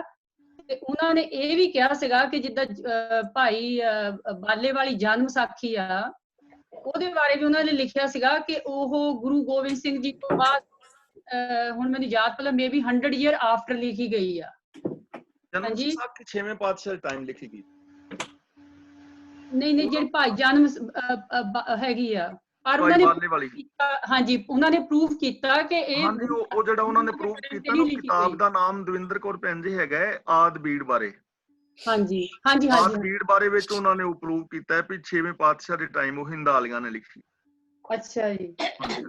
ਤੇ ਉਹਨਾਂ ਨੇ ਮਤਲਬ ਉਹ ਤੋਂ ਬਾਅਦ ਫਿਰ ਹੁਣ ਆਪਣੀਆਂ ਜਿਹੜੀਆਂ ਸਾਖੀਆਂ ਆਉਂਦੀਆਂ ਸੂਰਜ ਪ੍ਰਕਾਸ਼ ਦੇ ਵਿੱਚ ਆਉਂਦੀਆਂ, ਜਿਹੜੀਆਂ ਕਿ ਉਹ ਅਸੀਂ ਕਹਿੰਦੇ ਆ ਕਿ 150 years ਗੋ ਸੌਰੀ ਆਫਟਰ ਗੁਰੂ ਗੋਬਿੰਦ ਸਿੰਘ ਜੀ ਤੋਂ ਬਾਅਦ ਲਿਖੀਆਂ, 150 ਸਾਲ ਬਾਅਦ, ਹਨਾ। ਹਾਂਜੀ ਹਾਂਜੀ ਹਾਂਜੀ। ਤੇ ਫਿਰ ਹੁਣ ਅਸੀਂ ਨਾ ਸਾਖੀਆਂ ਨੂੰ ਕਿੱਦਾਂ ਸੱਚ ਮੰਨ ਲਈਏ, ਕਿਉਂਕਿ ਇਹਦੇ ਵਿੱਚ ਜਿੱਦਾਂ ਤੁਸੀਂ ਇਨਫੀਰੀਅਰਿਟੀ ਕੰਪਲੈਕਸ ਕਹਿੰਦੇ ਆ, ਮਤਲਬ ਉਹਦੇ ਵਿੱਚ ਹੁਣ ਇਹ ਚੀਜ਼ਾਂ ਲਿਖੀਆਂ ਆ ਕਿ ਸਾਡੇ ਵਿੱਚ ਇੰਨੀ ਹੀਣ ਭਾਵਤਾ ਫੀਲ ਹੋਈ ਕਿ ਹਿੰਦੂਆਂ ਦੇ ਜਿਹੜੇ ਦੇਵਤੇ ਸੀਗੇ ਉਹ ਬਹੁਤ ਉੱਚੀ ਅਵਸਥਾ ਵਾਲੇ ਸੀ, ਉਹ ਕਰਾਮਾਤੀ ਸੀ, ਤੇ ਸਾਡੇ ਗੁਰੂ ਤੋਂ ਘੱਟ ਨਹੀਂ ਸੀ। ਇਸ ਕਰਕੇ ਵਾਲਿਆਂ ਨੇ ਇਹ ਏਦਾਂ ਦੀਆਂ ਸਾਖੀਆਂ ਸਾਨੂੰ ਲਿਖ ਕੇ ਦਿੱਤੀਆਂ। ਸਾਨੂੰ ਗੁਰਬਾਣੀ ਪੜ੍ਹਨ ਦਾ ਫਾਇਦਾ ਤਦ ਹੀ ਆ। ਮੈਂ ਇੱਕੋ ਹੀ ਚੀਜ਼ ਕਹਿੰਦੀ ਆ, ਮੈਂ ਅੱਜ ਵੀ ਕਹਿੰਦੀ, ਮੈਂ ਅੱਗੇ ਵੀ ਕਿਹਾ ਕਿ ਜੇ ਅਸੀਂ ਇਹ ਗੁਰਬਾਣੀ ਦੀ ਕਲਾਸ ਇਸ ਵੇਲੇ ਸਿੱਖ ਰਹੇ ਹਾਂ, ਉਹਦੇ ਵਿੱਚ ਜਿਹੜਾ ਮੂਲ ਮੰਤਰ ਆ, ਜਿਹੜਾ ਕਿ ਮਹਾਰਾਜ ਨੇ ਗੁਰੂ ਗ੍ਰੰਥ ਸਾਹਿਬ ਜੀ ਨੂੰ ਵੀ ਪੂਰੀ ਰਚਨਾ ਕਰਨ ਤੋਂ ਪਹਿਲਾਂ ਮੂਲ ਮੰਤਰ ਲਿਖਿਆ। ਔਰ ਫਿਰ ਤੁਸੀਂ ਇੱਕ ਚੀਜ਼ ਹੋਰ ਵੀ ਦੇਖ ਲਓ ਕਿ ਜਿਹੜੀ ਮੈਂ ਕਿਸੇ ਤੋਂ ਸੁਣੀ, ਮੈਨੂੰ ਬਹੁਤ ਵਧੀਆ ਲੱਗੀ। ਉਹ ਇਹ ਲੱਗੀ ਕਿ ਜਿੰਨੇ ਵੀ ਆਪਣੇ ਮਹਾਰਾਜ ਨੇ ਨਵਾਂ ਰਾਗ ਸ਼ੁਰੂ ਕੀਤਾ ਗੁਰੂ ਗ੍ਰੰਥ ਸਾਹਿਬ ਜੀ ਦੇ ਵਿੱਚ, ਉਹਦੇ ਮੋਹਰੇ ਮੂਲ ਮੰਤਰ ਦਾ ਪਾਠ ਲਿਖਿਆ ਹੋਇਆ ਆ, ਪੂਰੇ ਦਾ ਪੂਰਾ। ਹਾਂਜੀ, ਮੂਲ ਮੰਤਰ। ਉਹਦਾ ਮਤਲਬ ਇਹ ਹੀ ਆ ਕਿ ਸਿੱਖਾ, ਜੇ ਤੂੰ ਬਾਣੀ ਪੜ੍ਹਨ ਲੱਗਿਆ, ਮੈਂ ਜੋ ਵੀ ਇਸ ਰਾਗ ਦੇ ਥੱਲੇ ਤੈਨੂੰ ਐਕਸਪਲੇਨ ਕੀਤਾ ਆ ਜਾਂ ਮੈਂ ਕੁਛ ਵੀ ਇਹਦੇ ਵਿੱਚ ਲਿਖਿਆ ਆ, ਪਰ ਇਹਦਾ ਜਿਹੜਾ ਰਹਾਉ ਭਾਵ ਆ ਇਸ ਸ੍ਰੀ ਰਾਗ ਦਾ ਜਾਂ ਕਿਸੇ ਵੀ ਰਾਗ ਦਾ ਵੀ ਆ, ਉਹ ਮੂਲ ਮੰਤਰ ਹੀ ਆ। ਤੂੰ ਜਿਹੜਾ ਆਪਣਾ ਅਕੀਦਾ ਆ ਉਹ ਤੂੰ ਮੂਲ ਮੰਤਰ ਤੇ ਰੱਖਣਾ, ਠੀਕ ਹੈ ਜੀ। ਤੇ ਇਹ ਮਤਲਬ ਫੇਰ ਅਸੀਂ ਹੁਣ ਪੜ੍ਹ ਕੇ ਫੇਰ ਸਾਨੂੰ ਇਹਨਾਂ ਚੀਜ਼ਾਂ ਦਾ ਫਾਇਦਾ ਨਹੀਂ ਹੈਗਾ ਜੇ ਅਸੀਂ ਹਜੇ ਉਹਨਾਂ ਚੀਜ਼ਾਂ ਦੇ ਵਿੱਚ ਗੁਰੂ ਦੀ ਦਾਤ ਤਾਂ ਹਰ ਵੇਲੇ ਆ ਜੀ ਸਾਨੂੰ, ਅਸੀਂ ਸਵਾਸ ਵੀ ਨਹੀਂ ਉਹ ਤੋਂ ਬਗੈਰ ਲੈ ਸਕਦੇ। ਮਤਲਬ ਉਹ ਤਾਂ ਇਹ ਸਭ ਕੁਝ ਆਪਣੇ ਆਪ ਹੋ ਰਿਹਾ ਜੋ ਕੁਝ ਜਿੱਦਾਂ ਤੁਸੀਂ ਦੱਸਿਆ। ਸੋ ਸਾਨੂੰ ਇਦਾਂ ਦੀਆਂ ਥੋੜੀਆਂ ਚੀਜ਼ਾਂ ਛੱਡਣੀਆਂ ਚਾਹੀਦੀਆਂ ਆ ਜੀ। ਬਾਕੀ ਜੇ ਕੋਈ ਘਰ 'ਚ ਮੰਨਦਾ ਉਹ ਵੈਲਕਮ ਆ, ਉਹ ਜਿੱਦਾਂ ਮਰਜ਼ੀ ਕਰਨ, ਪਰ ਸਾਨੂੰ ਥੋੜਾ ਜਿਹਾ ਇਹਨਾਂ ਚੀਜ਼ਾਂ ਦੇ ਉੱਤੇ ਵਿਸ਼ਵਾਸ ਕਰਨਾ ਚਾਹੀਦਾ ਕਿ ਬਾਣੀ ਸਾਨੂੰ ਕੀ ਦੱਸ ਰਹੀ ਹੈ। ਬਾਣੀ ਦੀ ਕਸਵੱਟੀ ਦੇ ਉੱਤੇ ਹਰ ਇੱਕ ਚੀਜ਼ ਜਿਹੜੀ ਆ ਉਹ ਸਾਨੂੰ ਟੈਸਟ ਕਰਨੀ ਚਾਹੀਦੀ ਹੈ ਜੀ। ਬਸ ਮੈਂ ਇੰਨਾ ਕਹਿਣਾ ਸੀ ਜੀ। Thank you. ਧੰਨਵਾਦ ਜੀ। ਤੁਹਾਡੀ ਗੱਲ ਬਿਲਕੁਲ ਠੀਕ ਹੈਗੀ ਕਿ ਜਿਹੜਾ ਵੀ ਸਾਡਾ ਗੁਰਬਾਣੀ ਦਾ ਅਰਥ ਹੈ ਨਾ ਕਿਸੇ ਵੀ ਸ਼ਬਦ ਦਾ, ਉਹਦਾ ਬੇਸ ਜਿਹੜਾ ਉਹ ਮੂਲ ਮੰਤਰ ਹੋਣਾ ਚਾਹੀਦਾ। ਜੇ ਮੂਲ ਮੰਤਰ ਦੇ ਉੱਤੇ ਉਹ ਅਰਥ ਠੀਕ ਨਹੀਂ ਉਤਰਦਾ ਤਾਂ ਸਾਡਾ ਕੀਤਾ ਹੋਇਆ ਉਹ ਅਰਥ ਗਲਤ ਹੋਏਗਾ। ਜੇ ਮੂਲ ਮੰਤਰ ਦੇ ਉੱਤੇ ਉਹ ਪੂਰਾ ਨਹੀਂ ਉਤਰਦਾ ਤਾਂ ਇਹ ਖਿਆਲ ਸਾਨੂੰ ਅਰਥ ਕਰਨ ਲੱਗਿਆ ਬਿਲਕੁਲ ਰੱਖਣਾ ਚਾਹੀਦਾ। ਗੱਲ ਬਿਲਕੁਲ। ਧੰਨਵਾਦ ਤੁਹਾਡਾ। ਥੈਂਕ ਯੂ ਜੀ। ਸਾਡੇ ਨਾਲ 2 ਜਣੇ ਹੋਰ ਹੈ ਜੀ, ਤੇ ਇਹ ਇੱਕ ਨਮਰਤਾ ਕੌਰ ਹੈ ਜੀ, ਇੱਕ ਆਈਪੈਡ ਤੇ ਹੈ। ਮੈਂ ਪਹਿਲਾਂ ਨਮਰਤਾ ਕੌਰ ਨੂੰ ਜੀ ਕਹਿਣਾ ਕਿ ਤੁਸੀਂ ਗੱਲ ਕਰੋ ਤੇ ਗਾਂ ਆਈਪੈਡ ਵਾਲੇ। ਹਾਂਜੀ ਨਮਰਤਾ ਜੀ। ਹਾਂਜੀ, ਵਾਹਿਗੁਰੂ ਜੀ ਕਾ ਖਾਲਸਾ, ਵਾਹਿਗੁਰੂ ਜੀ ਕੀ ਫਤਿਹ। ਮੈਂ ਵੀ ਚੰਗੀ ਤਰ੍ਹਾਂ ਵੀਰ ਜੀ ਸੁਣ ਕੇ ਹਟੀ ਆ। ਤਾਂ ਜਿੱਦਾਂ ਨਾ ਆਪਾਂ ਤੁਸੀਂ ਕਹਿੰਦੇ ਆ ਨਾ ਵੀ ਲੰਗਰ ਨੂੰ ਭੋਗ ਨਹੀਂ ਲੱਗਣਾ ਚਾਹੀਦਾ, ਇਹ ਆਪਾਂ ਜਿਹੜੇ ਨਾ ਹੁਣ ਜਿਹੜੇ ਜ਼ਿਆਦਾ ਸਿਆਣੇ ਆ ਗੁਰੂ ਘਰ ਹੈਗੇ, ਜਿਹੜੇ ਲੇਡੀਜ਼ ਹੈਗੇ, ਉਹ ਬਿਲਕੁਲ ਇਹ ਗੱਲ ਮੰਨਣ ਨੂੰ ਤਿਆਰ ਨਹੀਂ ਹੈਗੇ, ਹਨਾ। ਬਿਕੋਜ਼ ਹੌਲੀ ਟਾਈਮ ਲੱਗੂਗਾ। ਜਦ ਹੁਣ ਆਪਾਂ ਪਹਿਲਾਂ ਜੋਤਾਂ ਜਗਾਈ ਦੀਆਂ ਸੀ, ਗੁਰਦੁਆਰੇ ਧੂਫਾਂ ਲਾਈ ਦੀਆਂ ਸੀਗੀਆਂ। ਹੁਣ ਜਿੱਦਾਂ ਆਪਾਂ ਸ਼ਰਧਾ ਰੱਖਦੇ ਹਾਂ, ਆਪਾਂ ਅੰਡਰਸਟੈਂਡ ਕਰਦੇ ਹਾਂ, ਆਪੇ ਫਿਰ ਹੌਲੀ ਜਾਣੀ ਕਿ ਵੀ ਹਾਂ ਇਹ ਗੱਲ ਇਹ ਮਨਮੁਖ ਹੈ, ਸਾਨੂੰ ਨਹੀਂ ਕਰਨੀ ਚਾਹੀਦੀ। ਜਦ ਅਖੰਡ ਪਾਠ ਖੋਲਣੇ ਆ, ਆਪਾਂ ਕੀ ਰੱਖ ਦਿੰਦੇ ਆ, ਨਾਰੀਅਲ ਰੱਖਣਾ, ਫਿਰ ਉਹਦੇ ਦੁਆਲੇ ਲਾਲ ਕੱਪੜਾ ਕਰਨਾ, ਉਹ ਹੁਣ ਸਾਨੂੰ ਪਤਾ ਵੀ ਇਹ ਗੱਲਾਂ ਸਹੀ ਨਹੀਂ ਹੈਗੀਆਂ। ਹੌਲੀ ਆਪਾਂ ਸਿੱਖਦੇ ਹਾਂ, ਇਹ ਭੈਣ ਜੀ ਵੀ ਸਿੱਖੂਗੀ। ਪਰ ਜਿਹੜੇ ਜਿੱਦਾਂ ਵੀ ਜ਼ਿਆਦਾ ਲੇਡੀਆਂ ਹੈਗੀਆਂ ਨਾ, ਉਹ ਨਹੀਂ ਮੰਨਣ ਨੂੰ ਤਿਆਰ ਹੈਗੀਆਂ, ਹਨਾ। ਉਹੀ ਗੱਲ ਆ ਜਾਂਦੀ, ਭਰੋਸੇ ਦੀ ਗੱਲ ਆਉਂਦੀ ਆ। ਪਰ ਜਦ ਤੁਸੀਂ ਇਹ ਰਸਤਾ ਪਕੜਦੇ ਆ, ਕਰਦੇ ਆ ਨਾ, ਫਿਰ ਤੁਹਾਨੂੰ ਜਾਣੀ ਕਿ ਨੌਲੇਜ ਆਉਂਦੀ। ਤਾਂ ਤੁਸੀਂ ਵੀਰ ਜੀ, ਗਿਆਨੀ ਜੀ, ਤੁਹਾਡਾ ਜਿਹੜਾ ਹੈਗਾ ਨਾ, ਜਿੱਦਾਂ ਤੁਸੀਂ ਸਮਝਾਉਂਦੇ ਆ, ਬਹੁਤ ਚੰਗੀ ਤਰ੍ਹਾਂ ਤੁਸੀਂ ਸਮਝਾਉਂਦੇ ਆ, ਐਨ ਬੰਦੇ ਦੇ ਗੱਲ ਮਨ 'ਚ ਲੱਗਦੀ ਆ ਵੀ ਹਾਂ ਇਹ ਗੱਲਾਂ ਹੈਗੀਆਂ। ਤਾਂ ਮੈਂ ਤਾਂ ਬਿਲਕੁਲ ਜਾਣੀ ਕਿ ਵੀ ਕਹਿੰਦੀ, ਮੈਨੂੰ ਤਾਂ ਗੁਰੂ ਜੀ ਤੇ ਬਹੁਤ ਜ਼ਿਆਦਾ ਹੀ ਭਰੋਸਾ ਆ, ਬਹੁਤ ਜ਼ਿਆਦਾ ਹੀ ਆ। ਪਰ ਕੋਈ ਨਹੀਂ, ਹੌਲੀ ਚੇਂਜਿਸ ਆਉਂਦੀਆਂ ਤਾਂ ਆਉਗੀਆਂ ਵੀ ਜ਼ਰੂਰ। ਆਪਾਂ ਨੂੰ ਗੱਲਾਂ ਤੇ ਆਪਾਂ ਨੂੰ ਨਹੀਂ ਕਰਨਾ ਚਾਹੀਦੀਆਂ ਏਦਾਂ ਦੀਆਂ ਗੱਲਾਂ, ਹਨਾ। ਇਹ ਮਨਮੁੱਖ ਗੱਲਾਂ ਫਿਰ ਆਪਾਂ ਨੂੰ ਛੱਡਣੀਆਂ ਚਾਹੀਦੀਆਂ। ਜਾਂ ਆਪਾਂ ਹੁਣ ਆਪਾਂ ਸਿੱਖਦੇ ਵੀ ਆ ਤਾਂ ਆਪਾਂ ਸਿੱਖੀ ਵੀ ਜਾਣਾ ਜ਼ਰੂਰ ਆ। ਬਸ ਮੈਂ ਇਹੀ ਤੁਹਾਡੇ ਕੋਲ ਕਹਿਣਾ ਸੀਗਾ, ਤਾਂ ਨਾਲ ਤੁਹਾਡਾ ਥੈਂਕ ਯੂ ਕਰਨਾ ਸੀ ਗਿਆਨੀ ਜੀ। ਵਾਹਿਗੁਰੂ ਜੀ ਕਾ ਖਾਲਸਾ, ਵਾਹਿਗੁਰੂ ਜੀ ਕੀ ਫਤਿਹ। ਹਾਂ ਭੈਣ, ਧੰਨਵਾਦ ਤੁਹਾਡਾ। ਜਿਵੇਂ ਕਿ ਅਸੀਂ ਨਾ ਹੁਣ ਆਪਾਂ ਖਾਸ ਖਿਆਲ ਸਾਨੂੰ ਰੱਖਣ ਦੀ ਜ਼ਰੂਰਤ ਹੈਗੀ ਹੈ ਕਿ ਅਸੀਂ ਆਨੰਦ ਸਾਹਿਬ ਦੀ ਬਾਣੀ ਦੀ ਵਿਚਾਰ ਕਰ ਰਹੇ ਹਾਂ, ਔਰ ਇਹ ਸਾਰਾ ਹੈਗਾ ਵੀ ਸਾਡੀ ਜ਼ਿੰਦਗੀ ਵਿੱਚ ਆਨੰਦ ਕਿਵੇਂ ਬਣ ਸਕਦਾ ਹੈ ਨਾ। ਇਹ ਸਾਰਿਆਂ ਨੇ ਤੁਸੀਂ ਸੁਣਿਆ ਹੀ ਹੈ। ਤਾਂ ਇਹ ਤਾਂ ਵਿੱਚ ਇੱਕ ਭਰਮ ਦੀ ਗੱਲ ਸੀ ਨਿੱਕੀ ਜੀ, ਹਨਾ। ਤੇ ਸਾਡਾ ਸਾਰਾ ਧਿਆਨ ਉਧਰ ਕੇਂਦਰਿਤ ਹੋ ਗਿਆ। ਲੇਕਿਨ ਧਿਆਨ ਰੱਖਣ ਦੀ ਲੋੜ, ਬਹੁਤ ਸਾਰੇ ਭਰਮ ਨੇ ਜੋ ਸਾਡੀ ਖੁਸ਼ੀ ਤੋਂ ਸਾਨੂੰ ਵਾਂਝਿਆ ਕਰ ਰਹੇ ਨੇ। ਤੇ ਇਸ ਕਰਕੇ ਅਸੀਂ ਗੁਰਬਾਣੀ ਮੁਤਾਬਕ ਜ਼ਿੰਦਗੀ ਜੀਵੀਏ ਤਾਂ ਸਾਡੀ ਜ਼ਿੰਦਗੀ ਦੇ ਵਿੱਚ ਆਨੰਦ ਜਿਹੜਾ ਉਹ ਖੁਸ਼ੀ ਪੈਦਾ ਹੋ ਸਕਦੀ ਹੈ। ਵਾਹਿਗੁਰੂ ਕਿਰਪਾ ਕਰੇ ਕਿ ਅਸੀਂ ਇਹਨਾਂ ਚੀਜ਼ਾਂ ਨੂੰ ਸਮਝ ਸਕੀਏ ਔਰ ਸਾਰੇ ਜਿਹੜੇ ਆ ਅਸੀਂ ਆਨੰਦ ਮਾਣ ਸਕੀਏ। ਬਾਕੀ ਤੁਹਾਡੀ ਗੱਲ ਬਿਲਕੁਲ ਠੀਕ ਹੈ ਕਿ ਉਹ ਹੌਲੇ ਹੀ ਭਰਮ ਜਿਹੜੇ ਨੇ ਜਿਵੇਂ ਸਾਨੂੰ ਪਤਾ ਲੱਗਦਾ ਜਾਏਗਾ ਤੇ ਹੌਲੇ ਨਿਕਲਦੇ ਜਾਣਗੇ ਔਰ ਸਾਡੀ ਜ਼ਿੰਦਗੀ 'ਚ ਖੁਸ਼ੀ ਪੈਦਾ ਹੋ ਜਾਏ। ਧੰਨਵਾਦ ਤੁਹਾਡਾ। ਥੈਂਕ ਯੂ ਜੀ। ਤੇ ਸਾਡੇ ਨਾਲ ਇੱਕ ਭੈਣ ਹੈਗੀ ਹੈ ਜੀ, ਮੈਨੂੰ ਨਾਂ ਨਹੀਂ ਪਤਾ ਤੁਹਾਡਾ ਕੀ ਹੈ ਜੀ, ਆਈਪੈਡ ਵਾਲੇ। ਹਾਂਜੀ ਸੁਰਿੰਦਰ ਕੌਰ। ਹਾਂਜੀ ਸੁਰਿੰਦਰ ਕੌਰ। ਹਾਂਜੀ ਸੁਰਿੰਦਰ ਕੌਰ ਜੀ, ਤੁਸੀਂ ਆਪਣੇ ਵਿਚਾਰ ਦਿਓ। ਸਤਿ ਸ੍ਰੀ ਅਕਾਲ। ਮੈਂ ਕਹਿਣਾ ਸੀ ਕਿ ਸਾਡੇ ਵਰਗੇ ਜੇ ਥੋੜੀ ਬਹੁਤੀ ਏਦਾਂ ਦੀ ਵਿਚਾਰ ਸੁਣ ਕੇ ਜਾਂ ਥੋੜੀਆਂ ਚੇਂਜਿਸ ਲਿਆਉਣਾ ਚਾਹੁੰਦੇ ਆ, ਤਾਂ ਉਹ ਜਿਹੜੇ ਮੋਢੀ ਹੁੰਦੇ ਆ ਗੁਰਦੁਆਰਿਆਂ ਦੇ ਜਾਂ ਵੱਡੀਆਂ ਭੈਣਾਂ ਹੁੰਦੀਆਂ, ਉਹ ਇਸ ਗੱਲ ਤੋਂ ਸਾਨੂੰ ਪਰੇ ਲੈ ਜਾਂਦੀਆਂ, ਹਨਾ। ਜਿੱਦਾਂ ਫਿਰ ਕਹਿ ਦਈਦਾ ਕਿ ਅਸੀਂ ਦੇयर इज ਸੇਫਟੀ ਇਨ ਨੰਬਰਸ, ਫਿਰ ਅਸੀਂ ਉਸੇ ਤਰ੍ਹਾਂ ਹੀ ਕਰਨ ਲੱਗ ਜਾਈਦਾ। ਹੁਣ ਜੇ ਅਸੀਂ ਕਰਨਾ ਵੀ ਚਾਹੁੰਦੇ ਹਾਂ ਵੀ ਅਸੀਂ ਇਹ ਭੋਗ ਲਵਾਉਣ ਦਾ ਕੰਮ ਜਾਂ ਹੋਰ ਅਸੀਂ ਸੌਖਾ ਕਰ ਲਈਏ, ਤਾਂ ਕਈ ਭੈਣਾਂ ਭਰਾ ਜਿਹੜੇ ਮੋਢੀ ਨੇ ਗੁਰਦੁਆਰਿਆਂ ਦੇ, ਉਹ ਨਹੀਂ ਕਰਨ ਦਿੰਦੇ। ਫਿਰ ਉਹ ਕਹੀਦਾ ਕਿ ਚਲੋ ਜਿੱਦਾਂ ਚੱਲਦਾ ਚੱਲੀ ਜਾਣਦੇ। ਹਾਂਜੀ, ਉਹ ਤੁਹਾਡੀ ਗੱਲ ਬਿਲਕੁਲ ਠੀਕ ਹੈ ਕਿ ਇਹਨਾਂ ਚੀਜ਼ਾਂ ਦਾ ਨਾ ਪ੍ਰਚਾਰ ਜਿਹੜਾ ਉਹ ਨਹੀਂ ਹੋ ਸਕਿਆ ਜ਼ਿਆਦਾ।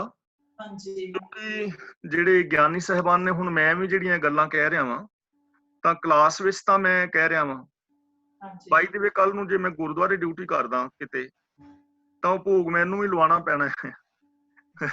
ਰੀਜ਼ਨ ਇਹ ਹੈਗਾ ਕਿ ਪ੍ਰਬੰਧਕ ਵੀਰਾਂ ਵੱਲੋਂ ਮੇਰੀ ਡਿਊਟੀ ਹੋਏਗੀ, ਸੰਗਤਾਂ ਵੱਲੋਂ ਮੈਨੂੰ ਇੱਕ ਪ੍ਰੋਟੋਕੋਲ ਦਿੱਤਾ ਜਾਣਾ ਵੀ ਤੂੰ ਐਵੇਂ ਜ਼ਿੰਦਗੀ ਜੀਣੀ ਹੈ, ਤਾਂ ਫਿਰ ਉਹ ਕਰਨਾ ਪੈਣਾ ਹੈ ਨਾ। ਤਾਂ ਜ਼ਰੂਰਤ ਹੈਗੀ ਵੀ ਸਟੇਜਾਂ ਉੱਤੇ ਥੋੜਾ ਜਿਹਾ ਇਸ ਬਾਰੇ ਬੋਲਿਆ ਜਾਂਦਾ ਨਾ, ਵਿਚਾਰ ਕੀਤੀ ਜਾਂਦੀ ਖੁੱਲ ਕੇ, ਤਾਂ ਫਿਰ ਸਾਨੂੰ ਇਹਨਾਂ ਚੀਜ਼ਾਂ ਦੀ ਸਮਝ ਆਉਣੀ ਸੀ। ਪ੍ਰਚਾਰ ਜਿਹੜਾ ਥੋੜਾ ਜਿਹਾ ਘੱਟ ਹੋ ਸਕਿਆ। ਤੇ ਜਿਹੜੇ ਪੁਰਾਣੀਆਂ ਮਾਤਾਵਾਂ ਨੇ ਜਾਂ ਬਜ਼ੁਰਗ ਨੇ ਸਾਡੇ ਵਰਗੇ, ਉਹ ਹੁਣ 60 70 ਸਾਲ ਹੋ ਗਏ ਚੀਜ਼ਾਂ ਕਰਦੇ ਤੇ ਅੰਦਰ ਨਾ ਪੱਕੀਆਂ ਪਈਆਂ ਨੇ। ਤੇ ਫਿਰ ਉਹ ਤੁਹਾਡੇ ਵਰਗਿਆਂ ਨੂੰ ਜਿਹੜੇ ਨਵੇਂ ਆਉਂਦੇ ਨੇ ਉਹਨਾਂ ਨੂੰ ਫਿਰ ਉਹ ਕਹਿੰਦੇ ਨੇ ਵੀ ਨਹੀਂ ਐਵੇਂ ਨਹੀਂ, ਤੈਨੂੰ ਕੀ ਪਤਾ ਮੈਂ ਐਵੇਂ ਕਰਨਾ, ਫਿਰ ਉਹ ਕਰਨਾ ਮਜਬੂਰੀ ਹੋ ਜਾਂਦੀ ਤੁਹਾਡੀ ਵੀ ਕਈ ਵਾਰੀ। ਹਾਂਜੀ ਤੇ ਕੋਈ ਗੱਲ ਨਹੀਂ, ਜਦੋਂ ਅਸੀਂ ਹੌਲੇ ਹੌਲੇ ਵਿਚਾਰ ਕਰਾਂਗੇ ਪਿਆਰ ਦੇ ਨਾਲ ਤੇ ਚੀਜ਼ਾਂ ਨਿਕਲ ਜਾਣਗੀਆਂ। ਧੰਨਵਾਦ ਤੁਹਾਡਾ ਵਿਚਾਰ ਦੇਣ ਲਈ। ਧੰਨਵਾਦ ਜੀ। ਗੁਰਚਰਨ ਸਿੰਘ ਜੀ, ਤੁਸੀਂ ਅਨਮਿਊਟ ਹੋਏ, ਤੁਸੀਂ ਕੁਝ ਕਹਿਣਾ? ਹਾਂਜੀ, ਇਹ ਗੱਲਾਂ ਮੈਂ ਵੈਸੇ ਕਾਫੀ ਸੁਣੀਆਂ। ਖਿਆਲ ਹੈ ਮੈਂ ਨਮਰਤਾ ਜੀ ਨਾਲ ਵੀ ਪੂਰਾ ਸਹਿਮਤ ਹਾਂ ਕਿ ਵੀ ਕਿਤੋਂ ਤੋਂ ਸ਼ੁਰੂਆਤ ਕਰਨੀ ਪਏਗੀ ਕਿ ਨਾ। ਜੇ ਫਰਜ਼ ਕਰੋ ਆਪਾਂ ਕਹਿ ਲਈਏ ਵੀ ਚਲੋ ਮੈਂ ਕਹਿੰਦਾ ਕਿ ਵੀ ਮੇਰਾ ਲੰਗਰ ਆ ਮੈਂ ਕਰਾਇਆ, ਜੇ ਮੈਂ ਹੀ ਉਦੋਂ ਕਹਾਂ ਕਿ ਵੀ ਕੁਛ ਵੀ ਹੋਵੇ ਮੈਂ ਭੋਗ ਨਹੀਂ ਲਵਾਉਣਾ, ਤੇ ਫਿਰ ਕੀ ਕਮੇਟੀ ਮੈਨੂੰ ਮਲੋਮਲੀ ਲਵਾਊਗੀ ਭੋਗ? ਸੌਖੀ ਹੋ ਜਾਏਗੀ। ਬਿਲਕੁਲ, ਵੈਰੀ ਗੁੱਡ। ਕਿਉਂਕਿ ਸ਼ੁਰੂਆਤ ਕਿਤੋਂ ਤਾਂ ਕਰਨੀ ਪਏਗੀ ਕਿ ਨਾ। ਜੇ ਹੁਣ ਬਹੁਤ ਵਧੀਆ ਆਈਡੀਆ, ਬਹੁਤ ਵਧੀਆ ਆਈਡੀਆ। ਕਵੇ ਕਿ ਮੇਰਾ ਅੱਜ ਪ੍ਰੋਗਰਾਮ ਆ, ਕਿਚਨ ਦੇ ਵਿੱਚ ਕਹਿ ਰਹੇ ਕਿ ਭੋਗ ਬਿਲਕੁਲ ਨਹੀਂ ਥਾਲੀ ਅੰਦਰ ਲੈ ਕੇ ਜਾਣੀ ਹੈ, ਤੇ ਕੀ ਫਿਰ ਉਹ ਮਲੋਮਲੀ ਮੇਰਾ ਲੰਗਰ ਨਾ ਛਕਣਗੇ? तो इसलिए मैं यही कहना कि भी एक शुरुआत कितों कर लेनी चाहिए। हाँ, शुरुआत करनी पवेगी। ते ये ਤੁਹਾਡਾ ਆਈਡੀਆ ਵਧੀਆ ਵੀ ਪ੍ਰਬੰਧਕਾਂ ਦੀ ਬਜਾਏ ਜੇਕਰ ਸੰਗਤ ਦੇ ਅੰਦਰ ਆਪਣੇ ਅੰਦਰ ਜਾਗਰਤੀ ਆ ਜਾਵੇ ਤੇ ਆਪ ਕਹਿਣ ਵੀ ਚਲੋ ਲੰਗਰ ਤਿਆਰ ਹੋ ਗਿਆ ਜੀ, ਵਰਤਾ ਦਿਓ, ਠੀਕ ਹੈ, ਕੋਈ ਗੱਲ ਨਹੀਂ। ਬਿਲਕੁਲ ਠੀਕ ਹੈ, ਧੰਨਵਾਦ ਜੀ ਤੁਹਾਡਾ। ਤੁਹਾਡੇ ਵਿਚਾਰ ਜਾਣ ਕੇ ਲੱਗਾ ਪਤਾ ਜੀ। ਸਾਡੇ ਨਾਲ ਦੋ ਜਣੇ ਹੋਰ ਹੈ ਜੀ, ਤੇ ਇੱਕ ਕੁਲਦੀਪ ਕੌਰ ਹੈ ਜੀ, ਇੱਕ ਭੈਣ ਰਿਸ਼ਪਾਲ ਕੌਰ ਹੈ ਜੀ। ਭੈਣ ਰਿਸ਼ਪਾਲ ਕੌਰ, ਤੁਸੀਂ ਕਰ ਲਓ ਗੱਲ ਪਹਿਲਾਂ, ਫਿਰ ਮੈਂ ਕੁਲਦੀਪ ਕੌਰ। ਹਾਂਜੀ, ਮੈਂ ਇਹ ਕਹਿੰਦੀ ਆ ਫਿਰ ਲੰਗਰ ਨੂੰ ਲੰਗਰ ਕਿਉਂ ਕਹਿਣਾ ਆ? ਫਿਰ ਲੰਗਰ ਨਾ ਕਹੋ, ਫਿਰ ਖਾਣਾ ਕਹੋ, ਜਾਂ ਜਿੱਦਾਂ ਤੁਸੀਂ ਕਹਿਣਾ ਉਹ ਕਹੋ, ਫਿਰ ਲੰਗਰ ਨਾ ਕਹੋ। ਲੰਗਰ ਸਮਝੇ ਨੇ ਜੀ ਵੀ ਜੇ ਲੰਗਰ ਮਤਲਬ ਤੁਸੀਂ ਲੰਗਰ ਕਹਿੰਦੇ ਕਹੋਗੇ ਤਾਂ ਭੋਗ ਲਾਉਣਾ ਜ਼ਰੂਰੀ ਹੈ ਜੀ? ਨਹੀਂ, ਜਿੱਦਾਂ ਤੁਸੀਂ ਕਹਿੰਦੇ ਵੀ ਲੰਗਰ ਨੂੰ ਭੋਗ ਨਹੀਂ ਲੱਗਣਾ ਚਾਹੀਦਾ, ਹਾਂਜੀ, ਫਿਰ ਲੰਗਰ ਕਿਉਂ ਕਹਿਣਾ? ਫਿਰ ਕੀ ਕਹਿਣਾ ਚਾਹੀਦਾ ਜੀ? ਰਿਸ਼ਪਾਲ ਕੌਰ ਭੈਣ ਜੀ, ਤੁਸੀਂ ਨਾ ਜਿਹੜੀ ਸਿੱਖ ਰਹਿਤ ਮਰਿਆਦਾ ਨਾ ਅਕਾਲ ਤਖਤ ਤੋਂ ਨਹੀਂ, ਮੇਰਾ ਮਤਲਬ ਇਹ ਆ ਫਿਰ ਲੰਗਰ ਕਿਉਂ ਕਹਿਣਾ ਆ? ਇਹ ਭੈਣ ਮੈਂ ਉਹ ਹੀ ਦੱਸਣ ਲੱਗਾ 2 ਮਿੰਟ, ਥੋੜਾ ਜਿਹਾ ਠਰਮੇ ਨਾਲ ਥੋੜਾ ਜਿਹਾ ਸੁਣੋ। ਤੁਸੀਂ ਸਾਡੇ ਵਿਰੋਧੀ ਨਹੀਂ, ਸਤਿਕਾਰਯੋਗ ਭੈਣ ਹੋ। ਤਾਂ ਸਾਡੇ ਵਾਸਤੇ ਨਾ ਅਕਾਲ ਤਖਤ ਦੀ ਮਰਿਆਦਾ ਜਿਹੜੀ ਸਭ ਤੋਂ ਮਹਾਨ ਹੈ। ਅਸੀਂ ਸਾਰੇ ਸਿੱਖ ਕਹਿੰਦੇ ਆ ਵੀ ਅਕਾਲ ਤਖਤ ਮਹਾਨ ਹੈ, ਸਿੱਖ ਪੰਥ ਦੀ ਸ਼ਾਨ ਹੈ। ਤਾਂ ਉਹ ਰਹਿਤ ਮਰਿਆਦਾ ਤੁਸੀਂ ਸਾਰੇ ਵੀਰ ਭੈਣਾਂ ਜ਼ਰੂਰ ਡਾਊਨਲੋਡ ਕਰਕੇ ਪਲੇ ਸਟੋਰ ਤੋਂ ਜਾਂ ਸ਼੍ਰੋਮਣੀ ਪ੍ਰਬੰਧਕ ਕਮੇਟੀ ਦੀ ਸਾਈਟ ਤੋਂ ਤੁਸੀਂ ਕਰ ਲਓ, ਤੇ ਉਹ ਜ਼ਰੂਰ ਪੜੋ। ਉਸ ਰਹਿਤ ਮਰਿਆਦਾ ਦੇ ਵਿੱਚ ਲੰਗਰ ਨੂੰ ਭੋਗ ਲਵਾਉਣ ਦੀ ਕਿਤੇ ਵੀ ਨਹੀਂ ਲਿਖਿਆ ਹੈਗਾ, ਕਿਉਂਕਿ ਅਕਾਲ ਤਖਤ ਤੋਂ ਹੀ ਨਹੀਂ ਲਿਖਿਆ ਹੈ। ਕੜਾਹ ਪ੍ਰਸ਼ਾਦ ਨੂੰ ਭੋਗ ਲਵਾਉਣ ਦੀ ਗੱਲ ਹੈਗੀ ਹੈ, ਮਤਲਬ ਕੋਈ ਨਹੀਂ, ਦਰ ਪ੍ਰਵਾਨ ਦੀ ਗੱਲ ਹੈ। ਤੇ ਲੰਗਰ ਬਾਰੇ ਨਾ ਰਹਿਤ ਮਰਿਆਦਾ ਵਿੱਚ ਵੀ ਨਹੀਂ ਲਿਖਿਆ ਅਕਾਲ ਤਖਤ ਤੋਂ। ਠੀਕ ਹੈ ਜੀ।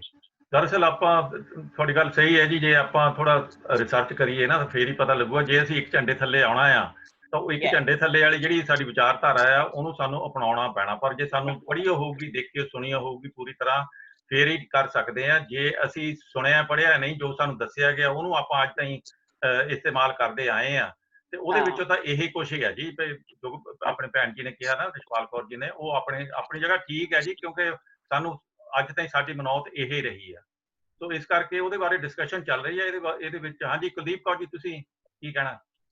ਮੈਂ ਥੋੜਾ ਜਿਹਾ ਵੀਰ ਜੀ ਇਹ ਦੇਖਿਆ, ਜਿੱਥੇ ਵੀ ਮਿਕਸ ਫੈਮਲੀਆਂ ਨਾ ਸ਼ਾਦੀਆਂ ਹੋਈਆਂ, ਥੋੜਾ ਜਿਹਾ ਮੈਂ ਉਹਨਾਂ ਘਰਾਂ 'ਚ ਦੇਖਿਆ। ਤੇ ਦੂਜਾ ਇਹ ਜਿਹੜਾ ਕਹਿੰਦੇ ਕਿ ਲੰਗਰ ਕਿਉਂ ਕਹਿਣਾ? ਇਹ ਲੰਗਰ ਦਾ ਵਰਡ ਵੀ ਤਾਂ ਫਿਰ ਉੱਥੋਂ ਹਿੰਦੂ ਮਤ 'ਚੋਂ ਹੀ ਆਇਆ ਨਾ, ਨਹੀਂ ਭੈਣ? ਉਹਦੇ ਨਾਲ ਕਹਿਣ ਨਾਲ ਕੋਈ ਬਹੁਤਾ ਲੰਬਾ ਚੌੜਾ ਫਰਕ ਨਹੀਂ ਪੈਂਦਾ। ਵੀ ਜਿਵੇਂ ਲੰਗਰ ਸ਼ਬਦ ਰਹਿਤ ਮਰਿਆਦਾ ਵਿੱਚ ਪ੍ਰਵਾਨ ਕੀਤਾ, ਤੇ ਲੰਗਰ ਕਹਿਣ ਨਾਲ ਜਿਵੇਂ ਹੁਣ ਪਾਣੀ ਜਲ ਕਹਿਣ ਦੇ ਨਾਲ ਕੋਈ ਫਰਕ ਨਹੀਂ ਪੈਂਦਾ। ਲੰਗਰ ਵੀ ਉਹੀ ਚੀਜ਼ ਹੈ ਤੇ ਖਾਣਾ ਵੀ ਉਹ ਚੀਜ਼ ਹੀ ਹੈ। ਉਹਦੇ ਨਾਲ ਕੋਈ ਨਾਮ ਨਾਲ ਕੋਈ ਬਹੁਤਾ ਫਰਕ ਨਹੀਂ ਪੈਣ ਲੱਗਾ। ਵੀ ਲੰਗਰ ਸ਼ਬਦ ਜੇ ਕਿਹਾ ਤਾਂ ਉਹਦੀ ਕੋਈ ਗੱਲ ਨਹੀਂ ਹੈਗੀ। ਤਾਂ ਗੱਲ ਸਿਰਫ ਇੱਕ ਸੁਰਤਾ ਦੀ ਹੈ। ਜਿਵੇਂ ਹੁਣ ਰਿਸ਼ਪਾਲ ਕੌਰ ਭੈਣ ਜਾਂ ਬਲਦੀਸ਼ ਕੌਰ ਭੈਣ ਉਹਨਾਂ ਨੇ ਆਪਣੇ ਵਿਚਾਰ ਦਿੱਤੇ ਨੇ, ਤਾਂ ਉਹਨਾਂ ਦੇ ਵਿਚਾਰ ਆਪਣੇ ਥਾਂ ਤੇ ਬਿਲਕੁਲ ਠੀਕ ਨੇ। ਲੇਕਿਨ ਚੱਕਰ ਇਹ ਹੈਗਾ ਵੀ ਜਿਹੜੀ ਸਾਡੀ ਇੱਕ ਸੁਰਤਾ ਵਾਸਤੇ ਅਕਾਲ ਤਖਤ ਦੀ ਰਹਿਤ ਮਰਿਆਦਾ ਹੈ, ਸਾਰੇ ਪੰਥ ਵਿੱਚ ਲਾਗੂ ਹੈ, ਤਾਂ ਉਹਦੇ ਵਿੱਚ ਵੀ ਨਹੀਂ ਹੈ ਮਤਲਬ ਨਾ ਇਹ ਚੀਜ਼ ਲਿਖੀ। ਸਾਨੂੰ ਕੋਈ ਨਾ ਕੋਈ ਚੀਜ਼ ਤਾਂ ਬੇਸ ਬਣਾਉਣੀ ਪੈਣੀ ਹੈ ਨਾ, ਰਹਿਤ ਮਰਿਆਦਾ ਵੀ ਔਰ ਗੁਰਬਾਣੀ ਵੀ।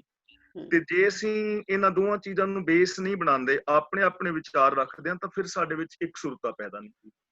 ਇਸ ਲਈ ਰਹਿਤ ਮਰਿਆਦਾ ਜਿਹੜੀ ਹੈ ਉਹ ਇੱਕ ਸੁਰਤਾ ਪੈਦਾ ਕਰਨ ਲਈ ਬਣਾਈ ਗਈ, ਕਾਫੀ ਯਤਨ ਕਰਨ ਕਰਕੇ, ਤੇ ਉਹਦੇ ਨਾਲ ਸਾਡੀਆਂ ਕਾਫੀ ਸਮੱਸਿਆਵਾਂ ਦਾ ਸੋਲੂਸ਼ਨ ਜਿਹੜਾ ਹੋ ਸਕਦਾ ਹੈ।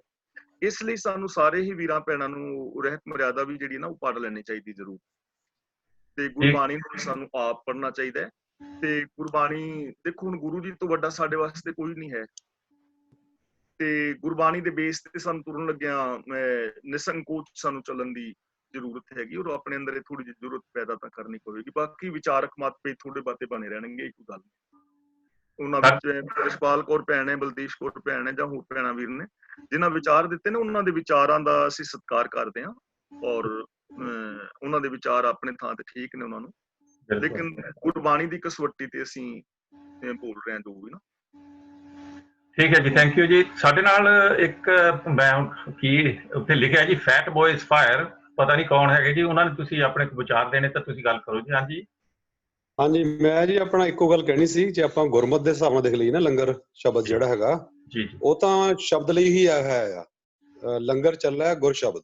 ਹਾਂਜੀ ਹਾਂਜੀ, ਸੋ ਜੇ ਐਕਚੁਅਲੀ ਦੇਖੀਏ ਲੰਗਰ ਦਾ ਆਪਾਂ ਜੇ ਆਪਾਂ ਏਦਾਂ ਮਤਲਬ ਲਿਟਰਲੀ ਫਸ ਜਾਈਏ ਇਹ ਚੀਜ਼ਾਂ 'ਚ ਨਾ, ਤਾਂ ਆਪਾਂ ਫਿਰ ਆਪਾਂ ਗੁਰ ਸ਼ਬਦ ਨੂੰ ਹੀ ਲੰਗਰ ਕਹਾਂਗੇ।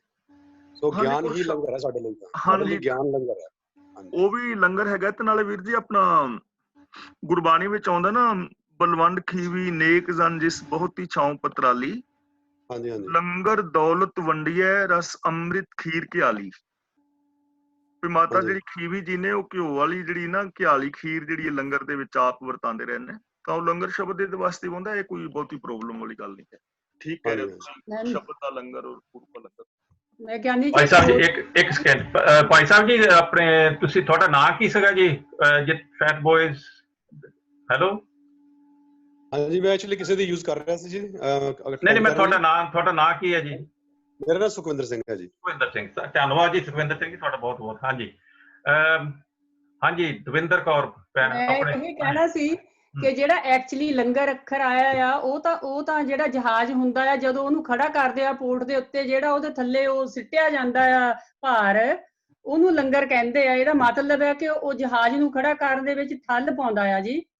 ਤੇ ਜਿਸ ਲਈ ਆਪਾਂ ਲੰਗਰ ਪਾਣੀ ਛਕਦੇ ਜਾਂ ਰੋਟੀ ਪਾਣੀ ਛਕਦੇ ਆ, ਉਹ ਵੀ ਸਾਡੇ ਢਿੱਡ ਦੇ ਵਿੱਚ ਵੀ ਠੱਲ ਪਾਉਂਦਾ, ਸਾਨੂੰ ਸਹਾਰਾ ਦਿੰਦਾ ਆ ਖੜੇ ਹੋਣ ਵਾਸਤੇ। ਜੇ ਕੋਈ ਡਿੱਗਿਆ ਬੰਦਾ ਆ, ਉਹਦੇ ਕੋਲ ਐਨਰਜੀ ਨਹੀਂ ਹੈਗੀ। ਮੇਰਾ ਖਿਆਲ ਜਿਹੜਾ ਲੰਗਰ ਆ ਇਹ ਤਾਂ ਜਹਾਜ਼ ਤੋਂ ਆਏ ਆ ਜੀ, ਪਾਣੀ ਵਾਲੀ ਸ਼ਿਪ ਦੇ ਨਾਂ ਜਿਹੜਾ ਥੱਲੇ ਸੰਗਲ ਸਿੱਟਦੇ ਆ, ਉਹਨੂੰ ਲੰਗਰ ਕਹਿੰਦੇ ਆ ਜੀ। ਸੋ ਇਹ ਲੰਗਰ ਇਹ ਨਹੀਂ ਹੈ ਵਾਲਾ ਵੀ ਲੰਗਰ ਹੁੰਦਾ, ਤੇ ਬਾਕੀ ਪ੍ਰਸ਼ਾਦੇ ਪਾਣੀ ਨੂੰ ਲੰਗਰ ਕਹਿੰਦੇ ਨੇ। ਕੋਈ ਕਦੇ ਹੀ ਆ ਜੀ, ਮਤਲਬ ਲੰਗਰ ਤਾਂ ਉੱਥੋਂ ਆਇਆ, ਪਰ ਇਹ ਥੋੜੀ ਆ ਕਿ ਇਹ ਬਹੁਤ ਇੱਕ ਪਿਓਰ ਅੱਖਰ ਹੋ ਗਿਆ ਆ ਵੀ, ਮਤਲਬ ਠੀਕ ਆ, ਸਾਡੇ ਗੁਰੂ ਘਰ ਵਿੱਚ ਪ੍ਰਸ਼ਾਦਾ ਪਾਣੀ ਪੱਕਦਾ ਆ, ਅਸੀਂ ਛਕਦੇ ਆ, ਤੇ ਉਹਨੂੰ ਅਸੀਂ ਲੰਗਰ ਕਹਿ ਦਿੰਦੇ, ਜੋ ਕਿ ਸਾਡੇ ਢਿੱਡ ਵਿੱਚ ਠੱਲ ਪਾਉਂਦਾ। ਹਾਂਜੀ, ਮੇਰਾ ਇਹ ਮਤਲਬ ਸੀ। ਹਾਂਜੀ, ਧੰਨਵਾਦ ਜੀ। ਠੀਕ ਹੈ ਜੀ। ਦੇਖੋ ਸ਼ਬਦਾਂ ਦਾ ਹੇਰ ਫੇਰ ਹੁੰਦਾ, ਉਹਦੇ ਵਿੱਚ ਹੋਰ ਕੋਈ ਗੱਲ ਨਹੀਂ। ਬਾਕੀ ਤੁਸੀਂ ਰੋਟੀ ਕਹਿ ਲਓ, ਲੰਗਰ ਕਹਿ ਲਓ, ਫੁਲਕਾ ਕਹਿ ਲਓ, ਕੁਛ ਕਹਿ ਲਓ, ਉਹ ਸਾਰਿਆਂ ਨੇ ਸੈਟਿਸਫਾਈ ਤਾਂ ਅੰਦਰੇ ਜਾ ਕੇ ਕਰਨਾ। ਜਿਹੜੇ ਭੁੱਖ ਲੱਗੀ ਹੁੰਦੀ, ਉਹ ਇਕੱਲੇ ਅੱਖਰਾਂ ਦੇ ਨਾਲ ਗੱਲ ਨਹੀਂ ਬਣਦੀ, ਖਾਣਾ ਹੀ ਪੈਂਦਾ, ਤਾਂ ਹੀ ਗੱਲ ਬਣਦੀ ਆ। ਮੈਂ ਇੱਥੇ ਸਾਰਿਆਂ ਦਾ ਜੀ ਆਪਣੇ ਸੁਖਵਿੰਦਰ ਸਿੰਘ ਜੀ, ਤੁਸੀਂ ਫੇਰ ਅਨਮਿਊਟ ਹੋਏ, ਤੁਸੀਂ ਗੱਲ ਕਰਨੀ ਹੈ ਜੀ? ਹਾਂਜੀ, ਮੈਂ ਉਹ ਕਹਿਣਾ ਸੀ ਕਿ ਬੜਾ ਸੋਹਣਾ ਪੁਆਇੰਟ ਕੀਤਾ ਉਹਨੇ। ਮੇਲ ਜਿਹੜਾ ਬੇਸਿਕਲੀ ਦਾ ਅੰਤਰੀਵ ਭਾਵ ਹੈ, ਉਹ ਹੈਗਾ ਆਧਾਰ ਹੈ। ਜਿਵੇਂ ਪ੍ਰਸ਼ਾਦੇ ਦਾ ਹੋਵੇ ਆਧਾਰ, ਸ਼ਿਪ ਦਾ ਵੀ ਆਧਾਰ ਹੈ, ਪਾਣੀ 'ਚ ਦੁਬਾਰਾ ਵਾਪਸ ਚੱਲ ਜਾਵੇ, ਤੇ ਸਾਡੇ ਲਈ ਵੀ ਇਹੀ ਆਧਾਰ ਹੈ ਕਿ ਜਿਹੜਾ ਗਿਆਨ ਸਰੂਪੀ ਹੈ, ਉਹ ਮਨ ਦਾ ਆਧਾਰ ਹੈ, ਤਾਂ ਸਾਡਾ ਲੰਗਰ ਗੁਰ ਸ਼ਬਦ ਹੈ। ਸੋ ਮਨ ਇਹਦੇ ਨਾਲ ਖੜਦਾ, ਮਨ ਨੂੰ ਆਧਾਰ ਮਿਲਦਾ। ਹਾਂਜੀ ਹਾਂਜੀ, ਬਿਲਕੁਲ ਠੀਕ ਹੈ ਜੀ। ਠੀਕ ਹੈ, ਅਸੀਂ ਸਾਰਿਆਂ ਦਾ ਬਹੁਤ ਬਹੁਤ ਧੰਨਵਾਦ ਕਰਦੇ ਹਾਂ ਜੀ, ਜਿਨ੍ਹਾਂ ਸਾਰਿਆਂ ਨੇ ਆਪਣੇ ਆਪਣੇ ਜਿਹੜੇ ਪੁਆਇੰਟ ਦਿੱਤੇ ਆ। ਅਸੀਂ ਸਾਰਿਆਂ ਦਾ ਸਤਿਕਾਰ ਕਰਦੇ ਹਾਂ, ਵਿਰੋਧ ਕਿਸੇ ਦਾ ਨਹੀਂ, ਪਰ ਇੱਥੇ ਡਿਸਕਸ਼ਨ ਹੀ ਕਰਦੇ ਹਾਂ। ਜਿੱਦਾਂ ਗਿਆਨੀ ਜੀ ਉਹਨਾਂ ਨੇ ਕਿਹਾ ਨਾ ਕਿ ਜੇ ਫਾਜੀ ਦਾ ਕੱਲ ਨੂੰ ਗਿਆਨੀ ਜੀ ਕਿਤੇ ਜਾਂਦੇ ਗੁਰਦੁਆਰੇ ਦੇ ਵਿੱਚ, ਇਹਨਾਂ ਨੂੰ ਭੋਗ ਲਵਾਉਣ ਨੂੰ ਕਿਹਾ ਜਾਂਦਾ, ਤਾਂ ਇਹਨਾਂ ਨੇ ਲਾ ਦੇਣਾ, ਕਿਉਂਕਿ ਇਹ ਪ੍ਰੋਟੋਕਾਲ ਹੁੰਦਾ ਉੱਥੇ ਦਾ। ਜਿਹੜਾ ਪ੍ਰੋਟੋਕਾਲ ਹੈ ਉਹ ਫੋਲੋ ਕਰਨਾ ਪੈਂਦਾ। ਪਰ ਇੱਕ ਚੀਜ਼ ਜ਼ਰੂਰ ਹੈ ਜੀ ਵੀ ਉਹ ਹੈਗੀ ਅਕਾਲ ਤਖਤ ਦੀ ਮਰਿਆਦਾ। ਉਹ ਸਾਡਾ ਇੱਕ ਜੇ ਅਸੀਂ ਉਹਨੂੰ ਮੰਨਦੇ ਹਾਂ ਵੀ ਅਕਾਲ ਤਖਤ ਨਾਲ ਅਸੀਂ ਜੁੜਿਓ ਆ, ਇੱਕ ਸੰਸਥਾ ਆ, ਉਹਦੇ ਨਾਲ ਅਸੀਂ ਜੁੜਿਓ ਆ, ਤੇ ਉੱਥੋਂ ਜਿਹੜੇ ਹੁਕਮ ਹੁੰਦੇ ਆ ਤੇ ਉੱਥੋਂ ਸਾਨੂੰ ਸਿਰ ਮੱਥੇ ਤੇ ਹੋਣੇ ਚਾਹੀਦੇ। ਉੱਥੋਂ ਜਿਹੜੀ ਅਕਾਲ ਤਖਤ ਦੀ ਮਰਿਆਦਾ ਹੈ ਨਾ, ਉਹ ਸਾਨੂੰ ਸਾਰਿਆਂ ਨੂੰ ਡਾਊਨਲੋਡ ਕਰ ਲਓ, ਪੜ੍ਹ ਲਓ। ਤੇ ਜੇ ਮੈਂ ਕੋਸ਼ਿਸ਼ ਕਰੂੰਗਾ ਵੀ ਜੇ ਉੱਥੇ ਸਿੰਘ ਬ੍ਰਦਰਸ ਤੋਂ ਏਦਾਂ ਮਿਲਦੀ ਹੋਵੇ ਜਾਂ ਕਿੱਦਾਂ, ਜਾਂ ਅਸੀਂ ਪ੍ਰਿੰਟ ਕਰਕੇ ਉਹ ਸਾਰਿਆਂ ਨੂੰ ਵੰਡਣ ਦੀ ਕੋਸ਼ਿਸ਼ ਕਰਾਂਗੇ, ਤਾਂ ਕਿ ਕੋਈ ਏਦਾਂ ਰਹਿ ਨਾ ਜਾਵੇ, ਸ਼ੱਕ ਨਾ ਰਹਿ ਜਾਵੇ ਕਿ ਜਿਹੜੀਆਂ ਚੀਜ਼ਾਂ ਉਹਨਾਂ ਦੇ ਵਿੱਚ ਲਿਖੀਆਂ ਆ ਨਾ, ਉਹ ਕਾਫੀ ਸਾਡੇ ਅਫੈਕਟ ਕਰਦੀਆਂ, ਔਰ ਬੜੇ ਸਟ੍ਰੇਟ ਫੋਰਵਰਡ ਤਰੀਕੇ ਦੇ ਨਾਲ ਲਿਖੀਆਂ ਆ ਉਹ। ਤੇ ਸਾਨੂੰ ਸਾਰਿਆਂ ਨੂੰ ਉਹ ਸਮਝ ਲੈਣੀਆਂ ਚਾਹੀਦੀਆਂ। ਉਹਦੇ ਤੋਂ ਕਈ ਜਿਹੜੇ ਕੁਐਸਚਨ ਆ ਉਹ ਸਾਡੇ ਹੱਲ ਹੋ ਜਾਣੇ ਆ। ਤੇ ਇਸ ਕਰਕੇ ਆਪਾਂ ਕਿਸੇ ਦਾ ਵਿਰੋਧਤਾ ਨਹੀਂ ਹੈਗੇ, ਕਿਸੇ ਦੇ ਅਗੇਂਸਟ ਨਹੀਂ ਹੈਗੇ। ਤੇ ਇੰਨਾ ਜ਼ਰੂਰ ਹੈ ਜੀ ਕਿ ਇੱਥੇ ਆਪਾਂ ਗੱਲਬਾਤ ਕਰ ਸਕਦੇ ਹਾਂ। ਕਈ ਵਾਰੀ ਆਪਾਂ ਗੁਰਦੁਆਰਿਆਂ ਦੇ ਵਿੱਚ ਵੀ ਆਪਾਂ ਜੇ ਡਿਸਕਸ਼ਨ ਵੀ ਕਰਦੇ ਹਾਂ ਤਾਂ ਉੱਥੇ ਆਮਣ ਸਾਹਮਣੇ ਹੁੰਦੇ ਆ, ਤਾਂ ਇਸ ਕਰਕੇ ਅਗਲੇ ਦੇ ਹਾਵ ਭਾਵ ਦੇਖ ਕੇ ਵੀ ਆਪਾਂ ਪਿੱਛੇ ਨੂੰ ਹੋ ਜਾਈਦਾ ਵੀ ਬੈਟਰ ਇਹ ਹੈ ਵੀ ਤੁਸੀਂ ਨਾ ਹੀ ਦੱਸੋ ਤਾਂ ਠੀਕ ਆ। ਪਰ ਥੈਂਕ ਯੂ ਤੁਹਾਡਾ ਸਾਰਿਆਂ ਦਾ ਬਹੁਤ ਬਹੁਤ, ਅੱਜ ਜਿੰਨੀ ਡਿਸਕਸ਼ਨ ਹੋਈ ਆ। ਤੇ ਕੱਲ ਨੂੰ ਜਗਜੀਤ ਕੌਰ ਜੀ ਤੁਸੀਂ ਮੈਂ ਫਤਿਹ ਬੁਲਾਉਣੇ ਵਾਸਤੇ ਕੀਤੀ ਹੈ। ਠੀਕ ਹੈ, ਫਤਿਹ ਬੁਲਾਉਣੀ। ਆਪਾਂ ਹੁਣ ਇਦਾਂ ਕਰਦੇ ਹਾਂ ਜੀ, ਇੱਥੇ ਆਪਣਾ ਸਮਾਪਤੀ ਕਰਦੇ ਹਾਂ। ਕੱਲ ਨੂੰ 2 ਵਜੇ ਫਿਰ ਮੁੜ ਕੇ ਆਵਾਂਗੇ। ਸਾਰੇ ਜਣੇ ਬਹੁਤ ਬਹੁਤ ਧੰਨਵਾਦ ਗਿਆਨੀ ਜੀ ਦਾ ਵੀ ਤੇ ਸਾਰੀਆਂ ਸੰਗਤਾਂ ਦਾ ਵੀ। ਤੇ 2 ਵਜੇ ਮੁੜ ਕੇ ਆਉਣਾ ਜੀ। ਬੁਲਾਓ ਸਾਰੇ ਜਣੇ ਫਤਿਹ। ਵਾਹਿਗੁਰੂ ਜੀ ਕਾ ਖਾਲਸਾ, ਵਾਹਿਗੁਰੂ ਜੀ ਕੀ ਫਤਿਹ।